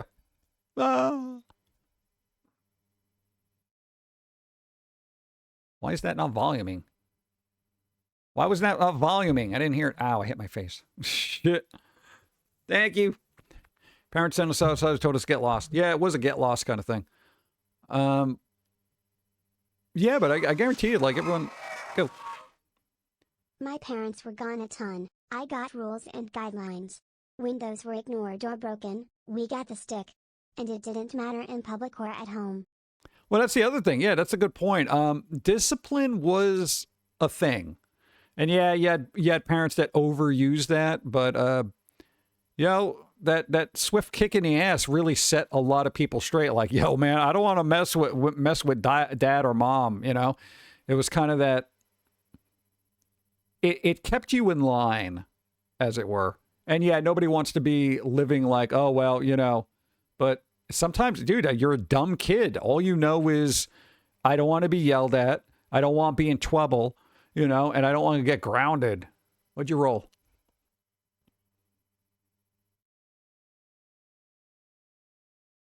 10. That's all right. That's all right. You can. I'm just curious if it would be better than the card we're gonna roll. Let's see if it was. What is it? I'm waiting for it. There you go. It was Spider. You got a 10.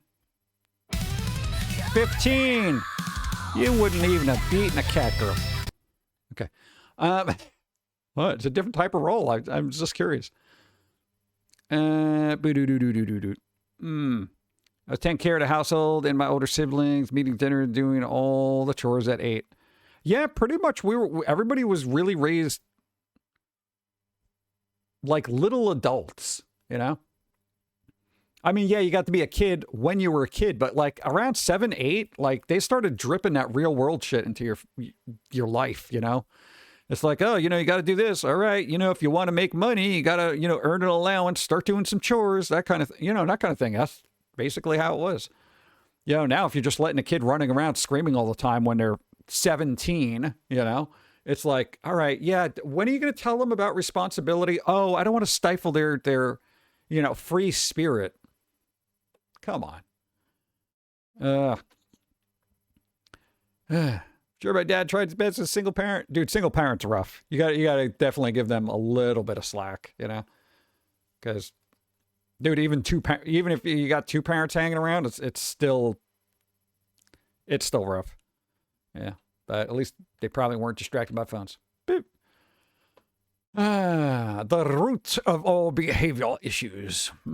So says teacher number 5. All right, what else we got? 5-paragraph persuasive essay. Anyone have a great resource for teaching? You're a teacher. A 5-paragraph persuasive essay to 4th graders. You're a teacher.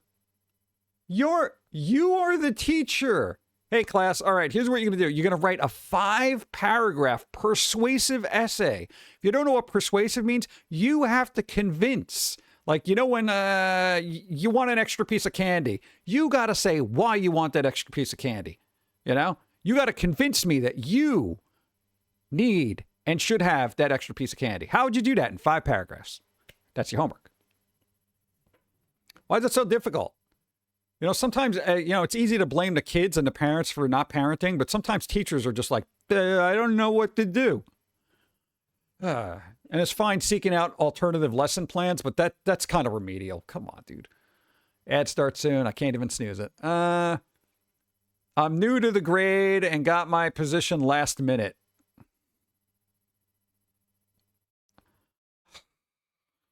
I love tips, YouTube videos, links to graphic organizers, etc. This is how you have to... Those poor kids. Observation. Smiles. The individual has an observation. I wonder what it is. What is your observation? Is it long? Okay. It seems a little long for me, especially at this hour. My mental bandwidth is dwindling. If students are legally required to be in school, here we go. Let's find out. Go. A persuasive paper on why you should get another piece of candy? Have you seen kids these days? They don't accept it when someone tells them no. The only no they know is their no. Well, no, here's the other thing, because remember we were talking about the discipline? That's what you're missing there. Because, you know, if you got a kid that doesn't accept that, then, you know, they could accept getting slapped in the back of the head and tell them to shut the fuck up and sit in the corner for about 25 minutes. What? That's rule number 1. Don't talk back to the adults. You know, that's. Oh God, can you imagine? No, why? Thank you. Why? What's with the legal thing here? Let's hold parents that don't send their kids to school legally accountable.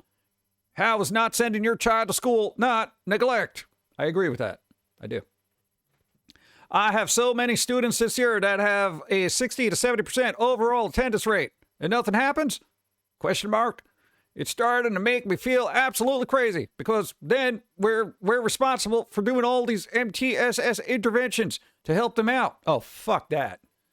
Absolutely not. Oh my God. Here's the thing. Because, you know, again, I'm from a different era. If somebody says, well, you know, you gotta do all this extracurricular stuff to get them to catch up, my 2 fingers go up and say, fuck you. I'm not doing it. Because the parents were supposed to have the kid here. And if they're not here, I can't teach them. And if I can't teach them, they can't learn. And I'm not here to do the speed run of education, okay? So guess what you get to do? As a parent, you now have to hire a private tutor and make sure they learn 8 months of work in about 3 days, because that's when the final test is going to happen. And if they fail, guess what? See you again next year, because they're going to get fucking left back. Both you out my office right now, okay? Take your little hell spawn and fuck off. This is what I would do if I was a teacher. Nay, if I was a principal. I would have an astounding, really astounding expectations of the students there. They would actually hate me and vilify me and blow up my car any possibility chance that they get. But I would make sure that these kids would actually learn something. I'd be that like that, you know, that hard ass teacher you'd see in like an 80s movie where they're like, yeah, no, you know, but by the end of the semester, they learn to respect them because like, wow, I did learn so much. Oh, you know, that kind of thing. Chances are they probably wouldn't learn anything and they'd just keep blowing up my car. Speed running education, that's a GED. Exactly. Let's see. I have so many students, 6%, whatever. Students, when the main problem is they're not here. They're staying and get caps. Edited to add 2 hours after posting. I'm not talking about wanting sick kids to come in school. Of course, they had to add that because somebody you know, people are sick and sometimes they can't go to school. Okay, here's the thing. Person who inevitably said that comment. If somebody is sick and they can't go to school, I'm assuming they know how to do that. Second, 2, there were parents back in the day that said, yeah, you're sick, but you're not that sick. Go to school. I'm talking about kids who are out of school so constantly, it cannot just be for repeated acute illness. Well, now, the problem is everybody's basically dumped their feelings into a quote-unquote illness. So, you know, if people keep missing school because they don't feel up to going to school, well, they need a mental health day. Dude, I've needed a mental health day since my existence, and I still haven't had one. Okay? Power through that shit. I actually agree with most of you that legal punishment isn't the best way. Are you sure? Are you sure? A fine would do it. I'm not saying throw them in jail, but, you know, here's what I would do. Let's make this legit. You got a kid that's got to go to school. They got to be there a certain amount of days. For however many days they miss that are not excused through a doctor's note or some kind of medical issue that's a legitimate medical issue, you, as the state, fine the parent $100 per day that they're out. So, you know what? If they miss 10 days of school, $1,000. I guarantee you those fuckers would be in class 8 a.m. sharp. No joke. You know, state gets a little bit more, and all that money goes right back to the school. Why not? Because what are they doing? Keeping their kids home because they don't feel like going in there? Fucking no kid feels like going to school. I have never in my entire existence been given the opportunity to be like, well, do you feel like going to school today? If somebody asked me, No, I don't feel like going to. I never felt like going to school. Oh, okay. Don't worry about going in for the next month. What? This was an option? God, I know school sucks, and for every kid is going to think it's a waste of time. In certain instances, it is. Go. LOL, I got screened by TTS mods. Oh, text to speech. What are you doing? If you're making it to school with 60% accuracy due to having a serious chronic health issue, fuck yeah, more power to you. If it is because you are a lazy fuck, please. What? Yeah, see you next year. Exactly. And well, maybe that's the thing. That's why everyone's complaining about the education system, is because we have so many caveats and accommodations for everybody who's got a little bit of you know, we're basically just pushing out a bunch of underdeveloped, emotionally stunted children. Constantly. Every year they graduate. They don't know how to read. They don't know how to write. They're absolutely incompetent on every single level, have no life skills, don't show up on time, don't even want to get a job, don't even know the importance of anything because nobody stressed the importance of anything. And then you're like, well, why is the country so fucked up? I wonder why. Let's see. Best way was with teacher. Hold on. But I feel like I'm at the end of my rope with teachers being the only ones held accountable in this situation. In these MTSS meetings, we're required to make all these different accommodations, collect data, etc. on why these chronically absent kids aren't doing well. And it feels like a complete waste of time when the root of the issue is attendance. I'd agree with that. If they ask me, well, you got to do data and find out why they weren't in there. Okay, call out the parents. Why aren't your kid in there? They didn't feel like it. Okay, $100. You know, that kind of thing. I'm telling you, start finding the parents for basically, you know, it's neglect. And the thing is, it's not neglect in like a lot of people will be like, well, what's the big deal? You're just letting the kids stay home because they don't feel like going in there. You can do that on their birthday, you know? It's their birthday and you'd be like, you know what? Let's take today off. Take the day off, do something fun.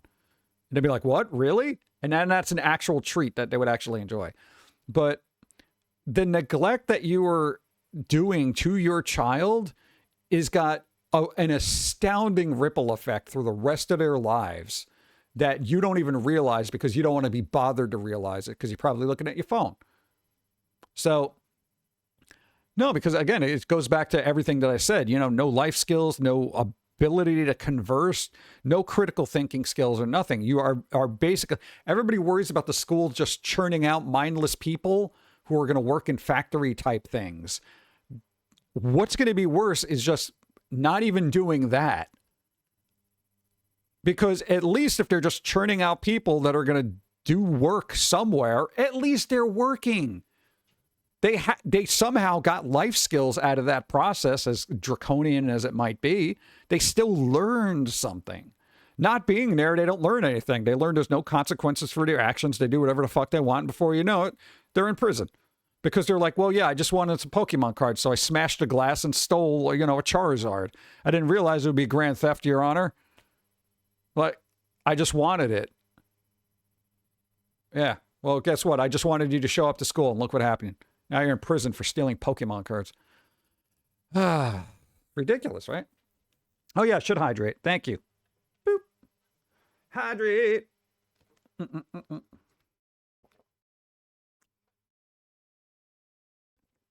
I should try the other coffee. The lukewarm coffee. I did get local honey, though. Pretty good.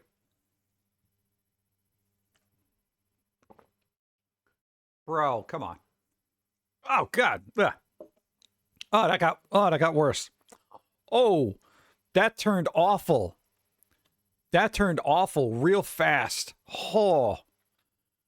Oh, my God. Oh, my God.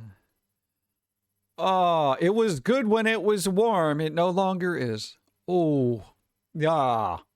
Ah. Oh. Yeah. Oh, man, that was terrible. Was that calling number 2? Sure, why not? You know, the cards usually don't count, but I'm exhausted. Oh, that coffee though, holy crap. I don't know, man. Let's see what else we got here. Kid smashed his finger at dismissal and didn't tell me. Pit in my stomach. Well, what, the kid didn't tell you? At dismissal, about a minute before final bell, students were gathered. I don't need I don't need the build up here. Just get to the thing. There's no disruption, oh my God. So the blood in the hallways. There's blood in the hallways. All right, there we go. That's the part I want. There's no disruption, no visible injury, no blood that I saw, and no student, including the one involved, said anything to me or reacted in a way. McBooyah won. Nice. That suggested something was wrong. 2 students even stayed in my room for another minute or 2, packing up after the bell. They also did not indicate that anything had happened. Now I got to open this up because I want to know where the blood is. Don't clean it up. I'll be there. Let's see. 2 students even stayed. Okay, blah, blah. I only came aware of an issue after a colleague came by later and told me there was blood in the hallway. Bill, what's with the pile of blood in the hallway? Is that how it went? When I got home, I opened up an email from the AP stating that a student had apparently smashed his finger in the door. Aw, there was blood in my room. What? No, there wasn't. And down the hallway into the nurse's office. Well, at least the kid made it to the nurse's office. Okay, what do you want? At least they didn't bleed out in the locker. And that the student was sent to the hospital. The email also asked whether I was aware that this had happened. Say no. What's throwing me is that I had zero awareness of any injury at the time. No sound, no visible blood, no student reacting, nothing brought to my attention. From my perspective, dismissal proceeded completely normally. I've already responded with a factual account of what I have observed, or more accurately did not observe. I'm not speculating on how or when the injury occurred because I generally do not know. I feel, frankly, fucking awful that this happened under my apparent watch. I don't know what to do. I don't know if I should be blaming myself. You know what's weird about this? Okay. I know this guy's going to be stressing about this teacher, man, woman, I don't know. If something like that happened back in the day, and I hate, this always turns into this back in the day thing. But it's a different time period. Nothing would come of this. Like, the teacher would not have to worry because parents knew that, like, the kid was probably fucking around. You know? The kids were probably fucking around and they got their finger stuck in a door and somebody slammed it and, you know, blood everywhere. So whatever, kid goes to the hospital, you know? Well, now this person's got to worry about whether the parents are going to come after them for not paying attention to something. You can't keep track of all those kids. Back in the day, they'd be like, go to the nurse, or, you know what? All right, let me call your mom. Yeah, your kid got their hand slammed in the door. I don't know. They were fooling around or something. Probably have to go to the hospital, so you may want to drive them. That kind of thing. That's how that would go. Parents would be upset with the kid, not the teacher. Again, it's like, I feel like, you know, and that hasn't been the case yet with this, so who knows how the parents are going to react, but parents had a better sense of responsibility and imparting that to kids. Like, they didn't pass the blame onto the teacher. Like, you should have been watching them. It was more like, what the hell did you do, kid? You know? I mean, who do you trust in that situation? I know you love your kid and everything, but are you going to trust the actual teaching professional that's probably had years of dealing with other children, or your 8-year-old kid that was probably fucking around? Who are you going to trust? I know they're a kid and you love them, but, you know, they're kids. They fuck around. That's what they do. Should have had a new stream event back in my day. Yeah, but that would probably be the first thing called. It's weird because why I keep going back in the day is that the contrast is so stark between the behavioral issues, the teaching crap, and how schools worked then and how they work now. It's a completely different world. Because I'm going to tell you, this is like,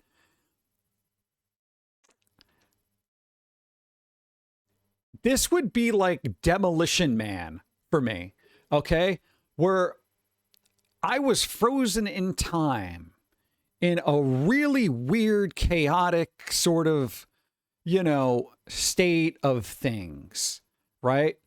And then it's like, I reemerge in a different school where there's like that, I wonder if we have it. It's gone? Damn it. I used to have that thing that was funny. Where you're getting, little morality notes and stuff like that instead of, beating the crap out of each other in the schoolyard. And I'm not condoning that. It was a rough time. And it's cool that stuff has evolved to the point of being a little bit nicer.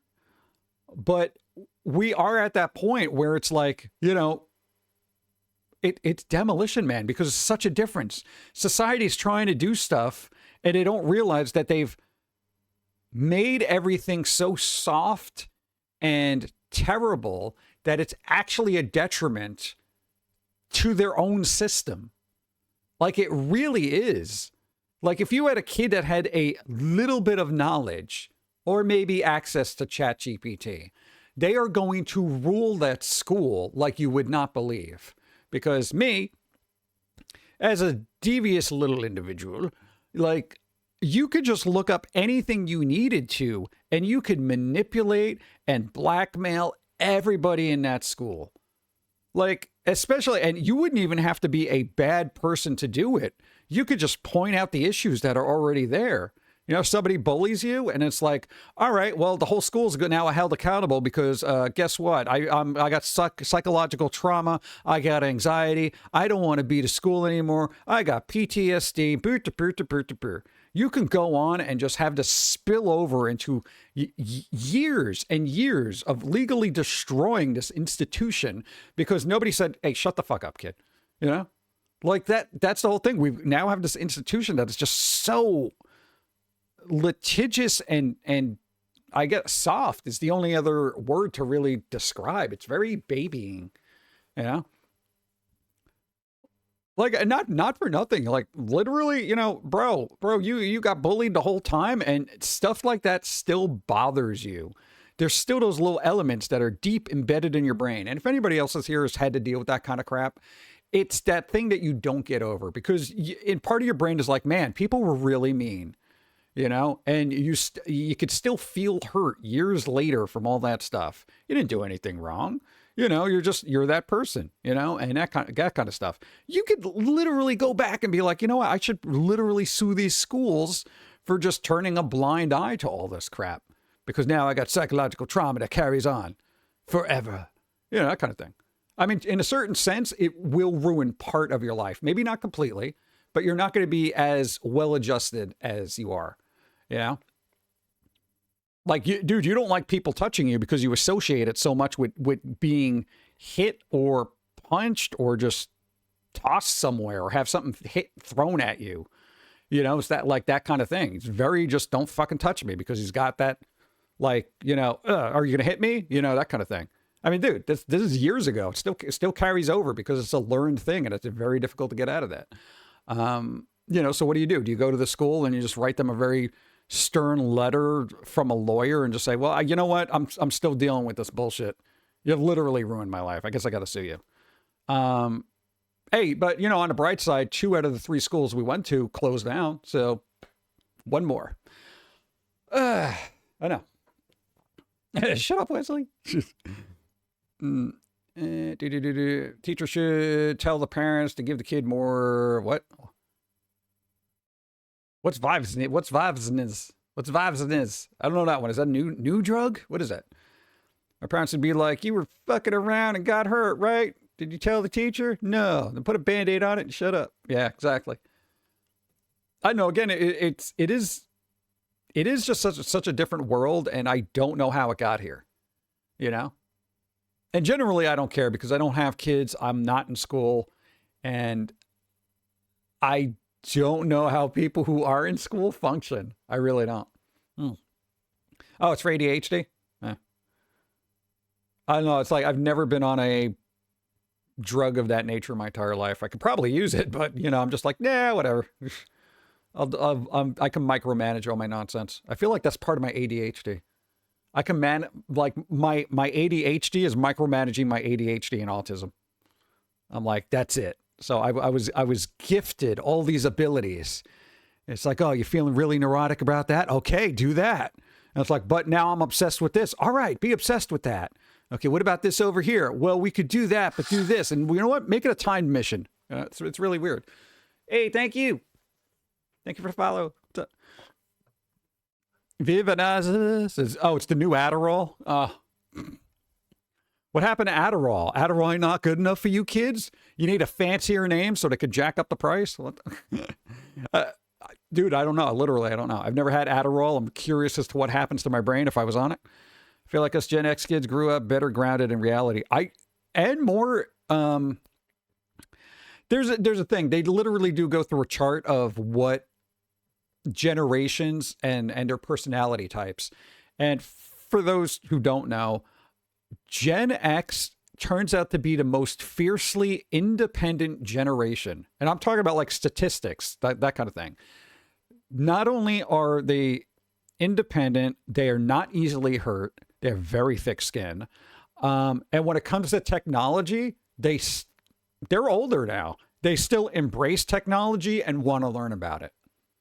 That's the weird thing. I've met people, millennials and stuff like that. They're like, oh, I don't want to use that. Like, no, I don't understand that. And I'm like, what? You're like 10 years younger. What the hell? You should have more of an inquisitive nature. And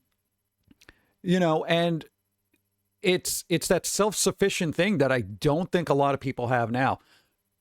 It's getting a little bit better, okay? Because if I don't know if you can gauge social media by this, but there are a couple of people out there, a couple of people doing these independent things, and they're very focused on doing what they're doing. Some of them are a little whiny and complain about the world. I get it, because the world, and they do have this little victim component, and I think that was nobody really dwelled on the victim aspect of it because, Gen X was the walk it off kind of generation. And then everybody got into the psychology of, well, stuff bad happened to you, and this is how you should process it. Back then, the process was fucking walk it off. Yo, get over it. And you may not, but you learn to, Even if you didn't get it over with, you knew society was structured, at least at that time period, where if you couldn't get it over it, you had to work with it and get your shit done. There was a sense of responsibility, and I don't know how it got instilled to the Gen X crowd, but it's there, It really is. And Gen X is fucking dysfunctional as fuck.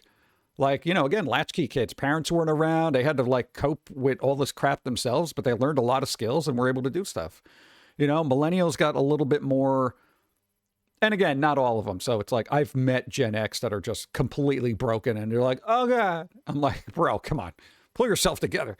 So it is, I'm not going to say all are great or all are bad, but there are millennials that are just, they're not as independent. They like working together in groups. Generation after that, it's like they all got to work in groups and they all got to be like, yeah, well, let's work together and everybody's a winner, that kind of thing. And I think everyone's a winner aspect really became a big mental liability because nobody learned that you fail, because everyone got a trophy. Gen X, you fucking failed. That was the thing. You failed. People didn't like you. You had to learn to adapt. Millennials was more like, well, let's include everybody. And I get that. That'd be a wonderful idea, but society doesn't work that way. And they wanted to make sure that even if somebody lost, that they felt good. And that's not how shit works, because now everybody who grew up with that mentality and a generation after that, it's like they're all trying to look for jobs and they feel utterly fucking broken when they can't get a job or something happens and there's a failure and people get emotionally crushed where, again, literal decades earlier, it was like, yeah, you failed, you fucked up, you lost. People hate you. What are you going to do about it? Well, I guess I got to fucking get up and fucking do something else then. Like, that was it. Your first reaction wasn't to sit there into a ball, as inviting as that would be, to sit in a corner in a ball and cry and just have somebody come over and put a blanket on you and all that other fun stuff. That wasn't the time period. And My friend in high school. We are just human batteries for the system, man. They drain us for 8 hours and then they send us home to recharge so we could do it all over again, man. The Matrix was warning us, but we didn't listen, man. It's too late now, man. We are in too deep. if we stop now, the whole thing falls apart, man. What? Sigh. Anyways, party tomorrow. Should be pretty good. Yeah, that was the thing. There's always a party somewhere, too. Not that we were invited, but it was, no, it's always good that we weren't, because we weren't that type of person. Thank you. But it's kind of like younger millennials did the whole participation thing. Older millennials didn't. Yeah, I guess it kind of depends on the age group. But, you know, once the millennial thing happened and I started seeing a lot of the everyone's a winner memes and shit like that and videos of like, well, we don't want to exclude anybody. And it's like, that's not life. You know, not everybody gets a job. One person gets a job, everybody else loses, you know? So that's the thing. That's when you apply for a job. You know, they hire 5 people, 100 people apply to it. Guess what? You're not that one of the 5 people. Keep going. You know, and I really wish people would instill that. Just, you know, you got to fucking bang your fist against the wall to just get that energy going and be like, you know what? Fuck this shit. Fuck this shit. Fuck this job. Fuck this thing. Fuck this whatever. I'm pulling myself together and I'm going to fucking keep going because there's nothing else to do. What am I going to do? Sit here? Nobody comes and saves you. That's the thing. That's the other thing. Everybody can pat you on the back all they want, but you know what? Because we've been there. When your life is in utter shambles, the chances of somebody coming out and helping you are very slim. So you really got to you got to look into yourself and get that strength and get your shit together and be like, you know what? Fucking, I can do this. I can fucking do this. You know, break out your affirmation cards, whatever the fuck you got to do. And figure out a way to do it. Because, you know, if you can think, then, you know, there's always a way around it. You know, you got to find a better job, a different job. You don't like your environment. You don't like your relationship. You don't like whatever the fuck is going on. You know what? Figure it out, assess it, approach it like a problem. Put those emotions off to the side because they're only going to fucking weigh you down. Get your crap together, map it out, and then take action. And you're going to feel better if you do that. You know, I always say, don't get sad, get angry. You know, you wrote a song about it. It's nice. Because sorrow is inviting as it is to swim in the waters of depression. I know for us it's comforting at this point, but it's not very productive. It really isn't. So, you know, I feel like not only schools, but parents especially should instill that in kids. I don't know, like failure's okay. You know, not everybody needs a trophy. Yeah. All you got to do is fucking watch sports. Not everybody gets a trophy. You know what happens during the baseball season? A bunch of teams play. One wins the World Series. They don't all get fucking trophies. Same thing with football. Bunch of people play. One people go to the Super Bowl and win it. What the hell's a trophy that they get? Heisman Trophy? Big Ball Trophy, whatever it's called. Both teams don't win the Super Bowl. Exactly. You know? But there's a lot of teams and a lot of it, like, I mean, what do you do with that? You know, that is how and as much as I hate sports, it is a perfect example of how the world actually works. The really good players or the really good people who can work well get paid more money because they excel at what they do. You know, they literally steamroll over all the other baggage trying to hold them back. You know, I think maybe that's why America likes football. At least American football. It's literally that game of pushing through bullshit. You know, you got all these people standing in front of you and you're just like, boom, I got to keep going through. Boom, boom. And every once in a while you go through life and you pray for that Hail Mary pass that's going to help you out. Sometimes you catch it. Sometimes you fumble. And then sometimes you got to, you know, after being tackled 500 times and getting brain damage, you got to get up and get back out there and fucking keep doing shit. Just pour some Gatorade and ice your knee and fucking get back out there. You know, that's life. As much as I hate the sports analogy because I don't like sports, there's a lesson there, you know? So, you know, and I'm not playing football, but it does have, I would get killed. Are you kidding me? Look at me. Dude, I'm like roughly the size of the football. You know, just throw me over to kick me through the goalpost. Vince Lombardi, I don't know. Is that a sports speech? I feel like that. Elder Millers aren't the participation trophy type. 80 babies, especially not. No, definitely anybody born. I feel like anybody born in the 90s and up till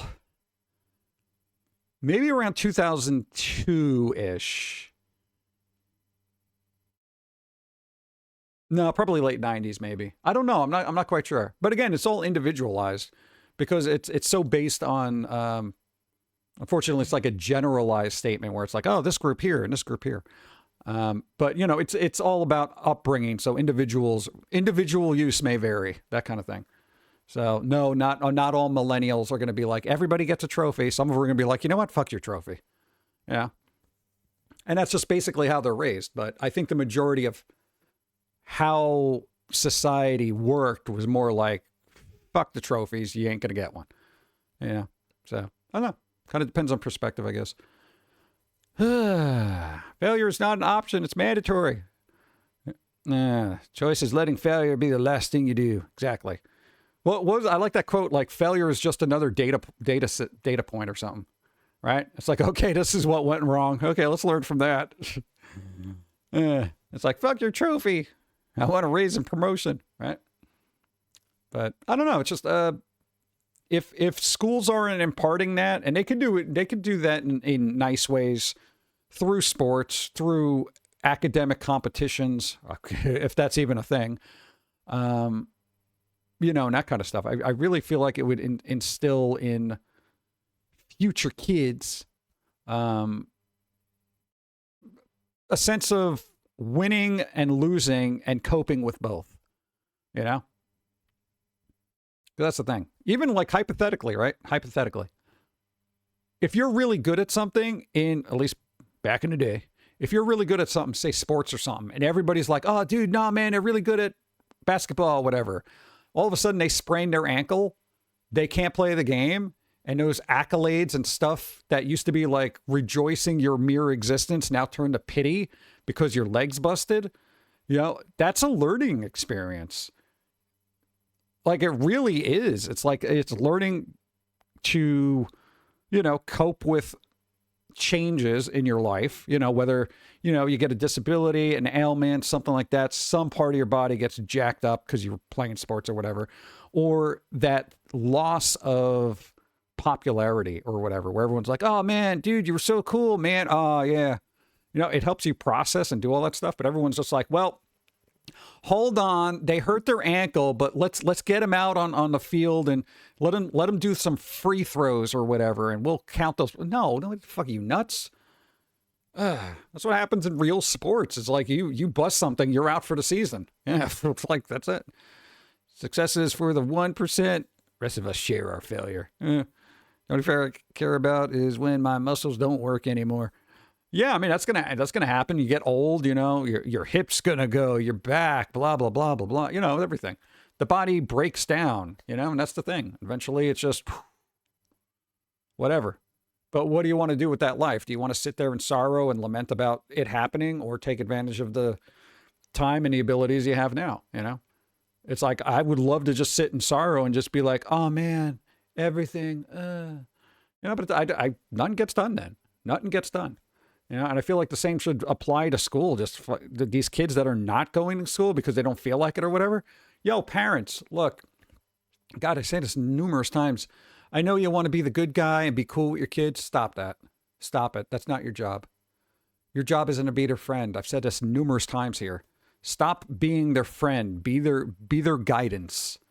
And then in turn, they will respect you. And then you can be their friend when it's going to be important, when they're older. Okay. Right now, being friends with kids is stupid. Like, honestly, I'm gonna be best friends with my kid. What the fuck? You know, spend some time, play some games together, video games, sports, whatever the hell you got to do. That's cool. But you ain't their friend. Stop trying to be their friend. You know. But I want to have a good relationship with my kid. That's not your job. That's not your. No parent wants to fucking hear that either. What do you mean I can't have a good relationship with your kid? You have to guide them. And if your guidance is good, you will have a good relationship with them. That's it.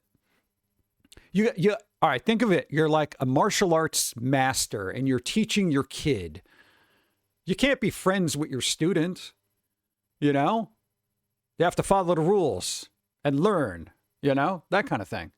And then when they get to the point where they've learned all they can be taught from you, that's when you extend that hand of respect and you're like, there you go.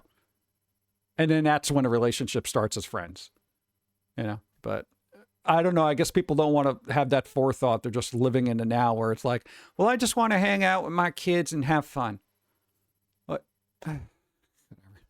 yeah, you're going to be doing that when they're 45, still living at home, asking you to reheat their frozen lasagna. Okay? Think about that. Forethought, please. Ma, get me my lasagna. God. I was going to have a generation of little Cartmans. A lot of adults out there, they're still children. This is true. There are those very, and I'm all for people being kid-like and having a, you know, kid-like mentality and enjoying the little things like gaming and stuff. But you have to schedule that in to your parenting, you know, where it's like they can see you as a good person every once in a while, but essentially you're an authority figure. You know, you got to be the warden of life that, you know, every once in a while, you know, you give them an extra corn muffin, you know, and they're like, oh, wow, thanks, man. You know, that's keeping yourself alive each day is success. Yeah. You can be their kids' friends when you're an adult. Yeah, that's kind of a thing. And you know, when you're a kid, you don't realize that, you know, because dude, how many times have you heard like kids complaining about their parents? We used to complain about our parents because they were, I'm not going to say they were strict, but they had rules and those rules were important. And if you didn't follow them, they fucking let you know. So it's a corn muffin. I don't know, whatever. I'm thinking prison food. I don't know what they get in prison. I don't want to know. Let's see. Being a guide is a good relationship. Yeah, if you're good at it, you know. We had a very yelly guide. It was like, what the fuck are you doing? What you're fucking doing is fucking wrong. Stop being fucking stupid. What the fuck? Yeah, okay, master. Sorry. My 25-year-old is married, has a house, and is a better adult than I am. My 27-year-old is in a relationship with a space and a job and takes care of his partner. Not half bad. Nice. Youngest calls me all the time, literally. She's called twice today. Wouldn't be surprised if she calls before bed. That's nice. See, that's good. You're a good parent. See, they grew up. You raised them right. They got their responsibilities all sorted and stuff like that. And, you know, that's cool. Prison food was funny, though. Cornmeal muffin. I do like corn muffins. Oh, my God, dude. I've had some really good corn muffins. I'm like, oh, I could eat these all day. Yeah. I would love that. I should get some corn muffins tomorrow. I want to get good ones. Every time I get the store-bought ones, they fucking suck. You were in prison? Nah. I did have to go to a police station once. That's because I was attacked. Oh, God. Yeah, it was weird. No, somebody thought I did something that I didn't do, and they flipped out, and I was like, are you kidding? I'm like, where is this coming from? They're like, you did this, blah, blah, blah. I'm like, I don't even know what you're talking about. I don't know. They just assumed. I think I was framed. It was weird. The cops were super helpful, though. But no, here's the thing. This is why I actually respect cops, because like when that person was literally attacking me with a baseball bat in their hand, they got that guy to the ground in a fucking instant. And I was like, if these cops weren't here, I probably wouldn't be. So like this guy just went fucking nuts. Like fucking nuts, because for some reason they thought I did this weird thing, and I'm like, and you know, it's like when somebody's angry at you, you're like, bro, I don't even know what you're talking about. They just think you're lying to them because in their head, you're the one that did the thing and they hate you. And there's no way of talking out of that. You can't reason with that. So it's like, you know, what do you do there? You're yelling back and forth, and they just get angrier and angrier until they take a swing at you. And you're just like, whoa, all right. our comedic chops weren't good, really good back then. So, you know, it would be kind of one of those things where I might be able to make them laugh. You know, you do a funny voice, you'd be like, I know what you're talking about, man. What are you talking about? I know what you're talking about. But then that could make them more aggravated. What, you making fun of me? Here we go. What? Nah, don't caught me yet. What? Song stronger, stronger. Really faster. This is what sometimes make you realize when you need to step up and be a mature man or woman. When you get attacked on a cold street by some man children. Couldn't learn from failure. It was kind of weird. It's like nobody even wanted to discuss anything legitly. And I was just like, what the hell? I'm a victim of circumstance. I don't know. They were the type of person that would not understand what the word circumstance means. They're not the reasoning type. Whatever. Is what it is. Still alive. Let's see. I gotta catch up. I think we're all caught up. All right. But I've been on for almost 5 hours. Almost 5 hours. How come my streams were longer than the Pumpkins? Like, why is that? I don't know. I just keep talking and talking. But let me get some water as we wrap up. We got to raid somebody.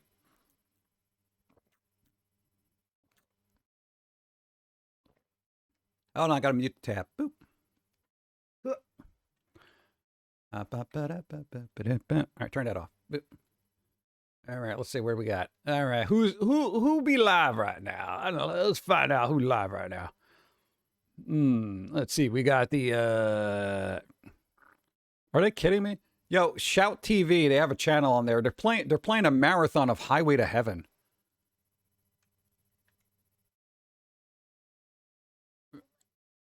Yeah, you wrap it up. I gotta look at things.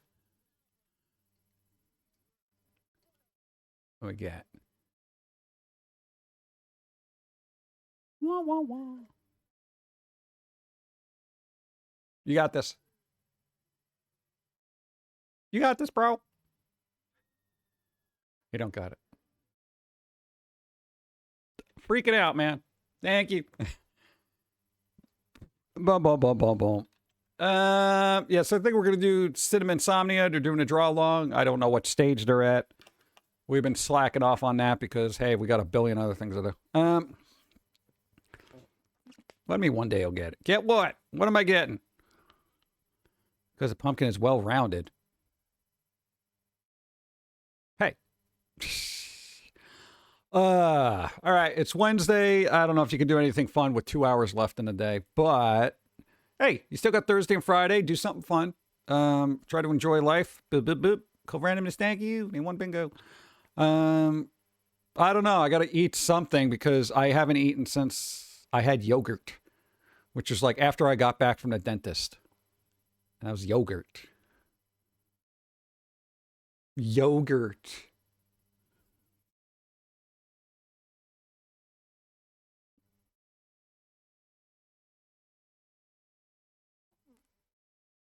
I need that kind of permit. That should stand up in a court of law, right? Your Honor, clearly this permit says I can do what I want. It was literally authorized and given to me by the people of Kinko's. Is that still around? I think Staples bought them out. A copy center, whatever. All right, let's raid Mr. Lobo. Do something fun. Everybody, thanks for supporting stuff and doing what we're doing. We're supporting what we're doing. I know we're going to have the summer lull because everybody's got to go outside and get sunlight. I don't do that. New Foamy Friday, actually. Hey, new Foamy episode Friday. Yeah, I forgot about that. Cool, we got to do that. Yeah, we're a little bit behind. At some point, we are going to start posting a lot more shorts on YouTube. We're going to see if that algorithm thing is right. Peace and love, man. Hey, there you go. Happy, thank you. Happy miss. There you go. Raise your kids' rights. That's the moral of today's story. If you have children or are thinking about having children, just...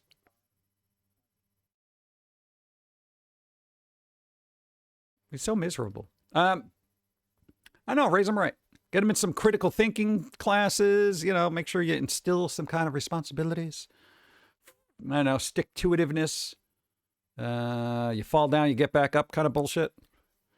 Maybe that's the thing. It's like back in the day, you'd fall down, people would tell you to pull yourself back up. Now it's like, oh, you fell down? Well, just stay there until you feel okay to get back up. Yeah.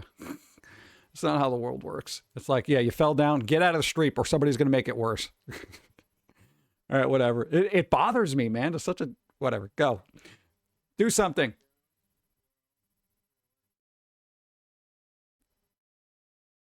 I got plenty of them. I got a vault of opinions. I got so many opinions, I don't even know what to do with them. I'll probably have an opinion on my tombstone. Something sarcastic. Yeah. Like you call this landscaping? Yeah, somewhere. All right, go. We'll be talking all day. We're going to raid Mr. Lobo. It's time for a draw along, and I don't know, whatever he's playing tonight. Dawn will be on Friday, 5 o'clock. Dawn of Time BC on Twitch. If you're new here. And if you are new here, thank you. If you follow, thank you. If you didn't follow, consider it. Go. Hit the bell! Hit the bell!